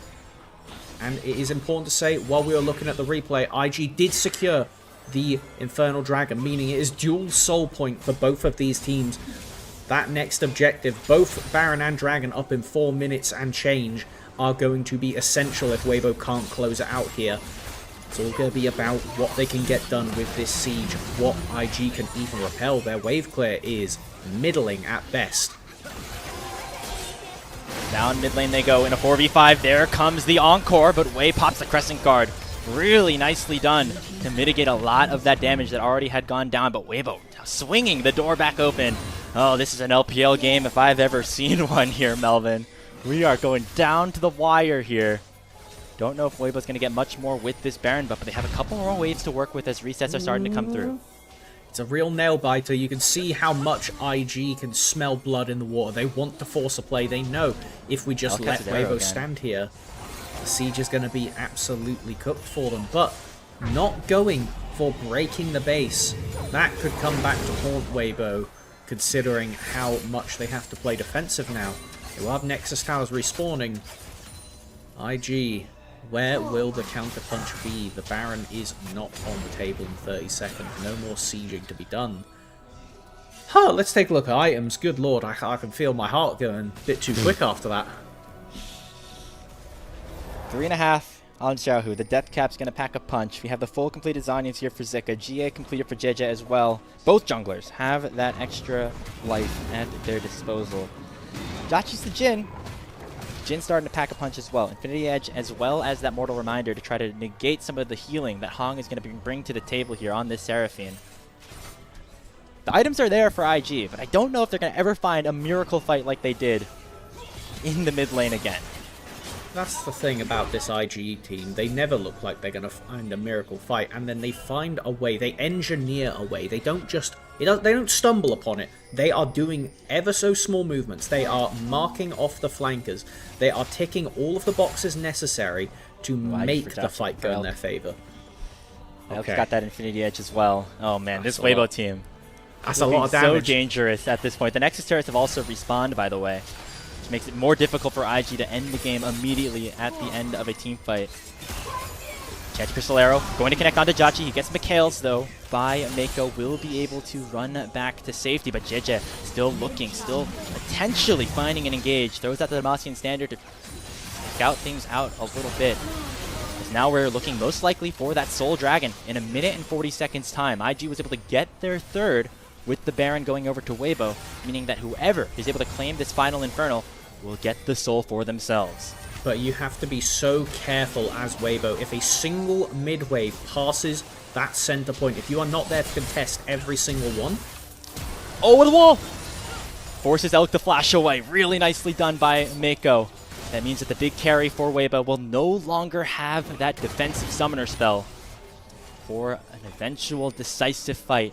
Waybo trying to keep this series alive and go even at 1-1, pick up their first win of the regular season here in Split 2. A stark difference from their top 3 finish at the end of the first split. And it's because of performances from these upstart teams like IG. And it is the inverted expectation. IG not really prospected to get a lot done, being one of the bottom teams in Group Ascend last split. Expected to be the same this time around, looking like a completely different team, because it is. And now we have the TPs.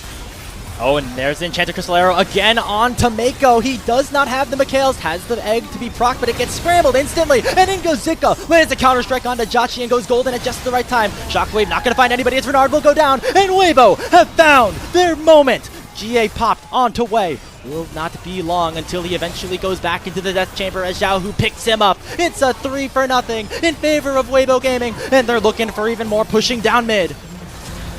Will just be a pretty easy closeout. I don't think Jason Jin can do anything to hold this. Going for the wave. Goes Breeze, going for the insect onto Elk, but it's not going to matter. In fact, he pushes him closer to the end of game number 2. Waybo bent, but they did not break. We're going to game number 3. That was... I don't think any of the ways we were expecting a Nexus to fall this time around, and Waybo, it was hard fought, but they were able to get it done. Plenty of nerves throughout from both sides, and IG capitalized multiple times, picking apart narrow angles, picking apart team fights, finding those moments. But, alas, the Ashe Seraphine does come out on top.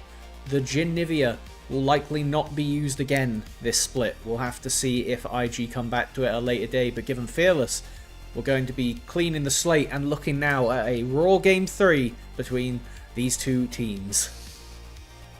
Waybo just got outscaled, man. Or sorry, they just outscaled, I should say. Yeah. Onto IG. I mean, the way that they were playing some of those fights out, not the prettiest. I think IG, their positioning around the mid lane, around the fight that they almost took the game off of, was exactly what they had to do. Waybo realized that, they adjusted, and then they were able to win a fight off of a big TP flank from Zika. Elk had some phenomenal Ash arrows throughout this one, especially towards the back end of this game. So they even up the series, looking again for their first victory of the year. When we start to ponder who's getting MVP for this one, I'm feeling like it's probably going to be Zika. I could see that. He had plenty of game-defining flanks throughout this and engages off the back of them. It was kind of a team effort. Like, Xiaohu pushed them to the point where they could contest in the early game, given how much was really bleeding across the map from Waybo. So honestly, I'm kind of at a loss. I think it's going to be a very split vote across who's getting what, but I mean, at the end of the day, I don't think anybody on Waybo cares who's getting MVP because they got a Nexus, for God's sake. Second one of the split so far. Yeah. And now they get a chance to contest for Game 3 against IG, who shouldn't, is above them in the standings. Like, nobody really knows how to feel, especially after this. I don't know if this hits our criteria of IG now having to overcome a better-looking Waybo or not. I think that overall, though, Waybo, despite falling behind a little bit in the early game, were able to really utilize their composition well. So I'm not super disappointed in IG yet. Maybe at the end of this game we will be a little bit more. I think that Waybo played really good, all things considered, despite falling behind in the bot lane early. You know, that's something that you want the Ashe Seraphine to be able to take advantage of in a 2v2 quite often. They instead focused topside. I think JJ played phenomenally here on this Jarvan. Would not be surprised if he's the one with player of the game. Not just for his 96% kill participation, but also saving the Nexus at the end of that one. That triple kill clutched up to even allow this series to continue progressing against his old team. Yeah, if he doesn't get that knock up onto two people, Jin gets the fourth shot Nexus, and then it's gone. The game's gone. It's really just that making a difference. And so many times throughout this, I mean, nobody, with the exception of Xin rushing to a challenge target, has the ability to escape the Cataclysm.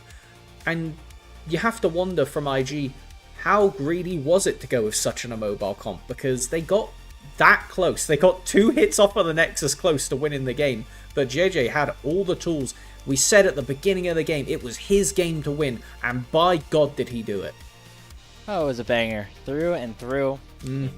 Really, everybody had their own moments here in this game. It was JJ, I think, that really deserved it. But you think about Elk with his Enchanted Crystal Arrow, Zika with his TP flanks that really won them this game at the end of the day. Xiaohu getting out on the map early and allowing for the rest of his team to succeed. A lot of good performances here from Waybo. Stuff that you could potentially be excited about. But still a little bit left to be determined. Again, they could still end up with a loss here in this series if they don't close things out in game number 3. I think if IG pick themselves a slightly easier to execute draft, then it should be their series to still take away. I came into the day expecting IG to walk over this series. I think we're both very glad to see that Waybo has actually put up resistance and done it in a very Waybo way. The fact that IG made them sweat that hard for it, though, it makes me think when we come to Game 3, as long as IG can get themselves parallel tools, some level of pick, some level of frontline, and just a little bit of DPS, which is what they were truly lacking this game, then who knows? Who knows? At the end of the day, we truly couldn't have predicted the game, how it would end, how it got that close. The fact that Anivia goes to 1 HP in the egg, it was all over the place in such a fantastically LPL way. I want to see if there's any way that IG could have just ended the game right here. Plenty. There's got to be. You mentioned Jachi using the 4 shot on the tower, forced to reload this entire time, doesn't get another auto attack off afterwards. It's a tough situation all throughout. Yeah. The thing is, you could VOD review a Nexus race, siege, whatever you want to call it, this kind of play 100 times over, and there would be 100 different things that can go right and wrong. And it is literally every single thing matters, because when a Nexus lives on that low HP, there's no other way to look at it than just cheers of horror and joy. You can't even blame IG for going for that. No, that was their angle to win the game. If they did not get that, this would have happened anyway. The scaling from Waybo really was out of control, and it was some sort of miracle that IG was able to even win that fight in the mid lane to begin with, because Waybo just decided to eat a bunch of poke for free back to back to back. So you got to take advantage of it. Unfortunately, just barely didn't work out. But if you're Invictus, still feeling confident, you are still 3-0 in the standings, let's do it. Game 3, let's throw hands. Yes! Try to close this day out. I'm just glad we get more LPL here today.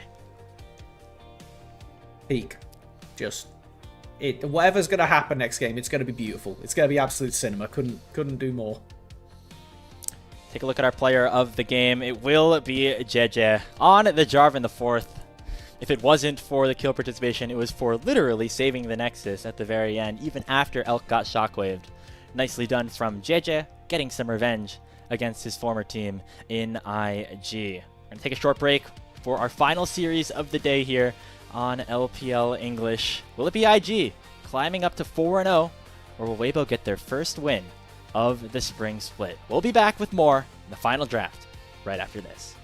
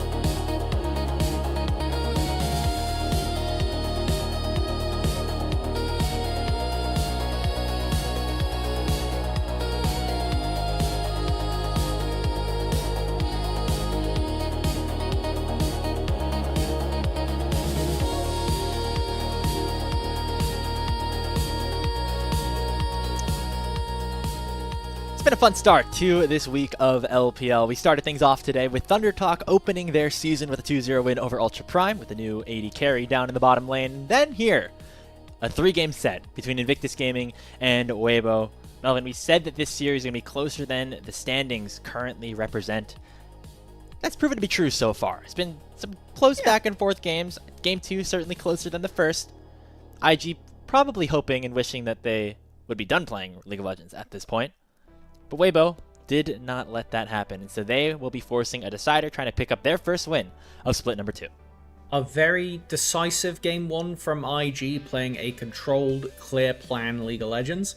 Game 2, Waybo had the tools, and it was a bit too much for IG in the end, coming down to 2 auto attacks on a Nexus away from IG calling this a quick 2-0 and off to bed. But Waybo hold on with their rigorous team fighting, and with JJ on the Jarvan being instrumental. Now as we look to Game 3, we have to wonder, what champions are we going to get from Waybo to allow them to keep forcing? Because when they can keep forcing, that is when they can make IG sweat and turn this into a competitive series. That is what we have to keep an eye out in the draft. Things like Vi that are still open. Presumably the Rumble's going to be banned, the Ambessa's going to be banned, this kind of thing. But it's about these divers. There's not many left at this point, with the Neferi, with the Pantheon, with the Xin, with the Jarvan already off the table. Yeah, look at all the power picks that were available here in this second game, specifically in that first rotation. The Xin Zhao, the Orianna, the Ashe Seraphine, and the Jarvan. Definitely heavy hitters, to say the least, in the LPL so far this season. And when you look at what exactly is left, obviously you first turn towards the bans, things like that Nocturne, the Rumble, the Varus, but who even knows if they will be available for picking. The Ambessa has been one of Breed's best champions so far this season, and still a couple of bot lane combos left to go as well. This is what's fun about Game 3 of Fearless. You get to see some different picks every once in a while. We'll see what each team has in their back pocket here to round out this day of LPL English. And those astute among you who have just turned on the stream and noticed that Jarvan was locked in and there were 5 immobile champions on the other team, don't worry. We noticed, and IG noticed too, and even with that, they were still nearly able to win the game. So I don't think we were looking post that draft going, wow, this is a colossal draft gap. It was a weird draft to look at with Jhin, Nivea bot lane, but now IG, I think if we just give them slightly easier tools to work with, they should be able to walk this down. Waybo looking ignited after Game 2 though. Perhaps that we start to see maybe, you're talking about Hung finding some engaged supports. Maybe with this far into Fearless that becomes alive and make us to sweat a bit more in the lane phase. I hope so, because that would be exactly what we've seen Hong have success on throughout his career. Now that we have some of the more powerful enchanters off the table, the Karma and the Seraphine, maybe we start to get down the tier list enough where, hey, Nautilus actually looks alright in a situation. Time will tell, though, as we're getting set for the final draft of the night. Ambessa and Aurora taken away from Xiaohu to start this one off. Okay, when we try and think about what's coming up in this early rotation, Corki still on the table, Nami still on the table. These are some of the key ones. Varus has been banned away in all 3 games so far. Maybe not this one. Will one. he get knocked away again? We have to wait now because there are decisions on the table. Things like Vi still on to be picked. Supports, Lulu is another one that we've seen LPL has really loved to first pick, given its flexibility with things like the Yanara, etc., very potent as we get a bit further into Fearless. Where does IG put their first pick? Last time it was Orianna, didn't end up paying off in the end. Who is getting the blind? Gonna be a Lulu, like you said, and this could be an interesting answer to that. You'd imagine this would get paired alongside the Yunara unless Waybo decide to select it for themselves. Elk is 2-8 on the Yunara this season. Kind of just a symptom of the general Yunara syndrome that has kind of plagued the global space as of late. Not always being able to scale to its maximum opportunities. So maybe they feel comfortable enough just giving it away. The handshake Corki Nami into the Yunara Lulu seems to be what we're working with here in the draft for Game 3. I mean, as far as dive and engage, Vi does it better than no other, and when you are presumably pairing it with a Nami as well, it makes it so irritating, because you just get knocked up into knocked up from completely a screen away. And now, given the fact that Ezreal is gone, you wouldn't pair that with Lulu anyway, but what are we going to get for Judgy to keep him safe, keep him alive? Potentially, I wouldn't be surprised if we saw a Xayah pivot, exactly, like, it might be the necessary angle, it's something that you see into the Vi. Quite far down the tier list of player perception, though. I would be curious if we are going that route. Potentially we leave it for second rotation, but I mean, I don't know. It's where IG wants to place their chips. Okay, it's looking like it's standard territory, the presumed pairing, but is likely to be mega focused out. Yunara has a decent amount of self-peel with the empowered dash and the slow with the W, but definitely not enough to make yourself feel totally safe. You're going to need a couple of other tools to get away from Jeja here in this game. As there's a Nami that we were expecting, going the way of Hong, as we enter the second phase of this draft. Solo laners on the menu for both of these teams. You already see a lot of the big fighters, the bruisers that both Breathe and Zika have made their bread on throughout their careers. Let's continue to go down the tier list here.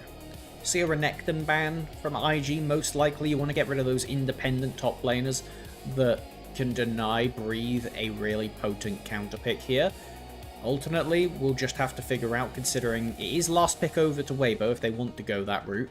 It may just be ban away some of the mages that you're happier to go safe. It looks like Ahri, there's not many safer mages that you can pick in the mid lane, so it will be that one knocked away. Stuff like the Syndra is a very scary pairing with the Vi as well, and can access the Inara from a screen away. Could see that. Can also interrupt the Skarner, as it is honestly going to be pinching the mid lane pools quite a lot. And when we have the long time expert of Xiaohu got a deeper champion pool than Renata's going to have as a rookie coming into this, it does make you think of the LeBlanc, something we've seen both of them have a lot of success on. Oh. There's the Zoe taken away here from Renard.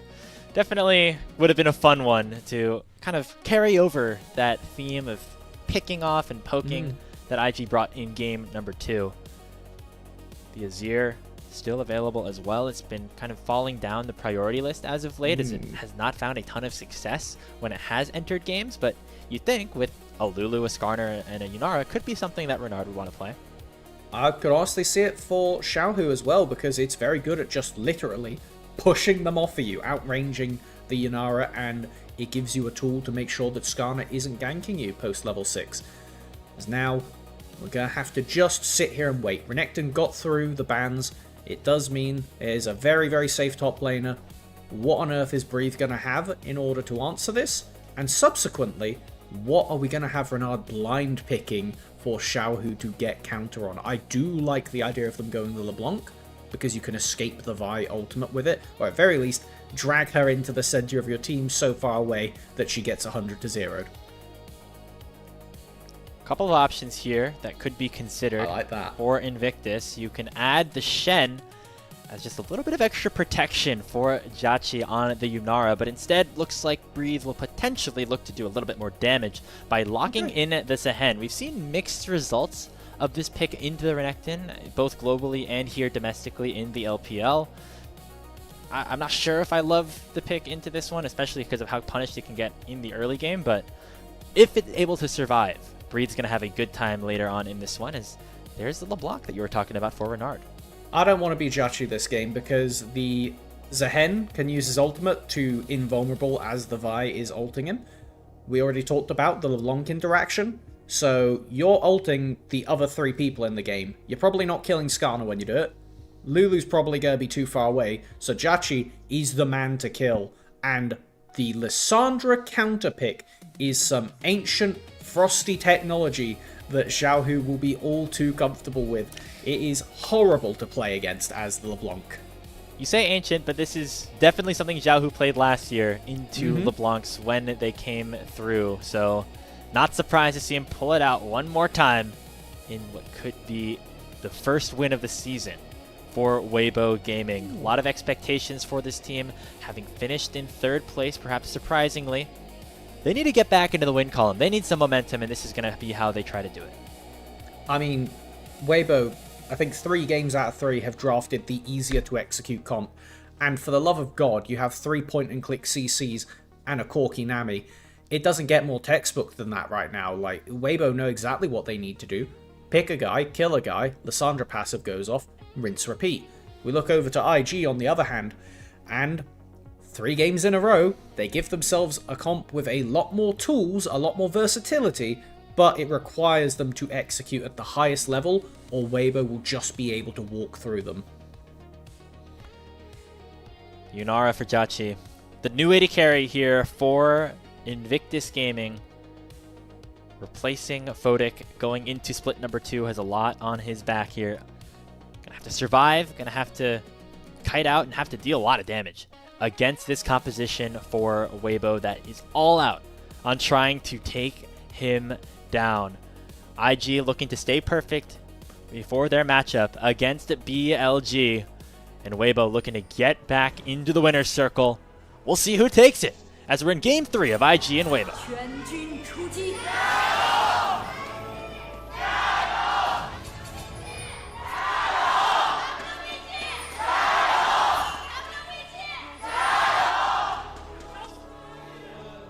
Hell yeah, that's the energy we need for this one.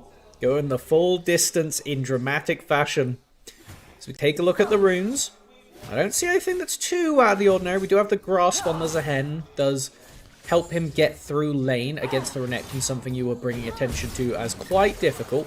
However, one thing that I do want to draw attention to is Renard has Ignite on the LeBlanc. Gonna be fishing for solo kills, something we saw him able to do the last time he picked this up. I believe it was, if I'm not mistaken, Game 3 of their NIP series that he played this. And I believe it ended up winning. So we'll do a little check on that. Also for the Lissandra for Xiaohu. Picked it once last year. It was in the playoffs against JDG. It was into a Swain. And they ended up losing that game. I believe that was Game 5 of the Fearless playoff series. As JJ going for an early invade. Or sorry, it's Way going for the invade, I should say. JJ just catches him out. This Garner able to smite this away, but JJ with level 2 and with the red buff going to continue the chase here. Renard in a 2v1 to try to force this Vi away, but he flashes straight away. Xiaohu looking to try to close the deal, but he's not going to get ignited and taken down. It's a 1-for-1, but first blood going over to the Scorpion, and Hung is level 1 on the wrong side of things. Gets hit up by the Glitterance. That's going to be another kill going the way of Renard and IG. Not the way you want to start things out if you are Waybo Gaming, as the invade from Way ends up netting them a couple of kills. That is an absolute horror show. JJ sniffs out the invade, going buff to buff. That was pretty cool, but yeah, we're going to need the replay on that one because a near 1,000 gold lead at 2 minutes is not something that we thought we'd be saying for IG, not how they have been played throughout the series, but very happy to be the beneficiaries of Waybo's chasing. Yeah, don't know how exactly Hong got up into the river at level 1. Don't know if that was necessarily the play either. But now if you're Renard, you're feeling pretty happy about yourself. You can see Renard also going the IG LeBlanc skin. Going after his player that he's replacing for this split in Rookie. That was honored with that one after winning Worlds now 8 years ago at this point. Oh, don't say that. I've not felt older in a hot minute. 8 years? It's not really, is it? Oh my god. Well, 7.5. It'll be 8, this November. But that's a long time since we first won Worlds. Holy. Yeah, I was still in high school, I think, at that point. So. God, I don't know. Okay, all right. That you just completely threw me through a loop there thinking about it. That is a prospect of all time. But, will IG be winning Worlds this year? Who knows? We've got a long, long way to go before then, as starting it off in this one, we do get some pretty good trading coming out from the IG bottom lane. It is all but helped by the fact that Hung had that little wander over and death and lose both sons true combo. Does make it so the laning prowess of the Nami Corki is somewhat diminished, as we are ticking ever so closer to that level 6 mark when Xiaohu will have the ultimate, when JJ will have the ultimate, that basically act as no fun allowed buttons for Renard, for Jachi. Yeah, it seemed like Waybo, the last 2 games, have had pretty comfortable scaling win conditions. Not as much this game, which means that JJ's going to have to continue to be on the offensive to try to just make some plays happen, like they're going to try to do onto Jacci here. But Elk was already taken very low off of that initial trade. The lethal tempo is still available here for Jacci, and Elk's got to be really careful. He's at 100 HP under his tower. Will go barrier advantage for Waybo there, but at the end of the day, with how low, yeah, Way sniffing this out. I don't think they're going to go for a dive, but they can at very least pressure all Renard's. Oh, they're hunting. And they know that Renard is here too. A big wave is crashing in. Actually, it's only a couple of ranged minions at this point. But they're going to try to hold the cannon minion here. Look for a little bit more. In goes Renard. They execute. Will take down Hong. And that is a 3rd kill in favor of IG in the first 5 minutes. They're going to go for the redive as well. Hong, who's going to take aggro? This is essential. In the death chamber as Elk will go down. Renard gets himself another kill. Oh, he's living up to his successor in Rookie on this champion in his honor. It's 5-1 IG. As many Dark Seal stacks as minutes in the game, Renard is very happy walking away from that one. It's going to put all the more pressure onto his opposite number. Xiaohu needs to be the man that stops this snowball. With his jungler, we need to see those 2 hit level 6 and immediately put this LeBlanc down. Such a good execution to recognize if we kill off one, diving 3v4 is a bit sketch. Diving 2v4, nah, chill. As they play, again, just IG, this roster, does such good execution, not just on dives, but it's the micro of fighting where they understand who needs to do what and just immediately all get on the same page. Juggling the aggro expertly. Jacci has to flash out, but at the end of the day, it's going to come out massively in their favor anyway as we take a look at the gold difference. Incredibly, Xiaohu is actually only 200 gold behind, even though their opposite number has 5 KB. Renard's been roaming more, but that means that he's given up a couple of waves in XP. Xiaohu also about a half level up in experience. Should be able to hit 7 off of this cannon going down. And now actually has an opportunity to push Renard back a little bit. So that is a silver lining here for the Waybo mid laner. Here, this is the power of the Lissandra in this matchup. Despite the Darksteel stacks, it'll be a solo kill in for Xiaohu. He'll go down in a trade to that final tower shot as Way gets 300 gold. But you got to feel a little bit good for Xiaohu in that situation. I mean, it was a cold shot. He needs to be the guy to shut him down. I kind of expected the jungler to be necessary, but Renard just getting caught out on the walk back to lane. Immediate pickup of the Null Magic Mantle. Definitely a bit shooketh after that one. Xiaohu somehow holding the gold lead on mid. I mean, we say somehow. You explained it nicely. It's obvious how, but it's crazy that it's happening nonetheless. Yeah. So that's the one angle for Waybo to try to get back into this game, but Xiaohu not available here for the taking of the dragon, which Invictus will do. There's a Scar. Potentially even looking for more. There's a flash glitter and Mako just to try to slow down Elk and Hong, and they have to burn the flash off the Nami to do so. Double level 6s on the table. Now here they go. Cease and desist on to Wei. Xiaohu no longer has his ultimate. A 2-man impale does come through, but Waybo currently have the numbers advantage. Lunara has become unleashed and is doing a ton of damage now, and waiting for Renard to come in and try to finish off some kills. For one more issuance of that laser, in they go. Renard once again will dive forward with the distortion and take Hong down for the 3rd time. I'm just going to come out and say it. Jacci is playing astoundingly for this game, and he was playing damn good on the Jhin. We get to see that solo kill. This is that minion, actually the real MVP for Xiaohu, by the way, keeping Renard out of tower range for just a little bit longer. And calling the go in there is an acceptance that you're going to die at this point, but very happy with the net result. But Jacci, again, he's playing so good. Like, the awareness that if he goes in there with the ultimate, he's able to tag the slow onto so many people that Renard gets the chase down. It's a tragedy for IG that they weren't able to get more off of it, but nonetheless, I love how he has been playing, and he needs to keep that going, because given how many tools Waybo have to say, you're not having fun, Jacci's going to have to try real hard to find the bright side of life this game. Yeah, as far ahead of the curve as you can get, the better here for Jacci. Nearing that Kraken Slayer to start this game off. Not there just yet, though, as we'll have to continue to wait things out. IG are happy with that, though, because, in all honesty, they're scaling. I would say better than Waybo's at this point. Side lane-wise, completely agree. The Renekton will eventually fall off, and the fact that Zika hasn't really been able to get much of a lead up on the top side. In the early team fights, he's going to massively do more than Breathe, just because it's the Crocodile. He bridges you to the mid-game pretty damn well. There's a reason that he's been in the meta since, well, forever. And the Zehen takes a fair bit longer to truly come online and become that disgusting monster. However, as you allude to, if he becomes that disgusting monster, what the hell are we doing to stop him? Yeah, with Breathe, once he gets past the early game, that would be a good sign. Looks like Renard's going to have some trouble getting there, though, as both ultimates were used by the mid-jungle of Waybo to shut this LeBlanc down. Yeah, not exactly where I thought that would happen. I was kind of expecting that to be Waybo doing that on the mid lane, but the net result is the same. Using these ultimates in tandem is the best way to shut down Renard. One, not enough, as he was nearly able to scoot out of there. Two, a bit too much to play around. So now we have a potential dive angle, but Skarner is up, but you do see the jungler right there. Yeah, Way looming, knowing that he lands a couple of issuances of crowd control. Could easily be Hong going down without his flash available.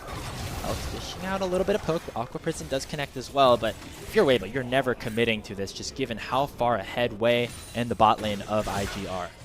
And we need to keep that going. We need to keep this bot lane for IG winning, because with how much Xiaohu has been able to claw back in the middle lane at this point. Renard has 66 farm. Yeah, this is the assassin and he's rush Merc treads. Yeah. All of a sudden, this champ's not as scary as it was about 5 minutes ago. Very much so. Definitely am more intimidated by the level 5 LeBlanc than this one right now. As it will be another play on the bot lane, though. I don't think Hung and Elk share that sentiment of being more afraid earlier. Yeah, this time JJ's not there to defend him, so it will be Hong immediately throwing out the Aqua Prison. Gonna land the Impale just barely onto Hong. 0-4-0. Got a lot of sushi on the menu here for Invictus, but it will come at the cost of the Grubs going the way of JJ. Not just the Grubs, but Xiaohu taking down another tower play, and given how they are already securing the Grubs on the side, I don't think this tower is long for the world after Renard goes for another play on the bot. That was a bold walk forward for Renard there, given what happened the last time he tried to aggressively walk. He was ready to catch these hands. He has the Merc treads this time. He does that. He knows JJ's not there. He just got the avoid Grubs died notification. He had a few seconds before he had to be terrified.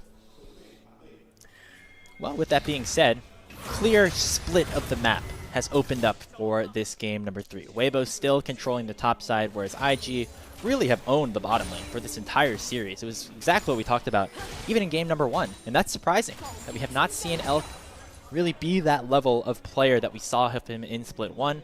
How much of that is due to his performance? How much of that is due to his support's performance? We will left to be determined. That's the situation that we're at right now. This Corki is going to take a while to get to a level where he can really contend with Jachi's Yunara. Full Kraken Slayer already secured, and with the Ocean Dragon spawn now, I would be positively surprised if Waybo went for a contest. There is the Blackfire Torch already in Xiaohu's pocket, so if they are able to pick a guy and kill a guy, then Waybo can get rolling. It's not impossible to go for a fight here, just unlikely. Some ultimates traded here by the top laner. Both of them have the Grievous Wounds applied as well. Zika with an empowered W looking to go forward, but now on the bottom lane, it's JJ going for the cease and desist onto Jachi, but he has the wild growth, and Xiaohu might have gone a little bit too far forward. He gets taken down by the Transcended Yunara, and that is another kill in the bot lane for the side of IG. Jachi, once again, reigning supreme down here. He owns this side of the rift. Oh, that guy's impressive. Like, I truly, I'm seeing it. I'm seeing a bit of that prime Jachi off the back of that. Oh my god. Way goes for a flash, finds Elk with the Impale. He's forced to Valk over, going for the offensive. He gets a shutdown onto Jachi and forces Mako to flash away. It's an over-aggressive play from IG. They underestimated how much damage Waybo really had, and Elk is right back into this one, baby. Oh no, this is exactly how it fell out of IG's hand in Game 2 was Way, getting a bit too aggressive. He's generally been quite good at being that reserve force, but seeing a play that just wasn't there is going to not only shut down his own ADC, it's going to buy Corki enough time to go back and get a Triforce. It's also going to lose them the Dragon, which could have been leading to some great stacking. Judgy, thumbs up emoji, played exactly perfectly here to drag JJ as far away as possible to not get the Nami follow-up and not be in Xiaohu's range. And honestly, bait Xiaohu to die, because you have to commit that far. This, what the hell are we doing? Like, Mako is a quarter HP. Like, yeah, I don't know. There's an angle here. The Aqua Prison from Hong really was good in stalling out the amount of damage that Judgy was able to dish out, and also allowing for JJ to land that flash Vault Breaker. But still, Yunara didn't have ultimate anymore. Yeah, I didn't Not necessarily the strongest point here for IG to go for a play like that. No, definitely not. If Ronaldo's still on that half of the map, then I think it's completely fine, but just a bit of miscommunication, and that is the thing that we keep saying about IG. They draft comps that are harder to execute, so you need to all be on the same page. Otherwise, it's just not going to... Oh, hold on. Sicker's in the pit. Looks like he's trying to save his flash for now. As the Repair got started up. Okay, he's out of there with the slice. But honestly, yeah, that was scary. It felt like they're IG a little bit overconfident. They felt like this was their moment. They countered the engage. But then Waybo was able to get right back into it. And now, we talked about how it might have taken a while for Elk to get back into this game. Now has the Triforce unlocked. It's a step closer than we might have thought he would have been at this point. Most definitely, and a step further than IG would like to see, as Breathe struggling to lane against the Lissandra. Not exactly something that Meelee's like doing. That was good. Yeah, nice buffer there with the ultimates. There'll just be a trade of those Rs. Get a heal here in the mid lane. JJ gets spotted out by the control ward. Rift Herald still available for both sides to take. We are dead even in gold, despite the kills being 9-5 at this point, Melvin. That is the situation, and that is how Waybo have been able to play around this mid-jungle duo and make things happen. I think Waybo are much happier with the lane assignments right now, because Renard can't really do much to the Renekton. Definitely can't be as abusive as this Lissandra is being. You don't have that much threat on lethal. Xiaohu, he's posturing. He's making Breathe think twice about stepping up for these minions, every single one. And now Way finally threatening to walk down here. Xiaohu, Sixth Sense, fishes that one out. Will take the opportunity to back off, wait for his team to reconvene, and then roll out on the map. We do have the Rift Herald up, but a lot of focus down here bottom lane. Does not have the Grim Deliverance right now. And this time JJ is here. No ultimate available on Breathe anymore. Should be an easy kill. JJ with that cease and desist will have to use the ultimate to make sure that Breathe goes down. Nicely done in the bottom side for Waybo. I don't know if I like Breathe using the flash there. Like, it does force JJ to ult, so I suppose that is one tool that is off the table for this upcoming fight. It's fine if IG leverage the fact Vi doesn't have ult and take this Herald knowing that they don't need to be as scared. Judgy doesn't need to burn flash as quickly against the full dive. And there we go. We see pings coming down. If IG end up coming away with this, then I think they're alright with it.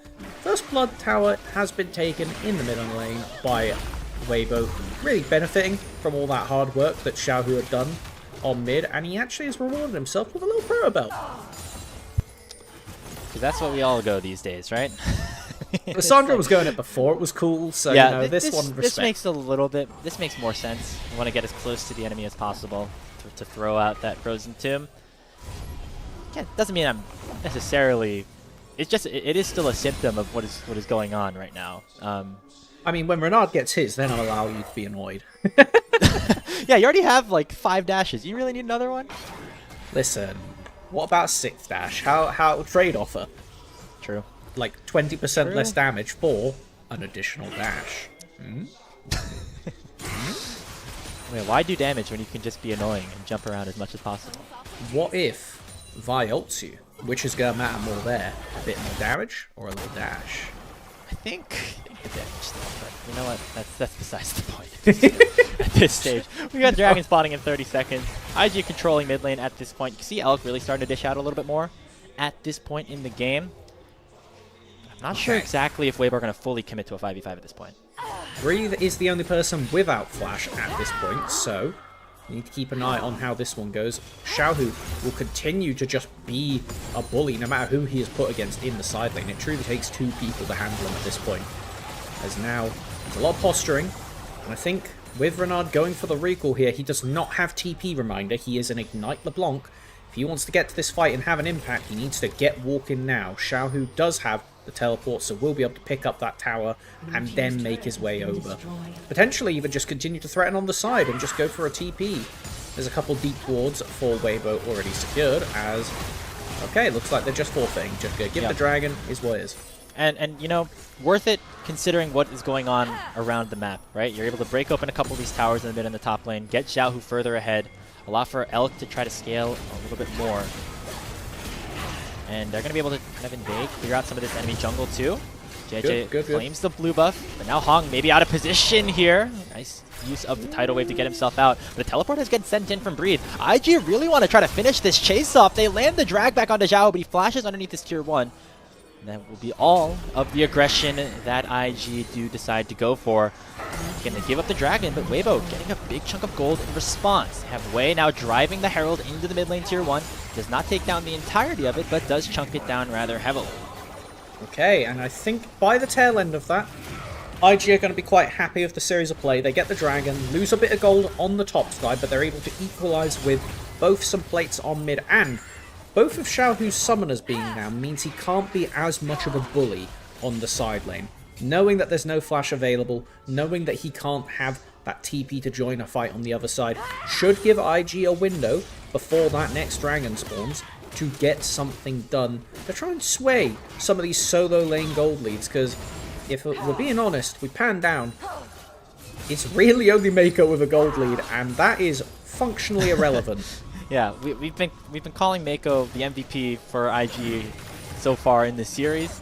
Still not necessarily where you want all the gold to be. Just like it wasn't necessarily on the Anivia in Game 2, as we clearly saw by the end of that one. But we'll still be able to buff up Jachi rather nicely. I think you're hoping to get that Mikhail's done before the next dragon fight, so you're able to get him out of all of the crowd control that Waybo have to throw at them, whether it's an Aqua Prison, a Cease and Desist, or just Xiaohu jumping in and throwing everything at the Yunara, who continues to, again, be the main win condition for Invictus.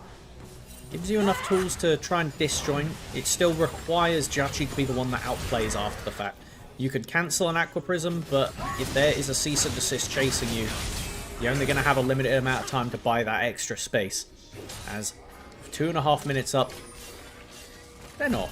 No, okay, they're just walking through. That's I think the first time watching through every Waybo game this split that I have seen Waybo standing in front of Baron doing anything. Like, I was fully... Even if it was just looking at it, saying hello, how's your day? You know, JJ literally was like holding his arm backwards. He could have punched Baron right there and then and changed the tempo of Waybo forever. Like, I don't know, they clearly have some kind of relationship with Baron that needs to be studied. The Baron taking from either team, not great. Definitely not good on Waybo's side. I think IG have a better time just starting that objective up, which again kind of goes back to the narratives that we were starting going into this game, just about, you know, Waybo and how they somehow give away those objectives for free more often than not. Hopefully for them, doesn't happen, because that seems to be one of the ways that IG could get back into this game. And to kind of continue a narrative on from the previous game, I don't think he's as much of a tickle monster as he was with the Rower, Rocket Belt, Orianna, but I do think Renard's damage is lacking. The fact that that was, I believe, an entire full combo, only taking a quarter of Xiaohu's HP with no MR shoes, isn't great. You probably still one-shot or get close to Hung, and it's maybe doable onto Elk, but yeah, I don't know, it's going to be slow. Yeah, I mean, obviously the Merc Treads to get away from the Lissandra CC makes sense, but it certainly takes away your assassination ability, even against somebody like Elk, who now is going to be able to probably survive a full combo that Renard throws at him, unless, you know, some other abilities are also thrown his way. So we'll see how effective Renard will be in this game, as now he gets immediately stunned up with a Frozen Tomb, but the chain will land in response. Renard looking to finish him off, and he will be able to do so, and Mako keeps him alive with the Wild Growth. That's the kind of caster curse I like to see right there. There we go. Saying that Renard's 0 damage. It did take him 3 rotations to break through Xiaohu and a support, but by God did he do it. And, you know, jokes aside, that is going to be important for really starting to blow open this side lane, snowball with LeBlanc, because if Renard can get to a few more items, it doesn't matter what you build. LeBlanc 3+ items, 4+ items is just going to one-shot basically anything that moves. And honestly, if Mako's not here, I think Xiaohu probably gets away for it, but some really slick feet from Renard to not get rooted under tower the first time. Yeah. And then loop back in with the confidence to go for that kill. I don't think Xiaohu saw that the chain was still on him as he proto-belted forward. If he proto-belted back, he would have been safe. But instead opting to, get that extra chunk of damage and ends up getting rooted and punished very heavily for it. So Xiaohu, despite having some decent moments, now has died for the 4th time this game, and that has allowed IG to get Windows back into this, despite, making some mistakes themselves. IG gonna say, who cares about Dragon? We're 2-2. This is pretty much guaranteed 35 minutes minimum to see the Elder Dragon on the map, so we're not that bothered. We'll just trade it for more gold into Renard, minimize that gold lead even further. It was over 1,000 only a few minutes ago. Oh, Jachi flashes forward on Ahong, but he's immediately going to get punished by the cease and desist. Wild Growth on top of him as he does a lot of damage with Transcend, but there comes Xiaohu with the Frozen Tomb on himself, and he burns Jachi down to the ground. A big pickup here by Waybo Gaming as they have a 4v5 around the Baron. If there's one thing we can't be doing into Vi Lissandra, it is flashing forward Jachi, unless it's to finish off the last guy and end the game. That is egregious as far as just greed, misplays, whatever you want to call it goes. Luckily for IG, they're at least going to be able to knock down all of the tier 1 towers on the map to give a bit more playmaker, a bit more space, but you're going to be down a Baron. Watch this gold lead swing. I can't wait to see the gold graph after the game, because honestly, it's been a fun little mini-game going through our little producer chat on the side, looking at the gold graphs, and it is truly all over the place. What on earth made him do this in Vi's face? I can sort of see it, but he didn't end up flashing, he just used the Transcendent Dash. Okay. But then, once he uses the flash, Xiaohu's here. It's not as egregious, but it's still pretty bad. It's yeah. It's still pretty bad to be going for the solo kill on Nami when you don't know where Lissandra is, when you know Vi is right there. And to be honest, I think if it was just Vi, Porky, Nami turning around, he still has to flash away at the end of that. Like, Lissandra appearing didn't change the flash being blown, and flash being up is the thing that lets Jachi have agency this game to outplay JJ's engage. He's strong. Yunar is at 3 items, but just again, compositionally speaking, very difficult for him to have the full effect that he was hoping to be when he locked this champion in the first rotation of the draft. Now we see Elk really starting to come online as well. You can see he's gone for the Serpent's Fang to help with some of the shielding that the Lulu, the Skarner are going to be able to provide. A very dangerous Corki when all is said and done. There we have Xiaohu coming to TP up this top lane. Tower is done and dusted. We are only halfway through Baron duration. It looks to be just a rotate to mid. Zika was already prepping the wave. There is a lot of crystalline overgrowth on that one. Probably going to go for it on the next minion forward on a Zika. Gets him about half HP. But the Croc still has the ultimate, still would not really be in any threat of going down. Still needs a little bit more gold for Renard until he has that hat. And to really get back into threat range, having the percent pen plus hat is honestly enough to make him super scary on the map again. Especially considering that Xiaohu has gone for the Seeker's Arm Guard, a Lissandra classic. Does mean that he'll be able to keep himself alive for a long time, but that doesn't mean he will be doing as much killing, which, given he is the sole AP minus support for his team, is really important. You need to be breaking through whoever is on the front, whoever is the chosen target, so that Elk can keep right-clicking forwards and not be met with Jachi gunning him down. A lot on these 2 mid laners. Xiaohu, the most experienced mid laner in the LPL. Renard, maybe one of the least experienced. But they each have their own duties to accomplish here in this game. Renard trying to honor Rookie here on his signature LeBlanc. Where Xiaohu, an old classic, can make some plays happen and stop this young gun from getting their 4th win of the split number 2. Got Dragon spawning in a minute. Waybo still feel like they're pretty much in control at this point. The question is, will IG scaling be enough eventually to try and get them back to a winning state? And it really does need to be, because if we loop back to the stakes of the game when we're pretty much on the precipice of it being blown open one way or the other. Waybo, 0-3 right now. They need this win, not just for standings purposes, but for their own damn momentum. If you can't beat IG at this point, you solidify IG as a serious contender for that top 4. Give them the opportunity to play for top 2 even, once we start to get further into the split, considering, as stated, they're going to be 4-0 if IG could get away with this win. And it very much feels like it's a get away with situation. We do have the hat now in inventory for Renard. Still leveled down on Xiaohu 2, actually. The Dragon is about to spawn. Xiaohu does go in, just with the Proto Belt to find a route onto Wei. Meanwhile, Zehen is forced to ultimate away as Breathe now does not have that ability at his disposal. Trading back and forth, but nobody has started up the Drake just yet. Jeje using the Ball Breaker to get potentially into ultimate range as there goes Xiaohu with the Frozen Tomb. Immediately on the way, forces the wild growth and gonna mean that Wei survives for now. And the Guardian Angel has been popped off of the Vi. In goes Xiaohu looking for Jachi. There's the cease and desist, and Jachi is down once again. The first kill goes in favor of Waybo Gaming as they'll claim Cloud Soul Point.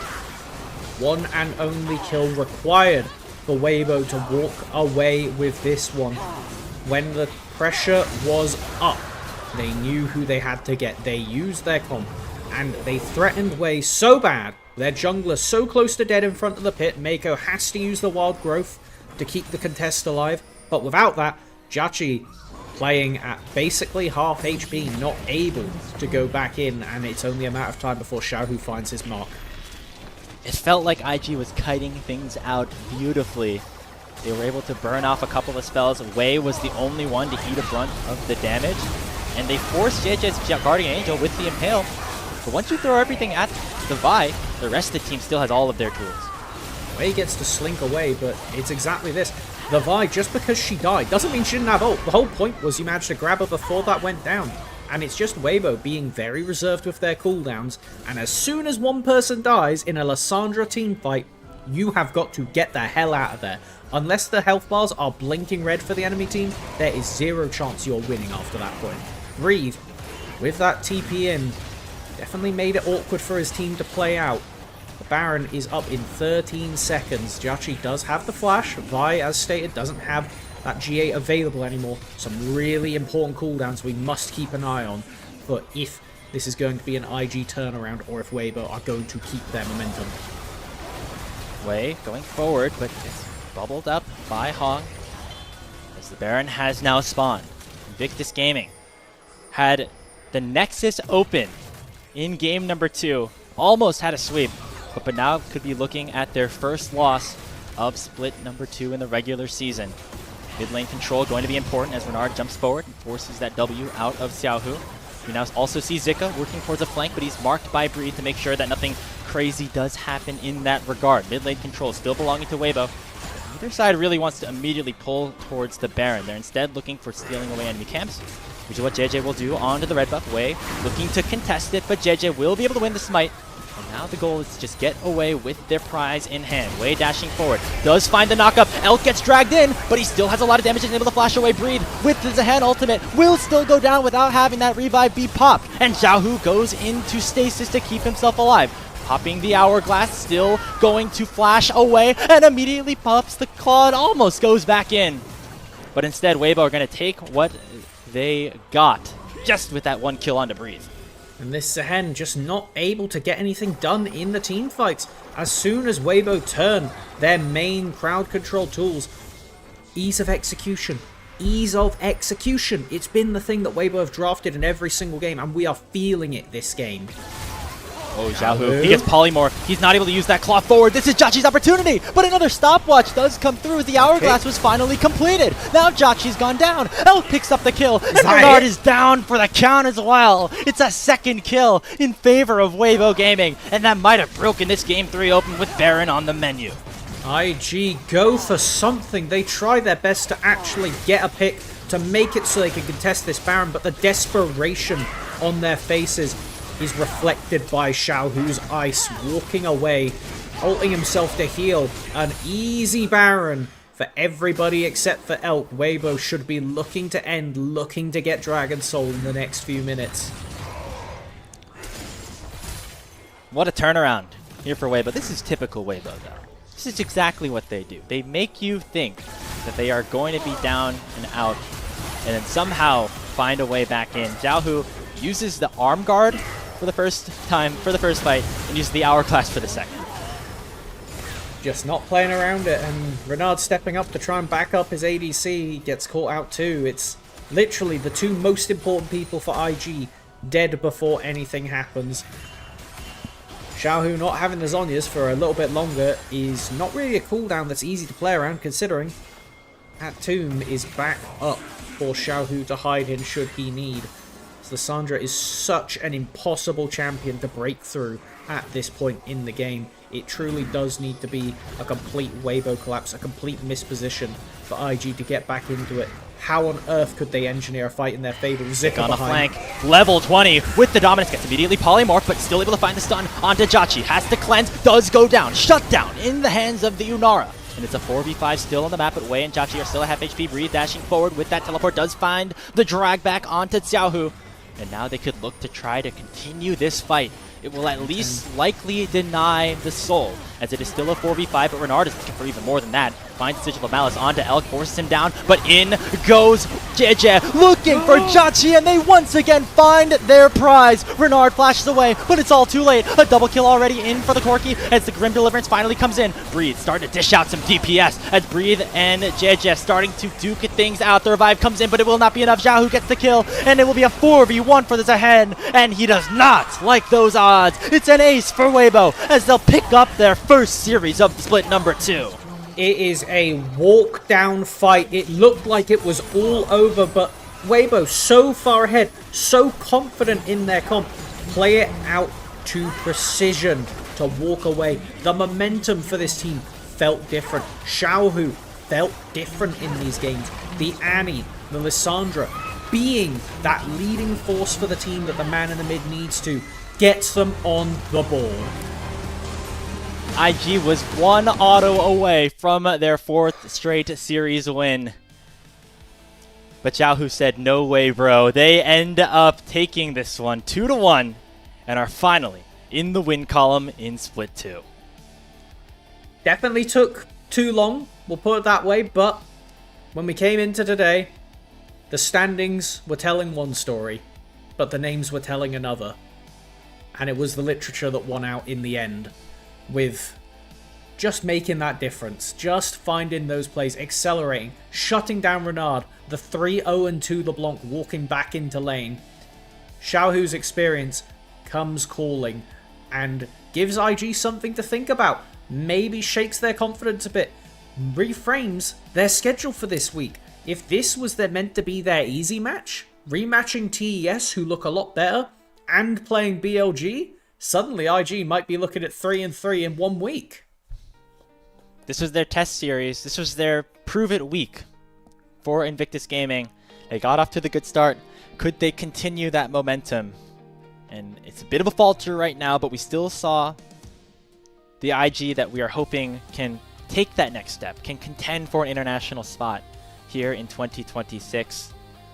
Composition, though, just did not work in their favor. The Unara just never really was able to do anything with the lead that Jachi and Mako were able to generate for themselves. Similar story, seemingly, to the rest of today. Some of those other hovers from Breathe may have been able to do it. The Ornn having a reliable front line, something to force the fights that doesn't get bursted. Maybe having the Shen, something to keep Jachi alive and let him play on the front foot after it looked so hot in the previous game on the Jhin, but it's not enough, and I will say, in both of their losses, it's Wei getting a bit too over-aggressive and throwing away IG's tempo. Gets caught out twice over, 2 games in a row, and in that final team fight, does whiff the Skarner ult, not able to hold anybody down and give the Zahen some time to DPS. Definitely something that can be reviewed, can be changed, can be adapted, can be improved. This is all kind of stuff that IG, a new team, can work on, and let's hope that this is just a slap in the face and not a kick to the floor for them.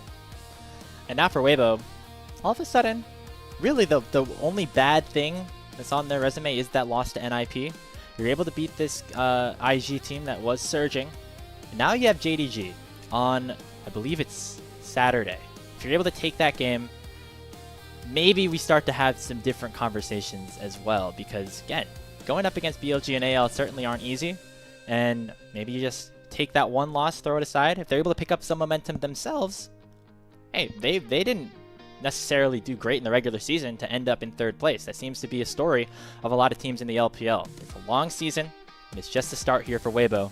It's a good start for them, at least here today against Invictus. Most definitely. I mean, last split, Elk, we said it in this game, we said it in this series, Elk did not look like the GOAT. He didn't look like the best ADC in the region. And then he just did, all of a sudden. It was that simple. He just turned it on one day and it got better and better and better until he was clearly not just the MVP of his team, but he was the man holding his team up and taking them as far as they did. Perhaps it's a matter of time, but Xiaohu today was the one holding that burden, really doing a massive work. If he does not get MVP for this game, it is a robbery, by the way. I can see it. I think JJ played well as well, so I would potentially be willing to give it to him on the Vi. But yes, the fact that Renard got off to the start that he did, and Xiaohu was still able to be as impactful as he was on this Lissandra pick, an old classic from him back in the day on RNG. I think that we could give it over to him on this champion. If you take a look at the gold graph, that is about as it felt, perhaps. IG with the early lead, and then Waybo slowly but surely able to take control of this one. Plenty of ebbs and flows, though, not just because there was a Nami in the game, but because we're in the LPL. Yep. It was a scary game to watch from both sides, and I'm honestly left hopeful for both of these teams, but a bit more scared for IG, because with their scary week coming up now, my best hope for them is they have a competitive showing against BLG, and maybe they get the 2-0 up on TES, or at very least get it to 3 games there, and they come out at the end of the week looking like a decent middle-of-the-pack squad. Whereas for Waybo, they do need to keep this going, because the first game was not pretty. It was an IG game. The game 2, it was tough. It was tough. They were able to get through it, but IG took them as far to the brink as it gets. So, encouraging that they were able to have a good Game 3, a decisive Game 3, with Xiaohu leading them to victory. But we need to get everybody back on the same page. We need to get that level of dominance that we saw from some of the Waybo games last split on. Still a lot of time in the season, obviously, and this robin is more of what we were expecting here for Waybo. Still a lot of things that will have to be answered, at some point. I don't think Hong played his best here today. I think a lot of that is due to the meta, but also maybe just reintegrating to this Waybo team. But if they can get back to that top 3 form, it's a good sign for the league to just have all your top teams playing well, right? We're seeing TES have a really good couple of weeks with Jackie11TN looking like the best jungler in the league. IG have their own stretch. If Waybo can get back into the picture, that's 6 teams that can truly contend in the LPL. Well, I think BLG kind of maybe is in a tier of their own, but the other guys, I think all would be rather closely contested with one another, which is a good thing. Yeah, and the more teams that do things well differently, the better, because that means the more different ways that BLG are getting tested. And that is the thing that will allow them to turn a split 1 into a first stand win into some real international dominance throughout the year. Keep testing them, keep bringing new things to the team that make them think, make them have to play against a good IG that will draw you out and find those angles where you're leaving a bit too much to be, grabbed at. Don't give them the opportunity. You need teams like Waybo who will be able to just right-click at you and challenge you in the hand check. So, completely agree. It is not just the best for the league, it is best for both of these teams, and best for all of us LPL fans to see success in the middle of the table. and we're starting to inch closer to that. I'm expecting a lot more volatility in Group Ascend, especially with how a team like Ninjas Pajamas is playing as well. Don't sleep on those Group Perseverance promotions, them and WE, who we also saw go on a bit of a run last year in a very similar situation. Still a lot to look forward to here on LPL English. I believe we have our completed standings ready to fly, so we can take a look at where the league is at this point. Obviously, with this loss, IG drop down to 3rd place overall. BLG now retaining that top spot, but might not be for long here, Melvin, as tomorrow we get Top Esports up against Billy Gaming, the two teams that are currently at the top of the standings. To go alongside that, we also get AL and WE, a fight for basically the bottom of the table at the moment, which is not something we thought we'd be saying about AL at this point. Getting a weird bit of deja vu of our setup today for Waybo, but considering these teams were 3rd and 4th last year, or last split, sorry, not exactly a place to find them in 6th and 7th this early on. Certainly not. And if you are WE, just getting a win in the game would perhaps be all you need at this point. But yeah, still a lot more games to be played. Again, a double round robin here in Group Ascend, just a single round robin in Group Nirvana, as we saw Thunder Talk get their first win over Ultra Prime and, for now, find themselves at the top of that group's standing. Although there still are a lot of other contenders in that group that we have our eyes on in terms of being interesting. Looks like we got an interview, and we're going to stick around for a little bit here, but let's pull up that schedule once again for tomorrow, just to take a look at where we are at. Okay. WE against AL, TS against BLG. And then we got that IG BLG series on Saturday that we were talking about as well. IG, that's a rough 2 days. Like, they have a few days to build up to it, but going straight from BLG into TES the next day, the pretty much only saving grace you have is you get to watch footage of both of them tomorrow. The fact that you get to see how TES and BLG play against each other is pretty much the only thing IG is going to be looking forward to, because that maybe makes them force out a strange pick. It gives you something to play around. Maybe we get to figure out some more of the science of why IG loves just taking blue side regardless of what's happening. God knows, but it's something they keep doing, and I wonder if they're going to keep pushing it.